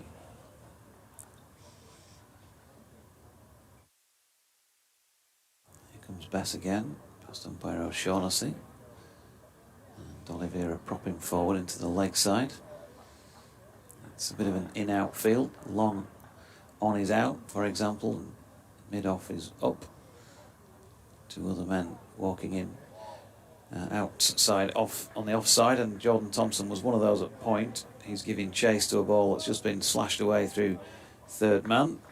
Pulls the ball in down at the northwestern corner of the ground, and they get back for 200 up for Worcestershire, which in another year might have been a batting point, but not this year. They're going to have to get another 50 first. And look very unlikely. It's 67 for 4. With Ben Code in particular bowled beautifully this morning. First 5 or 6 overs from our end. Yeah, here's Best back round the wicket to Kashif, who flicks this one to Finlay Bean in the leg side. And there is no run to complete over number 54. So 26 remaining. They're trying to get through these, but they're also trying to get through the Worcestershire batters, Yorkshire. And they haven't taken a wicket in 2 hours and 42 minutes. So make that 2 hours and 22 minutes of competitive action. Less the tea break. If you weren't with us earlier today, we didn't get underway until 20 minutes to 1. The umpires deciding they'd go to lunch at 12 o'clock while the ground staff did some more tidying up and drying. And we'd lost 16 overs in the day. Here is Hill to continue. Right arm over bowls to D'Oliveira, who gets a ball down the leg side, and he's annoyed with himself that he doesn't get a bat on it, as wicketkeeper Tattersall has to go a fair distance to the leg side to take that one. It's raining. Is it? It sure is, if you pick it up against the trees over there. Yeah. It's glistening in the sunlight, the raindrops. Mike Frane's come up with an answer for your question earlier today about 2009. Oh, right. Oh, well done, Mike, if it's right. Next ball is turned by D'Oliveira on the leg side. There's a little bit of hesitation, but in the end, there's a very comfortable single, one more to D'Oliveira, who goes to 64, and the total goes to 201 for 4. Now, I answered Moeen Ali earlier on. Mike says Ben Cox played in 2009. The answer, though, is Moeen Ali. He didn't play in that game in 2009. I can tell you. As Hill comes in and bowls, pushed away on the offside. I mean, I'll just check on that because I've got the 2009. No, Ben Cox didn't play. Tell you the Worcestershire players who played that are no longer playing. Mitchell, Kavesi, Solanke. I mean, you could count Moeen Ali, but he's hardly played any county cricket this season. As Hill is in and bowls. He's hardly played any county cricket for a lot of season. Pushed away on the onside. Wielden, Batty, Nofka, Whelan, Mason, and Imran Arif. So who was the man who was still playing? I see fairly regular county cricket as far as I'm aware this summer, who played in that game. I'll run you through the Yorkshire team. Hillian bowls, D'Oliveira plays on the onside. We'll get a run just to the right of Wharton. I'm only doing this because the last time Worcestershire played a championship match here. Rudolph Sayers, Vaughan, McGrath, Gale, Brophy, Bresnan, Shazad, Wainwright, Patterson and Hogarth were the Yorkshire protagonists. Next ball from Hill is short. D'Oliveira goes back and cuts. D'Oliveira doesn't go back and cut because Kashif Ali is facing. And a good diving stop there. Bess, I think it was a cover point. Was it Bess a cover point? Yep. Yeah, he did. He got round down to his right and did well, possibly saving 4 runs there. Yeah, there's one brolly just came up briefly in the crowd. and has gone down again. Yeah. That nasty black thing above, grey thing above, has passed us by. And Bess is going to continue at the Howard stand end. David Milan has claimed the Metrobank ODI Men's Player of the Summer. No great surprise there, I don't think. Joss Butler second, Ben Stokes third. That was an award selected by the PCA MVP. Bess is in, first ball of the over. D'Oliveira punches into the offside, no run. Can we just have a look at those teams again? Yeah, sure. Absolutely. Let's have a look. Rudolph, Sayers, Vaughan, McGrath, Gale, Brophy, President, Shazad, Wainwright, Patterson and Hogarth. But definitely not one of the Yorkshire team. You'll spot him if you go through the Worcestershire team. And Bess, just felt like he fired that one through a bit more quickly, and D'Oliveira was right back trying to create space by stepping away to leg to try and play a cut shot, but missed out. In comes Bess again, and this time on the front foot. D'Oliveira opens the face, but strokes it along the deck to Jordan Thompson at point. The person in question has played 2 county championship games this summer. As D'Oliveira pushes into the offside, and again, no run. Just looking at Moeen Ali has not played.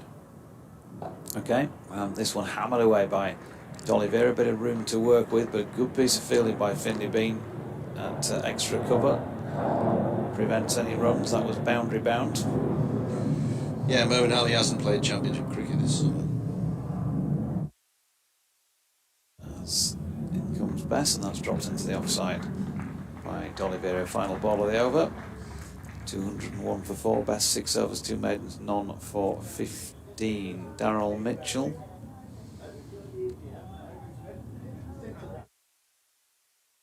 Looks like very nice. 2 games this season. Well, he's two championship games this season. Big clue. He's actually announced his retirement at the end of the season. Not a big clue, but a clue. Hill to continue. Worcestershire 201 for 4, 99 away from a second batting point. Try and make this as tense as possible. Has he? It's a round of Look at that. applause there. Not sure what that was all about.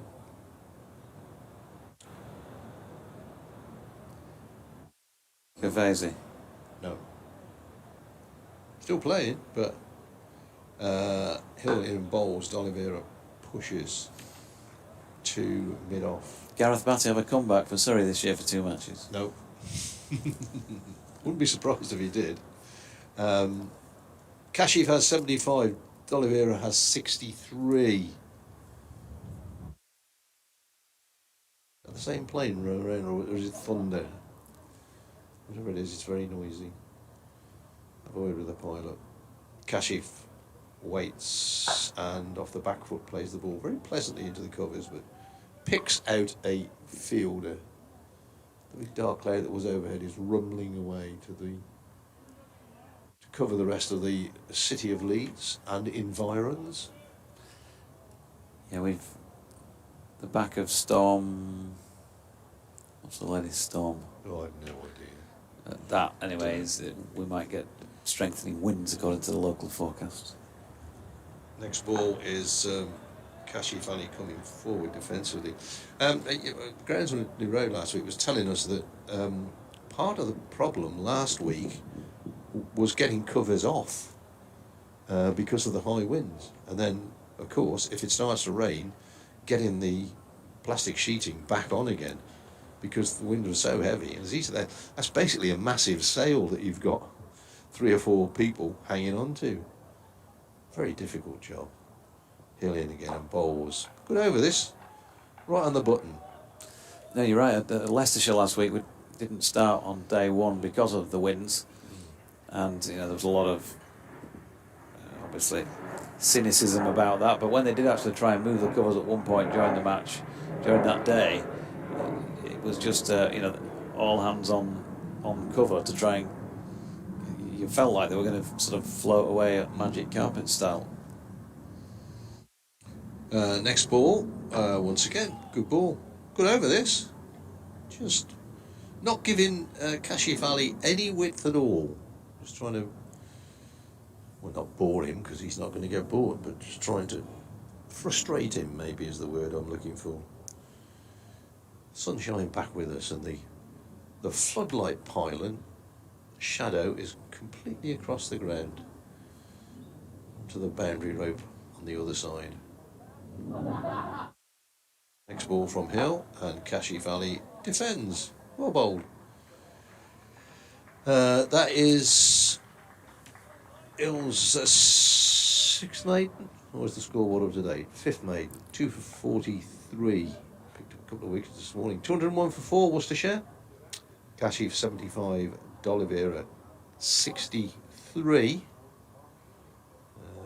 We are keeping kind of an eye on events up at Chesterley Street, but there'll have to be some very strange things happening if, in fact, Durham are 357 for 4, Beddingham 98, Clark 119, and these two have put on 208.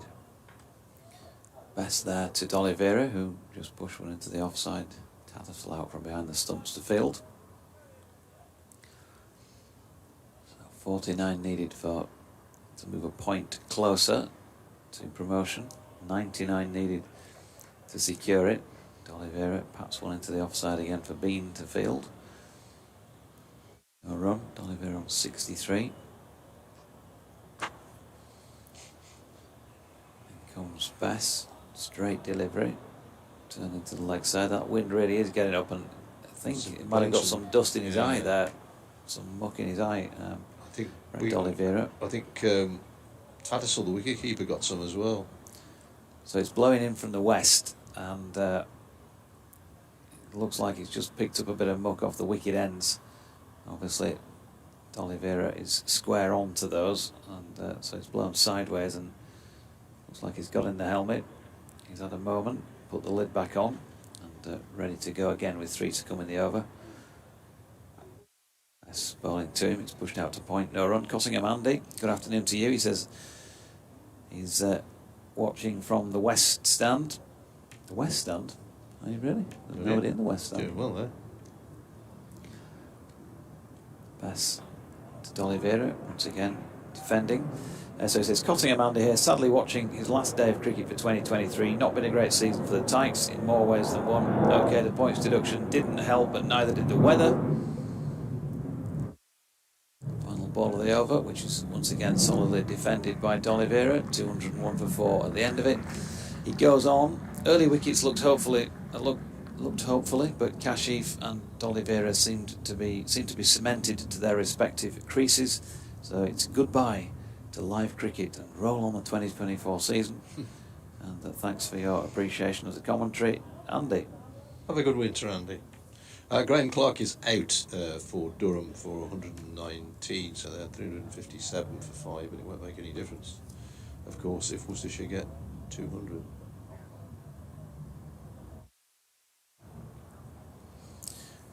And so, Matt Milne's going back on for another spell at the Kirkstall Lane end. From Kirkstall Lane, Matt Milnes.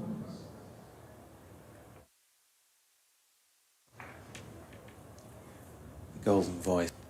You must be jealous of being a PA announcer of that voice, brothers. No. It's not how you say it, mate, it's what you say. Competitive announcing. Is the start of a new over. Milne's bowling, pushed away through the cover region. He's timed that far better than I thought. Picked up 3. It's only a fine bit of fielding down on the boundary by Jordan Thompson that's denied a boundary. Fine shot there. It was. The Brett D'Oliveira has completed 5,000 runs when he got to 34, so I'm told. Thanks, John. And Worcestershire's highest 5th wicket partnership against Yorkshire is 144, which is remarkable. Next ball, off the pad this time, way down towards fine leg. They're only going to pick up a single. Actually printed all those stands out, which is remarkable for me. And highly. 144, Don Kenyon and Martin Horton, Chester Road, Kidderminster, 1956. So, kind of approaching that. Worcestershire, with that single, go to 205 for 4. The scoreboard has shown us the byes that have occurred today. Next ball, driven to mid-on. Tightened it up in the last few overs. Okay, there was 3 off the first ball of this one. They've certainly tightened it up at Yorkshire. Bowled a bit. Well, I think they got a bit overexcited by the pitch at one time. Gave a bit too much width. What they put on so far, these two? 67, 138. Next ball is very straight. D'Oliveira gets across it and flicks it away through the onside. He's not going to get a boundary because there is a fielder out there. Revis gets it round and gets the ball back in. So Worcestershire pick up, what do they get there? 3? 207 for 4. 2, I think, yeah. So the stand is worth 140. That wind has really picked up. You can see it's ruffling the fielders' shirts and trousers. Next ball played very gently to mid-off. No run. Dive out in a minute and go and tell other people in other places what's happening. Last ball of Milne's 11th over. After this over, we've still got 21 remaining in the day. This ball driven with a bit more power this time, but straight to mid-off, Sham Masood. That is the end of the over, and Worcestershire are 207 for 4. D'Oliveira has 63, Kashif Ali has 80. Yeah, it's been a good day for them. After that challenging first session, to see Milnes back and turning his arm up for a third spell here. So 11 overs, 1 maiden, none for 32 for him. Bess, by the looks of things, is going to continue then from the Howard stand end of the ground. All sorts going on out the back here. And Mel's back alongside. Hello. Hello. Don Bess over the wicket to D'Oliveira, just plays that one out to cover. No run. Do you know, I was wanting to take on the spread bet that we wouldn't get these overs in. It's now very bright out there. As Bess bowls outside, there's an edge and it's dropped, it's slip. Well, there was a definite sound there. Ball just ballooned up. And that is Adam Lythe. It is. One of the most experienced players, if not the most experienced out there. And he's just put that down. It wasn't easy, it was up or over his shoulder, but a definite chance. Next ball is full and outside the off stump, played out towards deep cover by D'Oliveira. They'll take a single, but that, I think, might be the first chance offered by either of these players. Yes. Real. I think there was one where D'Oliveira hoiked at Bess early on. I think first ball he faced off him and it was aerial and landed over the head of Shah Masood running back. This time he's into Kashif Ali, who just plays this one down to long on for a single. But that was a definite edge, a definite chance. Not not easy. Probably he did get quite a bit of pace on it.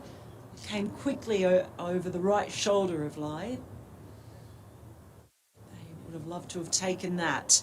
Bess in, big stride forward there from D'Oliveira, pushes it into the offside. He's not going to do much to keep that positive mood going, is it, after his drops last week, and he'd taken one earlier. I mentioned his celebration. Next ball from Bess, another stride forward and defensive shot. So that is the end of Dom Bess's over. He's bowled 8 of them, none for 17. 209 for 4 Worcestershire, Kashif on 81, and D'Oliveira dropped in that over by Adam Lythe at first slip. It's on 64. And that, you kind of, I totally agree. It wasn't an easy chance. It did come quickly. It wasn't just sort of a gentle push at the ball with a feather, with sort of an edge. We've seen it again. It's wide, and it's climbing on Adam Lythe.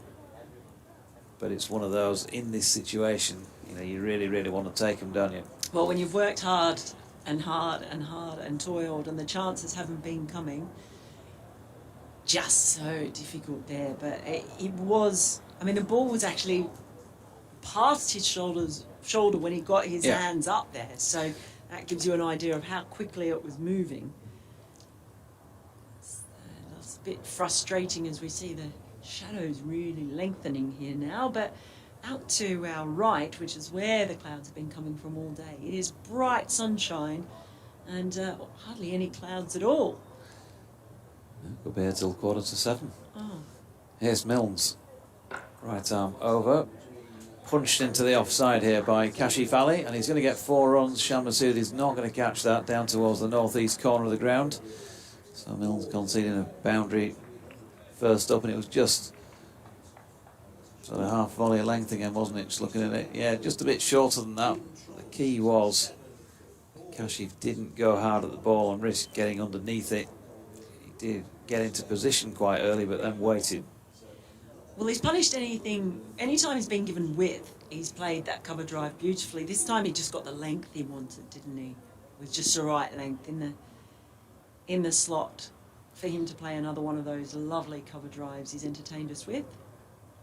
So Milnes with his clothing clearly flapping now in what is an increasing strength of wind. Kashif turning this latest delivery into the leg side. No run. They've got a long leg in place. Matthew Revis is in front of square on the western terrace boundary on the leg side. Ben Mike was the man who fielded that ball. He's at straight mid wicket, so he's out there replacing one of the Yorkshire fielders. Code at mid on, Masood mid off, Thompson at cover. Bess is out there sweeping square on the offside. Bean at gully and Lythe at slip. As he gets on top of the bounce here, Kashif Ali, and punches one into the offside. It just hits one of those little holes in the ground that's got a tap underneath for the ground staff to use, I think. But it doesn't mean that they get any more than the one they were already going to get. One thing I've learned about late season cricket over here too is I've noticed it at Northampton, particularly the county ground there, is too that the wicket ends can make fielding tricky after they've been worn, and sometimes you get that odd bounce that comes up as the ball rolls along. Kicks off the pitch a bit, doesn't it? Milnes in, he throws one up there to drive, and D'Oliveira attempts to accept the invitation, but kind of cloths it really into the ground. No run. We'll bring Bradders back in for me after a couple more deliveries. She'll have to be back sharpish for my Humber side, 5:33, I think. I don't know how you all keep track, really. I'm glad I've only got one job to do. You kind of get used to it. Here's Milnes, ball short of length. He does a tumble after delivering it, and not sure if that meant that D'Oliveira took his eye off it, but again he cloths a cut shot this time, and there is no run. You actually hear that howling wind just underneath that siren as well. It's definitely got a bit cooler. My little tootsies now, Mel, look, she's getting a little bit cooler now. Are they? Oh, I've only got one proper jumper, and I did bring it up north with me, but now that I realise that we're sometimes on camera, I'm not sure if I can wear it. There's Mills, ball shaping in towards D'Oliveira, who solidly defends. End of the 61st, then 19 to go. Theoretically today at least, Worcestershire 2-14 for 4. I'll leave you with Mel. Thank you very much, Jonathan Doidge, as he goes off to do his update, and we see it is it going to be best to continue? I think it is going to be best to continue. So they are persisting with spin, not a lot of it out there, not much turn it doesn't look like, but Bess has bowled pretty well, really pretty tidily. He's 8 overs and 3 maidens, none for 17. What they would dearly love is for him to produce another chance like he did in his previous over, where he had D'Oliveira edging, put down by Adam Lythe in the slips. He's there again now. It's in comes Bess to Kashif Ali. He just whips that one away in front of square leg, and it's out to the deep. They take a single, takes the score to 215 for 4. Kashif Ali on to 87. And Bradders is back to Hello. David Bradley's back. I am. And it is D'Oliveira now on strike. He's over the wicket to D'Oliveira, who just calmly pushes that one out towards deep cover. Let's take another single. So are you feeling the chill now? The chill? Yeah. No, I'm all right, thanks. Oh, all right. Yeah, I'm all right. I'm No, good. it's just that I like that Doidge fella complaining. He's a sun seeker. I'm a winter man, me. I like the winter. Do you? Well, yeah, You winter well. I do. Here comes Bess. And that ball is just a nice little wristy flick down to long on for a single from Kashif Ali. It's a 150 partnership. It is. That's the applause you can hear now, and what a magnificent partnership it has been for these two. They were in all sorts of trouble, Worcestershire. They were 67 for 4 when Kashif Ali and Brett D'Oliveira came together. And, they have more than righted the ship, made it look good along the way. There we go, from D'Oliveira, just pushes that one from Bess down into the covers, and no run. Been quite calm partnership as well. That complemented each other well. D'Oliveira digs that full ball out from Bess. Does it well. They've actually looked really nice batting together, just aesthetically. It's worked well. It's lovely cover drives. Big stride forward, almost went into the splits. D'Oliveira as he pushed that one out into the offside. It's the end of Bess's over, rushing through them as he does, and the over rate, they're -2 at the moment, Yorkshire, so keeping an eye on that. Not quite sure why the camera is showing somebody leaving the ground. Is it royalty? Oh, it's a purple car. Suggests royalties and purple a royal colour. Yeah. Yes, purple's a royal colour. Sorry about that. I just clicked the microphone. Yes, so these two officially have broken the Worcestershire 5th wicket partnership against Yorkshire, set in 1956 between Martin Horton and Don Kenyon, which was 144 at Chester Road, Kidderminster. That is excellent statage from you. I know. I was nudged. I'd got it written down, but I was nudged that this statistic was on the way. Also on the way is Milnes, and this is driven back up the wire. It's a lovely shot. Almost the shot of the day from Kashif Ali, driving straight back past the bowler for 4. I think that of any shot that a batsman ever plays, the one where you hit the ball back past the bowler is very satisfactory, because he's come racing in, he's hurtled the ball down at you, I don't know, 80, 85 miles an hour, and you've hit it back past him even faster. So a lot of satisfaction from that shot. Absolutely, and just the timing as well, and he got it straight enough that mid-on had no chance of getting across. Next ball, Kashif Ali forward, pushes into the offside, just 8 runs away from his maiden first-class century, Kashif Ali. D'Oliveira on 65. Remember, it was 67 for 4 after a late start. And, well, Code and Hill were bowling brilliant. Code, I thought, bowled superbly this morning. But A fine recovery by these two. It certainly has been. Day finishing very differently, weather-wise and play-wise. The sun glinting off the top of Kashif Ali's bat as he waits for the next ball, which is short, and he twirls and pulls away down to Revis at deep square leg. Revis, he just emerges from the shadow, the western terrace. There's some advertising hoardings that stick up a bit above the actual terrace, and they form little. Like a little Manhattan. Yeah. If you're looking at a Manhattan. Yeah, little skyscrapers going Yes. across. Hill to D'Oliveira, who ducks.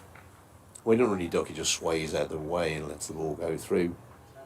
Slaps into the gloves of the wicketkeeper. I always like looking at the crowd at county championship matches, especially on a big ground like this, and there's one fellow who's sat on the right-hand side of the Howard stand, a whole block of seats to himself. See, He wants to be alone. there's one at Edgbaston. He sits in the Holly stand only for county championship matches. Yeah. I think it's just in block 25. In the same seat. The same seat every time. Yeah. Next ball is D'Oliveira's trying to turn this one away, and it goes down into his pad, and then it ends up between his feet. He's very careful not to kick the ball onto the stumps. We saw somebody do that this season. One of the Glamorgan boys, the ball dropped down, and he tried to kick it away from the stumps, and actually kicked it. It was Ben Calloway, kicked the ball onto the stumps, which is a very unusual way to get out. Did you see one recently that I'm sure I saw one last week where the bottom of the bat, like a chunk of wood came off the bottom of the bat and then onto the stumps. Oh, It's right. out hit wicket. Hit wicket, yeah. I don't think I'd ever seen that before. Next ball from Milnes, pushed into the offside. No run. Umpire calls the end of the over. I for one believe him. It's almost Richie Benno. 2-2-2 for 4. But then the punchline to that was that it was actually a no ball. Ah, So right. it wasn't out. Now I can't remember, so I'm sure someone out there. It went quite. I saw it on social media because it was.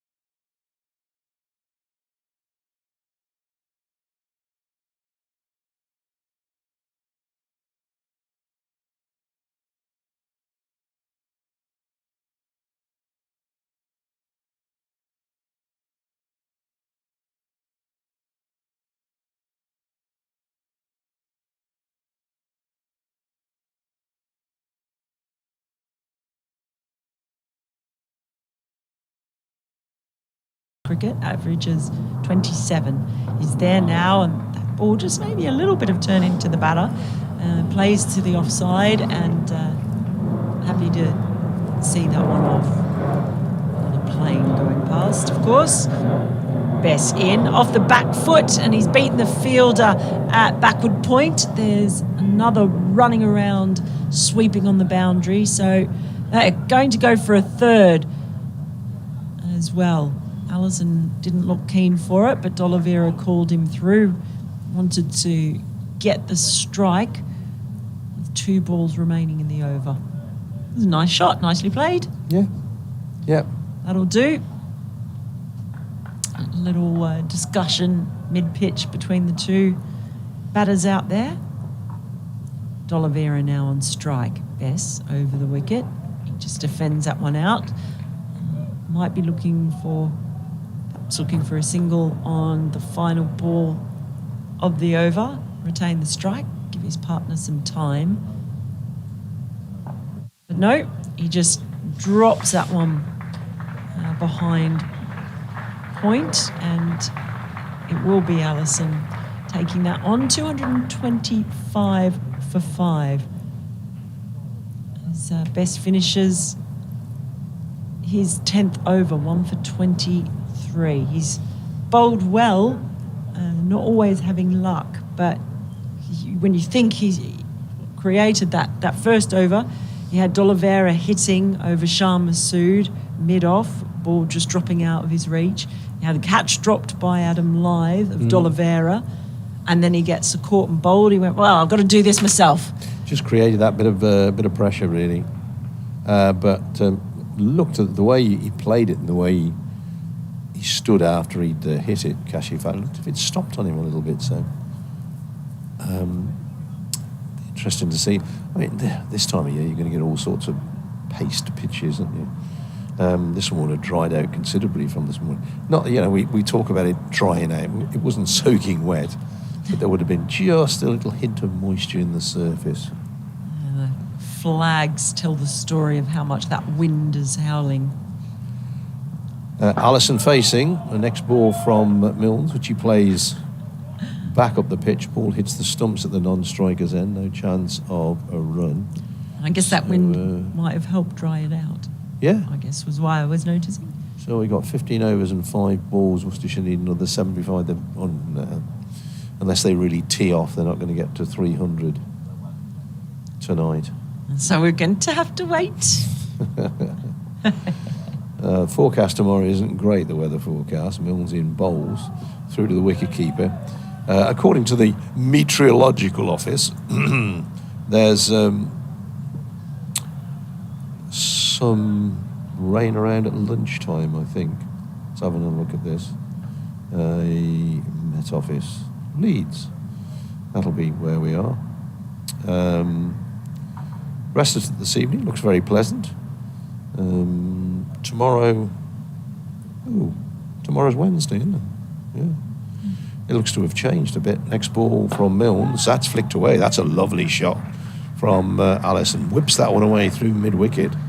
Out to the boundary. Lovely shot. Got inside the line. Timed it perfectly. Yeah, he did. Where are we tomorrow? Beautiful shot.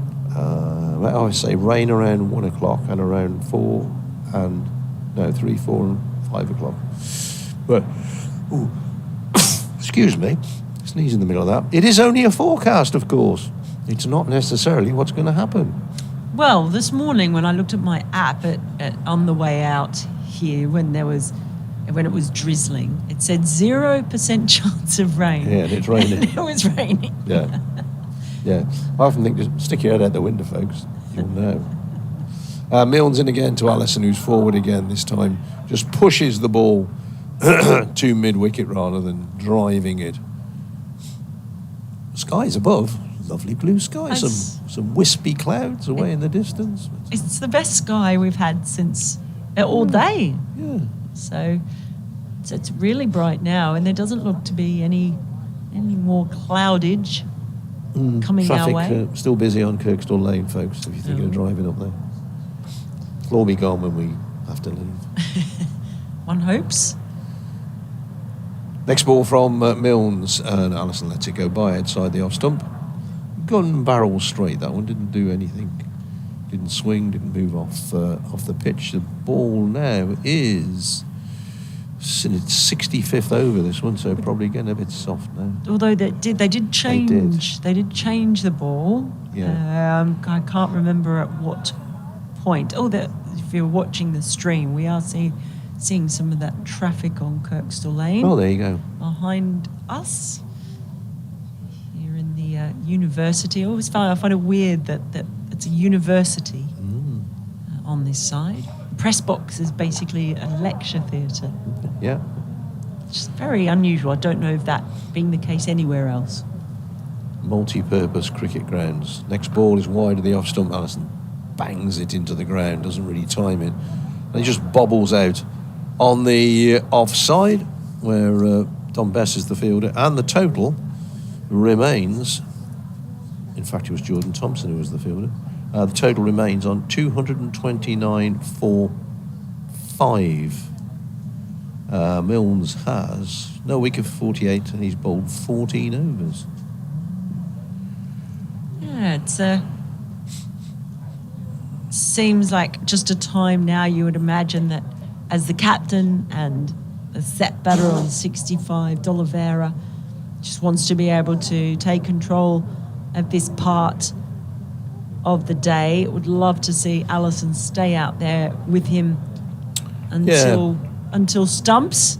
Be there in the morning. Yeah. And put themselves in a good position, 229 for 5. Here is Bess. He's over the wicket to D'Oliveira, who's down and gives that one a little wristy flay out to deep point. He will take a single. Gee willikers, you can hear that howling wind, and I can see everything flapping out there. I can see cables flapping, chains flapping. Chains flapping? Well, I'm looking, there's some chains swinging. You've been watching too many horror stories, you are. It's not the Hound of the Basketballs, you know. D'Oliveira is at the non-striker's end. It's actually Allison on strike now, and just plays that one, squirts off the inside part of the bat and down towards mid-wicket for no run. Here's Bess over the wicket, and again just very watchfully played out to point. It's still quite damp out there. That little patch on the end, this end, I'll explain more in a minute. Bess is in again. That's a quicker ball.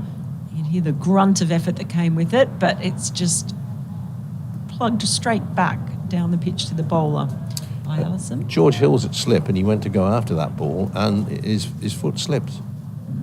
Still quite damp.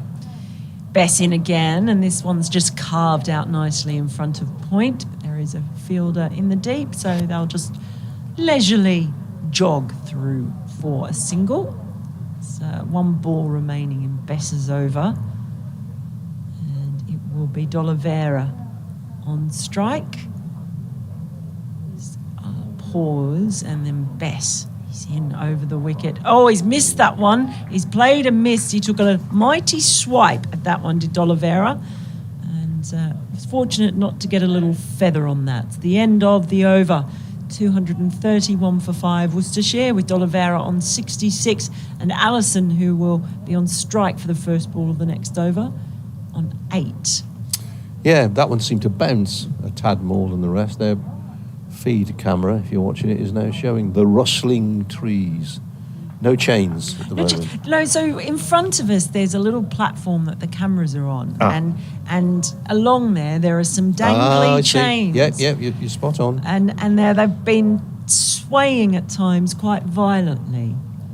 I see what you mean now. I wasn't just pulling chains out. Chains, you know, and dustbin lids rolling down the street.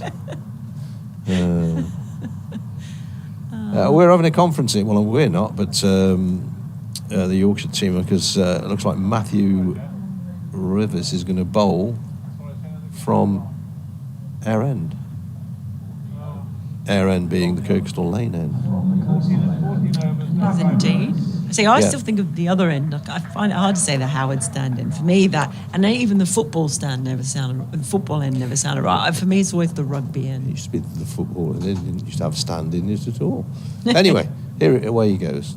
And this is flicked away by Alice. A nice shot down to back with a square on the leg side. They should have picked up, maybe. That's a good bit of fielding.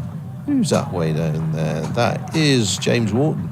Got to the ball quickly, got it back in. Looked as if that was a comfortable two, but in the end they just settled for a single, Worcestershire, which takes them to 232 for 5. Allison has played some nice shots so far. He's looked quite good, actually, from He can the moment bat. he walked in. He can bat. I think he's probably he's not batted high up the order for Essex on too many occasions. He hasn't played that many games for Essex, but he looks to me like a genuine all-rounder. Next ball, D'Oliveira drives away through the offside past Shan Massoud to mid-off. Lovely shot from D'Oliveira. Total goes to 236 for 5. 64 needed for Worcestershire to get to the magic 300. Anyway, if I'm you're building this up. Yeah, well, that's good. If you're a fan of drives, and let's face it, most of us are, you've had a real treat today. haven't Oh, you? yeah. Real treat. Yeah. Between D'Oliveira and Kashif Ali, he's been spoiled, really, for all those shots that just inspire involuntary purrs. Yeah. Yeah. Kashif, when he first came in, played a couple of cracking cover drives. Next ball. This time off the back foot. Oh, D'Oliveira gets a bit of luck here, gets an inside edge down to fine leg. He was trying to cut it square of the wicket, which is one of his favourite shots, but didn't get it right at all. And a little bit of good fortune for him there. Say a real height difference now between these two batters, Yeah. aren't there? I mean, I know we're from up high, but I can see the fairly diminutive figure of D'Oliveira, and Allison seems like a pretty tall, broad-shouldered character. One of my favourite cricket pictures of all time was Will Jefferson, who played for Leicestershire for a bit, who was 6'8". He was one of the tallest cricketers ever, and he was talking to James Taylor, who was 5'0". And they're just talking in the middle of the pitch. Great picture. Next ball is outside the off stump. I think my very good friend, Mr. Jonathan Doidge, wants to come in and do an update for somebody somewhere. So I'll leave you to finish this over, if you would please, Mel, and I will foxtrot Oscar. Right. That's, I'm going to think about that very carefully. Okay, it is Revis still. He starts his running from the Kirkstall Lane end into Allison, who just drives that into the ground, and it pops up into the hand of Revis, fielding off his own bowling. We're talking about tall and short. I mean, you see Ben Duckett and Zach Crawley, of course, but my favourite picture is that one of James Taylor and Muhammad Irfan, the massive Pakistani. Boy, he must be 6'8", surely, or 6'9", Muhammad Irfan. Not sure exactly. That was a great picture. Revis in over the wicket, and that's just driven firmly to Shah Massoud at mid-off, so no run. Do you know that picture as the over finishes at 237 for 5 with James Taylor and Muhammad Irfan? I'm going to find it. Yeah, show me. I'm sure I'll have seen it. It's not ringing a bell.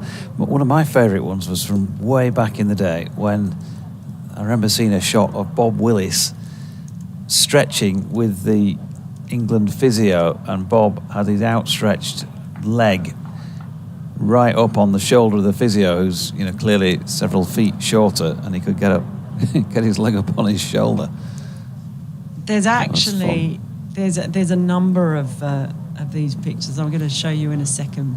Are you taking over for Don Bess? I will, because I'm waiting for Humberside to come to me for an update, as Bess's first delivery of the over is just wide of D'Oliveira's off stump. There's a yelp from somewhere out there on the field. I was going to say the slips and Adam Lyth, but he's not there at the moment. It's George Hill who's gone in at slip. Bess is in, and then he's eased out into the offside bean fields. No run. Oh, yeah. Dear me, that is an enormous difference in height. He doesn't come up that much above his waist. It's No. like just his rib cage. It's Bess, and pushed back down the pitch by D'Oliveira. 71 to him. 63 is what Worcestershire were thinking from here on in.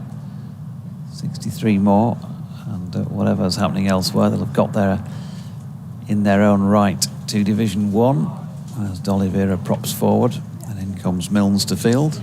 Yeah, if you're at home, if you ever get the chance, if you put in James Taylor and Mohammed Irfan, just check it out. It's quite incredible. It looks like sort of giant against schoolboy, doesn't it, in the picture? Here's Bess again. And the ball does turn here. D'Oliveira steps away to cut and goes a little further, if you like, before actually making contact. And Revis out there sweeping keeps them to 1. So interesting that Adam Lythe has come out of slip and George Hill has gone in there. And Lythe currently positioned just down beneath our feet at the finest of fine legs. Just inside the boundary row.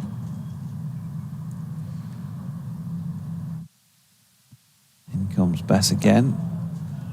And that is dropped into the offside no run. I'm saying that. No, he's not positioned at fine leg. I can say it was an unusual fielding position. He was on the field of play, but waiting to come back on. He shouldn't really have been on the field of play, should he? It was Ben Mike who was out there fielding for him. So that's why Adam Lythe is not at first slip. Bit naughty. Now, talking about the short and tall of it, I do. I'll show it to you at some point, maybe over a pint at the end of the day tomorrow. But I do have a photo of me interviewing Boyd Rankin. Oh yeah, and big lad.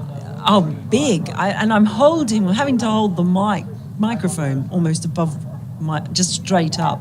The cameraman, who was about 6'4", is on tiptoes trying to get him in shot.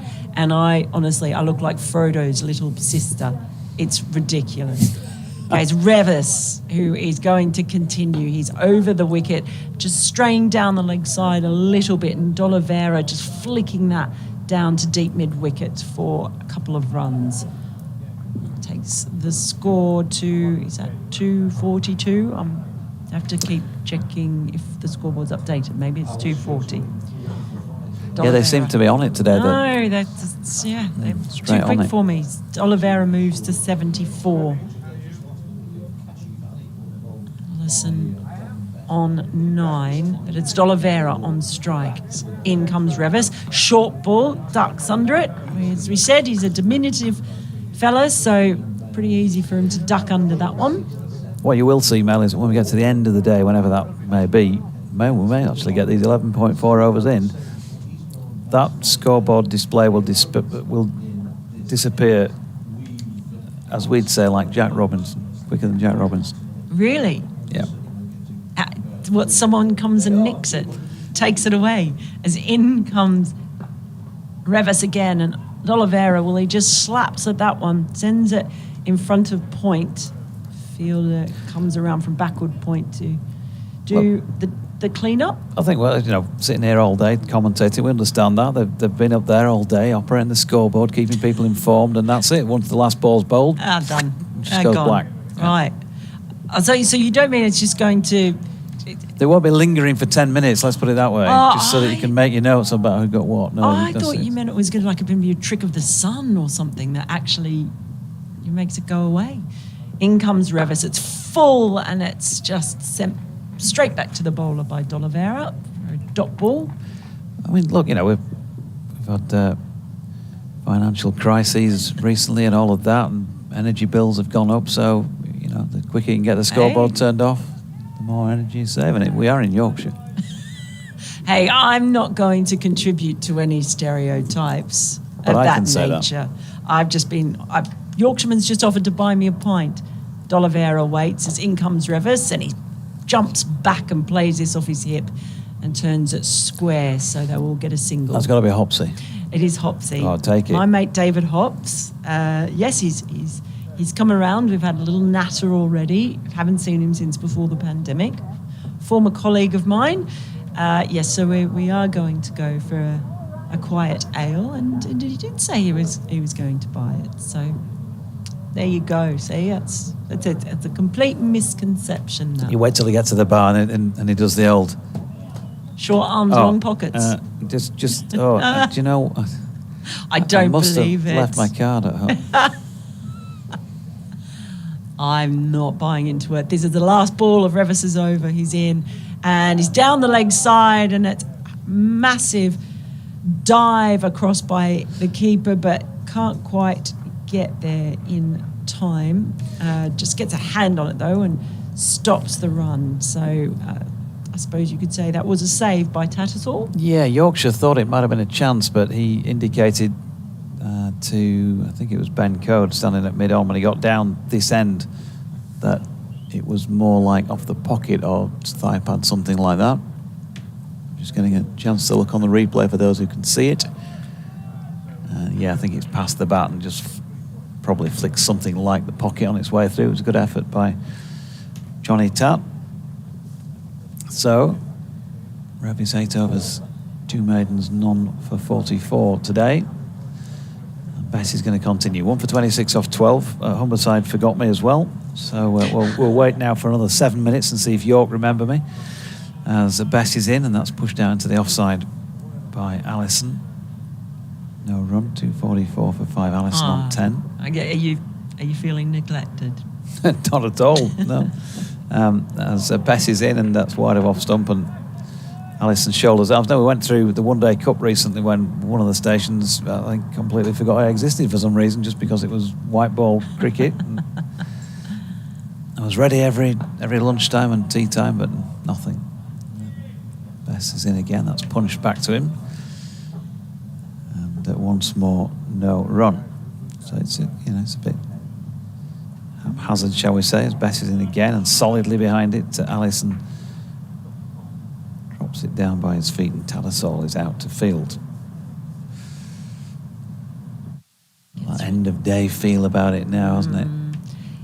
Just thinking about that. In comes Bess. Allison with not the most aesthetically pleasing swipe across the line, really, and misses out. Wraps him on the pad. Yeah, the sun is still shining, but it does feel like it's got a bit darker. It's in the last couple of minutes. Yeah. Bess is in, and that ball turning in towards Allison, who pushes back to the bowler to complete over number 70. 10 officially remain today. Whether we'll get them all in or not remains to be seen, but at the moment the light is still pretty good, although it just feels like it's softened almost. Yeah, it's a bit diffused. The sun's getting low. It's just at the point of when if we get to the stage where it drops down behind the western terrace and we get the whole pitch in shadow, might just change the dynamic slightly. Yeah, it's still bright. There's blue skies above, but yeah, it's almost like the light changes colour. You call it golden hour or whatever, but all of a sudden it goes from being a whitish light to a more golden light. Now, if you say golden hour to somebody, a Brit of my generation, they'll think of one thing. I want to know what that is. As Revis continues, it's outside the off stump and full and driven by D'Oliveira, and the bowler fields off his own bowling. Well, it used to be the golden hour was on Radio 1. Simon Bates, I think, back in the day. Because he played a few hits from a certain year. Right. 2 years. I think half an hour from one year, half an hour from another year to guess the year. Are you back on your Duran and Madonna? Yeah, it was all that sort of stuff, Oh, you are hip. Happy days. In comes Revis. It's full on leg stump, and that is just whipped away down towards deep mid wicket by D'Oliveira. I think it's going to be stopped. Yeah, good work on the boundary rope and good backing up as well. Looks like Matt Milnes, who is doing the clean up there. Ben Code, who alarmingly hasn't put the boundary rope back in place, having disturbed it.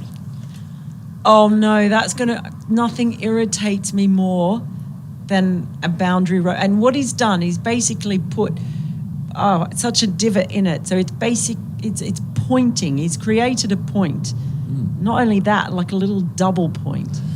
It looks like you've got hold of them in the gym, doesn't it? You've got your ropes in your hand and you sort of, you've got those That's You got that thing going on, folks, with your ropes in the gym, whatever you call them. the Ripples, ropes. the ripple Oh, effect. ripples, yeah. A couple of ripples in it. It's like that. Not happy, Jan. Allison on strike. It's in. That's a full ball by Revis. Happy just to jam his bat down on that one. There you go. That'll be you on that play. Oh, there it is. If you're watching, Yeah. if you're watching on the stream, you'll now see that there's those two little pointy bits, and that's that. I can't handle a boundary rope that has got imperfections like that. Really irritates me. Allison on strike. Well, he whips around and pulls that one square, and that's going to go all the way for 4. Aggressive shot. He went short, and Allison played that really well. He's been very positive since he came out to join D'Oliveira in the middle. It takes Allison to 14. It brings up the 250 for Worcestershire, 251 for 5. And a first point of the match Yes. for the visitors. And they're Oh. closing in. 1 point needed. 1 point now between Worcestershire and the First Division. They would join Durham. So Revis, he's in. He's bowling short. That's pulled again. And that's going to go for 4 again. It was just out of the reach of the fielder down at fine leg. So back-to-back boundaries for Allison, and he's raced to 18 of 28. The short ball tactic not working on him, played well off the back foot too. Yeah, just a bit too leg-sideish, wasn't it, from Matthew Revis? You wouldn't, well, especially with the field that's been set, want to bowl it at that length and that line. Want to straighten that a little bit more. Well, they've now got a fielder back on the deep square leg boundary. So there, as Revis comes in, and this time it's full and just watchfully played by Allison. And that is the end of Revis's over. Scored 255 for 5, D'Oliveira on 80, Allison on 18, but the number that really matters is 1. This is 1 batting point for Worcestershire. They're after 2, and that means their place in the top flight of the county championship is guaranteed. I think they're nailed on to be 299 all out here, Mel. Oh, why not? Why not? Just eke it out a little bit longer. The boundary rope's been not entirely perfectly replaced, but it looks better than it did before. I think that might have been a couple of the Yorkshire staff walking around the ground that sorted that out. As Bess comes in and bowls here to D'Oliveira, who pushes into the offside. Oh, we do have York. They have remembered us for the 5:45. So I'll say good afternoon to BBC Radio York, and we'll have an update for you shortly. As Bess bowls here to D'Oliveira, who flicks that into the leg side. The bowler tries to field in his follow-through, but can't do so. And they get through for a single. D'Oliveira 81 now, 256 for 5.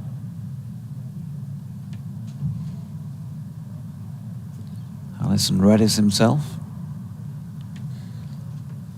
And he comes Bess over the wicket, a ball that he fires through a little bit quicker, doesn't bounce as much.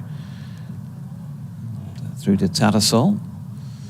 And a bit of passing air traffic of the bird variety from left to right. Allison pushing forward once again. Bess, 2 to come in his 14th over, 1 for 27 against his name on the scoreboard, and in he comes once again. Allison just pushing back to him. He'll be getting a little bit chilly for those who've remained until the death on day 1. Sounds as though update time any moment, as Bess drops one short, and that's stroked away into the offside, and it's going to be 4 more to Allison, 22 to him, 260 for 5. Here we go. Yep, 260 for 5 Worcestershire in their first innings. They were put into bat this morning by Yorkshire. For them, the important part of the day so far has just happened. In actual fact, they've just ticked off 250 runs a few minutes ago. That's the first batting bonus point for Worcestershire. They started the match needing 2 points to ensure their promotion to Division 1. And they'll get a second point and ensure that if they can get a further 40 runs in this first innings. So 260 for 5. D'Oliveira, the skipper, Brett D'Oliveira, that is 81 not out. And he's out there with Ben Allison, who is 22 not out of partnership so far for the 6th wicket that is worth 38 runs. The pick of the day so far in terms of batting and fluency, Kashif Ali, who was the last man to go, caught and bowled by Don Best for 93 from 131 deliveries. He's been fighting for a place in the side this year, and he's certainly shown those who are thinking of promotion at Worcestershire that he's worthy of consideration next season as well. 15 fours for him. Earlier, 2 wickets for Ben Code, got the ball rolling for Yorkshire in the wickets column, and also 2 for George Hill. So the opposition at one stage 67 for 4, but a really good recovery between Kashif Ali and D'Oliveira set them back on track, the visiting pairs. And with 7 overs and 5 balls remaining on this opening day, if we get through that, and the light is just beginning to dim, Jericho, the score is Worcestershire 260 for 5 in their first innings. There we go. First ball from Revers. It's just a bit of a play and not really too much in that. Just lets it go in the end through to the keeper. Yeah, the sun has just gone past or behind a big cloud. It's behind the no ball. I've just realised it's a no ball. He's going to bowl it again. Is that? I was just looking over when that umpire signal came up. The fact that the sun has actually gone behind a high cloud, so we're now all in shadow. The lights dropped markedly. In comes Revis, and that one is flayed away beautifully. 4 runs. What a lovely shot again. We've seen so many lovely drives from D'Oliveira, and that is the latest one, and it's gone for 4 again, mate. That's the 14th that he has hit the boundary, and most of them have looked remarkably the same. A lovely cover drive, beating the field. 266 for 5. Right over the top of it. He was either signalling no ball, or he was saying, look at that, that could develop into a lovely sunset just out there over the Western Terrace. Well, that's where I was looking, and when you mirrored, you were trying to tell me no ball, and I thought you were telling me to look. We're riding along, aren't we? I was so confused. D'Oliveira on strike. He drives again. This time he goes out to deep point where a fielder is waiting. So they'll just get the single there. Brings Allison onto strike. But yeah, I was just thinking before, the sun only has to go behind one more cloud and we might be in danger territory, because it now is getting pretty dim. Yeah. Bit like me. Bit dim. I definitely see the change now as Revis comes in to Allison, who plays a nice little lightsaber swirl. We just saw shots of Gamble Hill. Come on, folks. Yeah, there we go. Gamble Hill, is it Croft? Yeah, Gamble Hill Croft, away to the right, which is sort of the Bramley side of Leeds, or the west side of Leeds, out there. Right, okay. Geography lesson. I knew that. High-rise block. I knew that, of course. No idea. In comes Revis, and it's just played out by Allison to the offside. You'll know that Bramley, rugby league team. Rugby league team. Famously winners of the BBC Floodlit Trophy, the old BBC Floodlit Trophy, before your time, I'm sure. Yeah, thank you. But they won the BBC Floodlit Trophy, Bramley. It was their biggest day. I haven't been to that ground, I must confess, as Revis comes in. It's down the leg side, and a bit of an excited shout, but nothing really to be excited about. It's the end of the over, and 267 for 5 with D'Oliveira on 86. No, I haven't been to that. No, you'd struggle. It's a supermarket or something these days. Oh, that's happened to a few rugby league grounds. Yeah, but they did win the BBC Floodlit Trophy, and that used to be sort of an evening game. Loads of the matches were at Headingley, typically because they had undersoil heating, probably underfloor heating as well. And on that particular occasion, it was during the power cuts of 1973, I think it was, and so the Floodlit Trophy was played on something like a Tuesday afternoon at 2:30 without floodlights. The final, I should say, that was Bramley against Widnes. But anyway, back to this. But Don Bess bowling here to D'Oliveira. That's pushed out into the offside, and Finlay Bean does the fielding. And there is no run. I should think there's no problem with the light with Don Bess bowling still at this moment in time. D'Oliveira just pushing forward to another delivery. And the challenge is going to be at the other end, I think. Yeah, somebody down in the distance is doing a few warm-up exercises, but he's hard to make out in the light as they take on Masood, and no great surprise that they've managed to win that one again. Pushing just to his left out there at mid-off. It's not easy though, is it? Once the batters have committed themselves to go, and you're on heels, it's if the bat is drawn back and looks like it's going to be played with force, then your natural instinct is to be slightly on heels there rather than walking in with any pace, and so you often do get taken on and beaten in those drive positions. Bess in and bowling to Allison, who works it to the leg this time. James Wharton doing the fielding. So you've learned something today about Bramley. I've learned many things today. I always do. And I'm very happy to be here for 4 whole days. Bess to Allison. Nice drive this. That's a lovely drive from Ben Allison. Don Bess just offering him up one to get his hands through, and he did that. He just stroked it in the gap between Shan Masood and Finlay Bean. I know he said he was batting up the order, but he's looked actually very good, Allison. He's 26 now. He's been confident. He's chosen his moments to play the shots, and he's looked solid. Yeah, 50 partnership from 65 deliveries for this pair. So they've cracked on again following the dismissal of Kashif Ali, who wasn't hanging around himself. Allison gets one fired in a bit more quickly this time by Don Bess. The floodlights have just come on with 6 overs remaining. So the ump's feeling that they need a little bit of artificial assistance out there. It's definitely dropped considerably, the light, just in the last couple of overs. So it'll be interesting to see just how happy they'll be with the quality of the light from the beautiful floodlights that are not shamrocks but are in fact white roses. I reckon it was they've only come on because they like to get the walkie-talkie out, don't they? So somebody will have been going, floodlights on please, over. But when they come on, if you look, they have a bit of a green tinge to them, so they could be shamrocks. They look a bit green as they come on. Just saying. There's Jordan Thompson. Yeah. Gets ready to bowl. Who was it? Do you know, I think I was sitting about here. I hope Hopsy was, sorry to interrupt you, but I just do hope that Hopsy was listening when you mentioned that earlier on. In comes Thompson, fires that one in, round leg stump, and it's just played out to mid-on, no run to D'Oliveira. If that was the case, you're in for it tonight. Do you know who it was, actually? I was up here. I was here to do some interviews or something, and with an interview with Jason Gillespie, who was, of course, Yorkshire coach.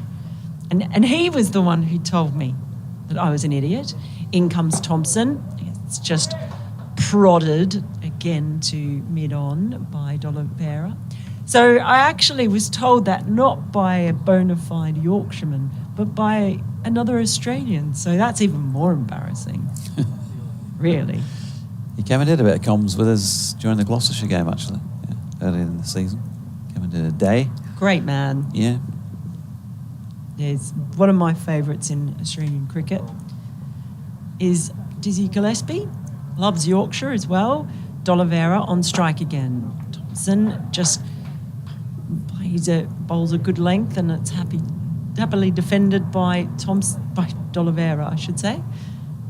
Getting my tongue twisted. So see another plane coming overhead. I can actually see this one rather than just hearing it. I had a discussion last week about my fascination with the whole culture of plane spotting, which I'd never really discovered until I came to this country, as well as train spotting, obviously.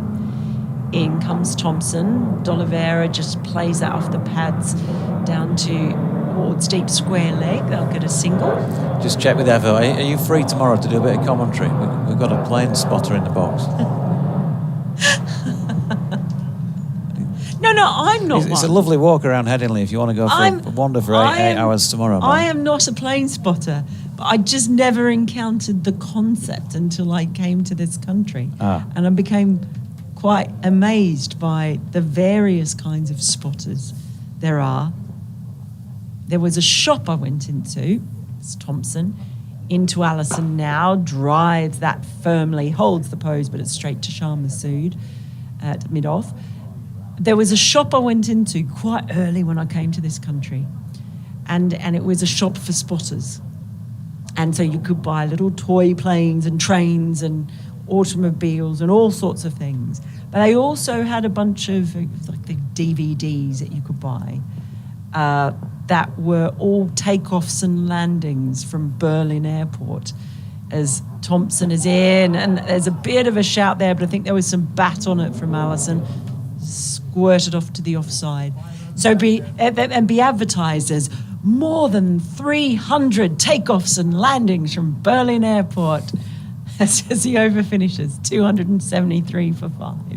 And not only that, there was one DVD that I still remember. And you know how they have a thing sort of saying, now playing. And so they had a sign, now playing. And they had the TV screen up there. And it was the number one from King's Cross to Newcastle. And it was basically a fixed camera on the front of a train. And it was like 3 hours long. And that was it. So I bought 3 copies. Thankfully, here's Don Best bowling to D'Oliveira, who's just stroked it for a single out to the sweeper. Out near the cover boundary, Matthew Revis. We do have passing air traffic, so Mel might be getting a little excited at this moment in time. It's not me. I'm just fascinated by the whole concept of that people do it.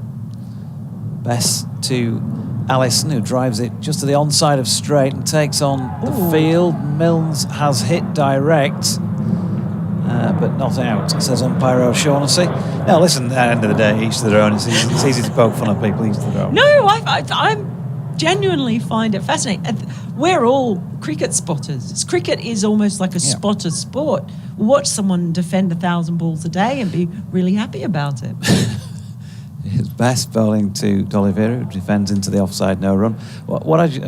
It's not something I've ever lost any sleep about, I must admit, but I just wonder when you've spotted a collection of whatever it is and there's no more to spot, what do you do? Do you get a prize for that, or is it just within the heart that you can sleep soundly in the knowledge that you've managed to tick off all that collection as D'Oliveira pushes one back to best? Like for example, I had sticker books when I was football sticker books when I was a youngster, and it was a great achievement to finish one of those. It cost you a fortune as well. As Best was in, it was wide of off stump, and D'Oliveira left. Well, I don't think you ever truly finish. I think there's always another one, and you can always start again, can't you? Best to D'Oliveira, who flicks it, who punches it back to the ball. He tries to flick it onto the stumps and misses out. End of the over, 4 to go. We'll have an update for BBC Radio Leeds in, who knows, somewhere between 3 and 6 minutes, depending on who's doing the intro. So just stand by for that. You'll get some. Okay. You'll get some When I was working in London when I first came over here, and it was pointed out to me, I became something of a spotter at Clapham Junction, because you'd look and you'd see the same ones there again. Oh, there's the man in the mac and the scarf, and there's the gentleman with the jaunty hats. So you're trying to get out of being an actual spotter by saying you're spotting the spotters. I mean, come on. As we welcome listeners to 5 Sports Extra to our broadcast from Headingley with the news that Worcestershire are 275 for 5 with 4 overs remaining on day 1. And I'll probably do this just in case we get this update. Jordan Thompson bowling from the Kirkstall lane end. Brett D'Oliveira, 89 not out, the Worcestershire captain, and Ben Allison with him is 27 not out. They've put on 53 for this 6th wicket unbroken, and the main story really is the fact that Worcestershire are 1 point shy of promotion to Division 1 cricket next year, because they have 1 bonus point against their names at the moment. Thompson in, Allison just pulls that drive to the onside of straight. Ben Code fielding at mid-on. So Yorkshire were the first on the board with the bonus point for getting to 3 wickets. They had Worcestershire 67 for 4 in the 20th over. That was just after 2 o'clock, but an excellent partnership then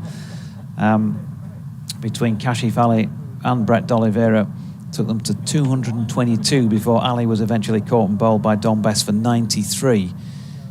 And D'Oliveira, and now with Allison, have taken it on again for the visiting side. Allison plays a drive to Jordan Thompson's latest delivery, Shan Masood fielding out at mid-off. 2 wickets each for Ben Code and George Hill earlier to go with that one for Don Bess. So it was a good start to the day for the hosts in what you would have said were favourable conditions. I think either side would have stuck the opposition in had they won the toss.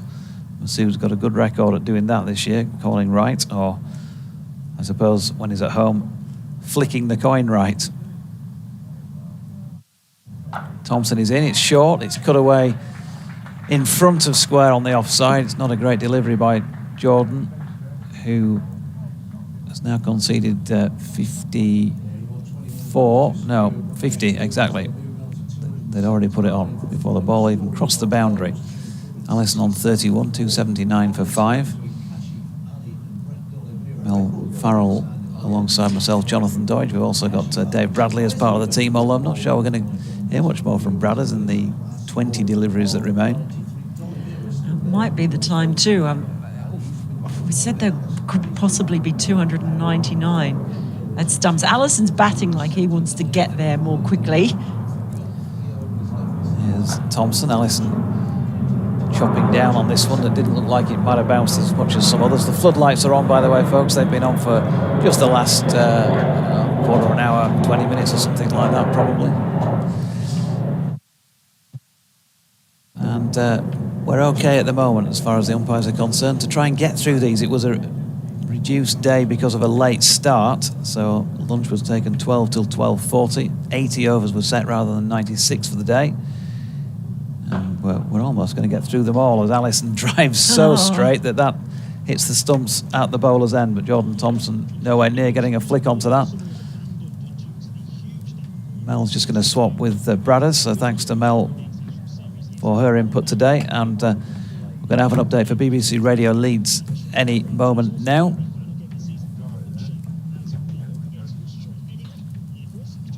Yeah, closing in on the end of day one, Johnny. 3 overs remaining of the 80 that were allocated after we lost some play for a delayed start earlier when there was a bit of juice around and some bad light. And the story of the day, Yorkshire starting well, won the toss, put the opposition in, and had them 67 for 4 at one stage, 2 wickets apiece for Ben Code and for George Hill, who both bowled particularly well. Matt Milne's back in action as well today for Yorkshire. The first match he's played since the first game of the season, that defeat to Leicestershire here.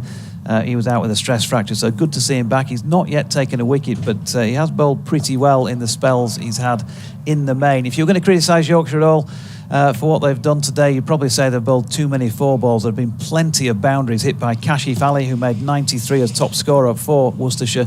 And his captain, well, he might manage to eclipse that. He's 89 not out there at the moment, along with Ben Allison, who is 31 not out. It's a 6-wicket partnership so far, unbroken on 57, and Worcestershire 279 for 5, with 2.5 overs remaining on day one.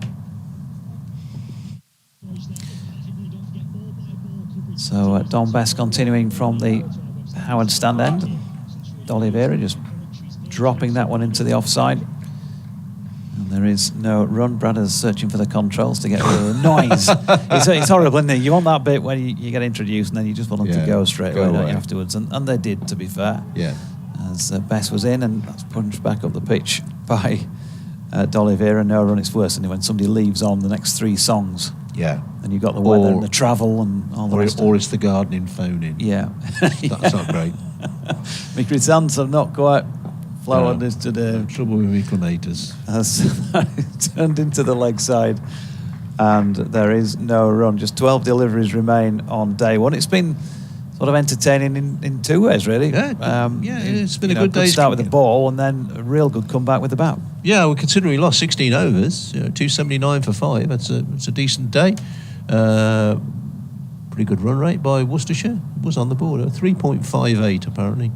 And those early wickets made it difficult for Worcestershire, I suppose, is the word I'm looking for. And what's amazed me today is we've got through to the end.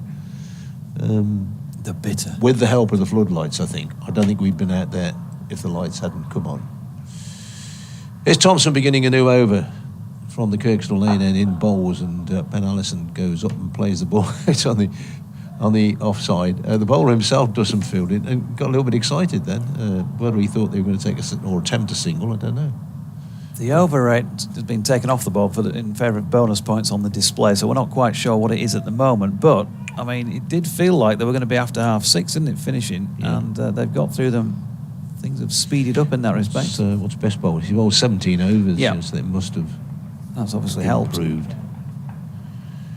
Thompson. 4 shadows following him. One from each floodlit pile, and the next ball pushed away on the offside. Shan Masood to do the fielding. Somebody points out to me, Worcestershire, it'll be in their own hands in the morning to get a few more runs to secure promotion. But of course, Leicestershire running out of overs to bowl Durham out. Thompson turns, something goes bang in the background. I think somebody's dropped their dinner. Next ball, Thompson bowls, and this is driven by Allison out to mid-on. We've been saying all day how damp it is here at Headingley on the outfield, particularly 1 or 2 patches, and that was one of the patches there where Ben Code was fielding and his feet just went from underneath him. And the bowlers' footmarks as they run in, they really stand out here. Some work for the groundsman when this is over. Well, some work for the groundsman anyway, because I suspect they'll have big machines coming in on Monday, or even maybe before then, and ripping the pitch up. Thompson sets off again. 279 for 5, Worcestershire.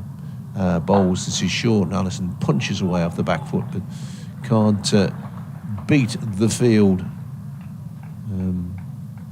Code runs all the way from mid-off to congratulate his colleague. Such energy this time of night. At the back end of the day, it's the boys all pulling together, isn't it? You know. Yeah. Siege mentality. Yeah. That sunset is relatively spectacular away to the west. As we mentioned earlier, if it's not setting in the west, we'll let you know. Thompson in bowls, Allison forward, pushes the ball out on the offside. I like this lad, Ben Allison. I don't know what his future is at Essex, but I think he's a good cricketer. His brother was playing for the England under-19s to the week at New Road. He too looks like a good player, but I like he's got a bit of pace, and he's obviously, as we're seeing again today, a very useful batsman. Tougher, I like a bit of a Yorkshireism thrown in there as well. Well, I thought it'd make you feel a bit more at home. I do feel at home now. Hey up their nose. Second all day. Thompson in bowls, and this is pushed back up the pitch. And Thompson makes a bit of a hash of stopping it, but it only rebounds or trickles to Code at mid-on. End of the over, got 1 left in the day, and Worcestershire 279 for 5, with D'Oliveira on 89 and Allison on 31. And somebody's sneaking out early. Hope they got heckled by the players just then as they walked out. Is that right? Not having that. Cheerio, cheerio, cheerio. Yeah, something like that. Silent Navigator says, may I suggest you photograph the scoreboard using your phone when the last ball of the day is bowled, and thus you will have a record you can write down at your own pace after YCCC have turned it off. I was just forewarning Mel that it won't last for long while the display. No. As Bess is in bowling to D'Oliveira, who turns it into the leg side. Got to catch the buzz. Yorkshire would love it. The buzz. Love it if they can pick up a wicket now. Got to catch a buzz. They would, yeah. Love it. Bess to D'Oliveira, who punches quite firmly into the offside. Masood fields. Kevin Keegan that you're misquoting there. I'd love it. I would love it. He's a Doncaster boy, wasn't he, Kevin Keegan? Yeah. Went to Doncaster and they said, you're too small, you can't play. It's Bess is flicked off the legs by D'Oliveira to Code, who would be up inside the circle if there was a circle. There's no run. Yeah, Sonny Scunny he played for, didn't he? Yeah. To start with, Bess is in, and they're pushed back by D'Oliveira. No, they'll take anybody there, won't they? I mean, both of them as well, you know. Yeah. former England goalkeeper played there. Ray Clements. Bess, that's turned to leg by D'Oliveira, who's safely negotiated 5 of the last 6 deliveries of the day. Can he get through the last? Oh, has Bess got something up his sleeve? Turns out not. In fact, Brett D'Oliveira will retain the strike and be 90 not out overnight. So the first over of day 2 will be bowled from the Kirkstall Lane end with Worcestershire on 280 for 5. And it's been a good 80 overs of cricket, and particularly considering we are in the final week of the 9th month of the year, Bradders. The 173rd day of the season. But yeah, good day's cricket, and Worcestershire will be very pleased, I think, that they got out of the dark and smelly at 67 for 4. And they will come out tomorrow morning looking to get those runs to clinch promotion. There will be a new ball due, of course, in the morning for Yorkshire, but that very often goes off the bat quicker. So said with optimism. So Melly's out with ops tonight, so she'll be in a mess in the morning. But we'll be fit and active, and we'll be back with you. Yep, reporting for duty about 5 minutes before the start of play. We do hope that will be at 10:30. And we will, of course, have some time to make up as well tomorrow for those overs lost today. So prepare for a lengthy day. Take those carbs on board tomorrow morning, old boy. And Bradders and I and Mel, thanks for your company. We'll be back with you tomorrow morning.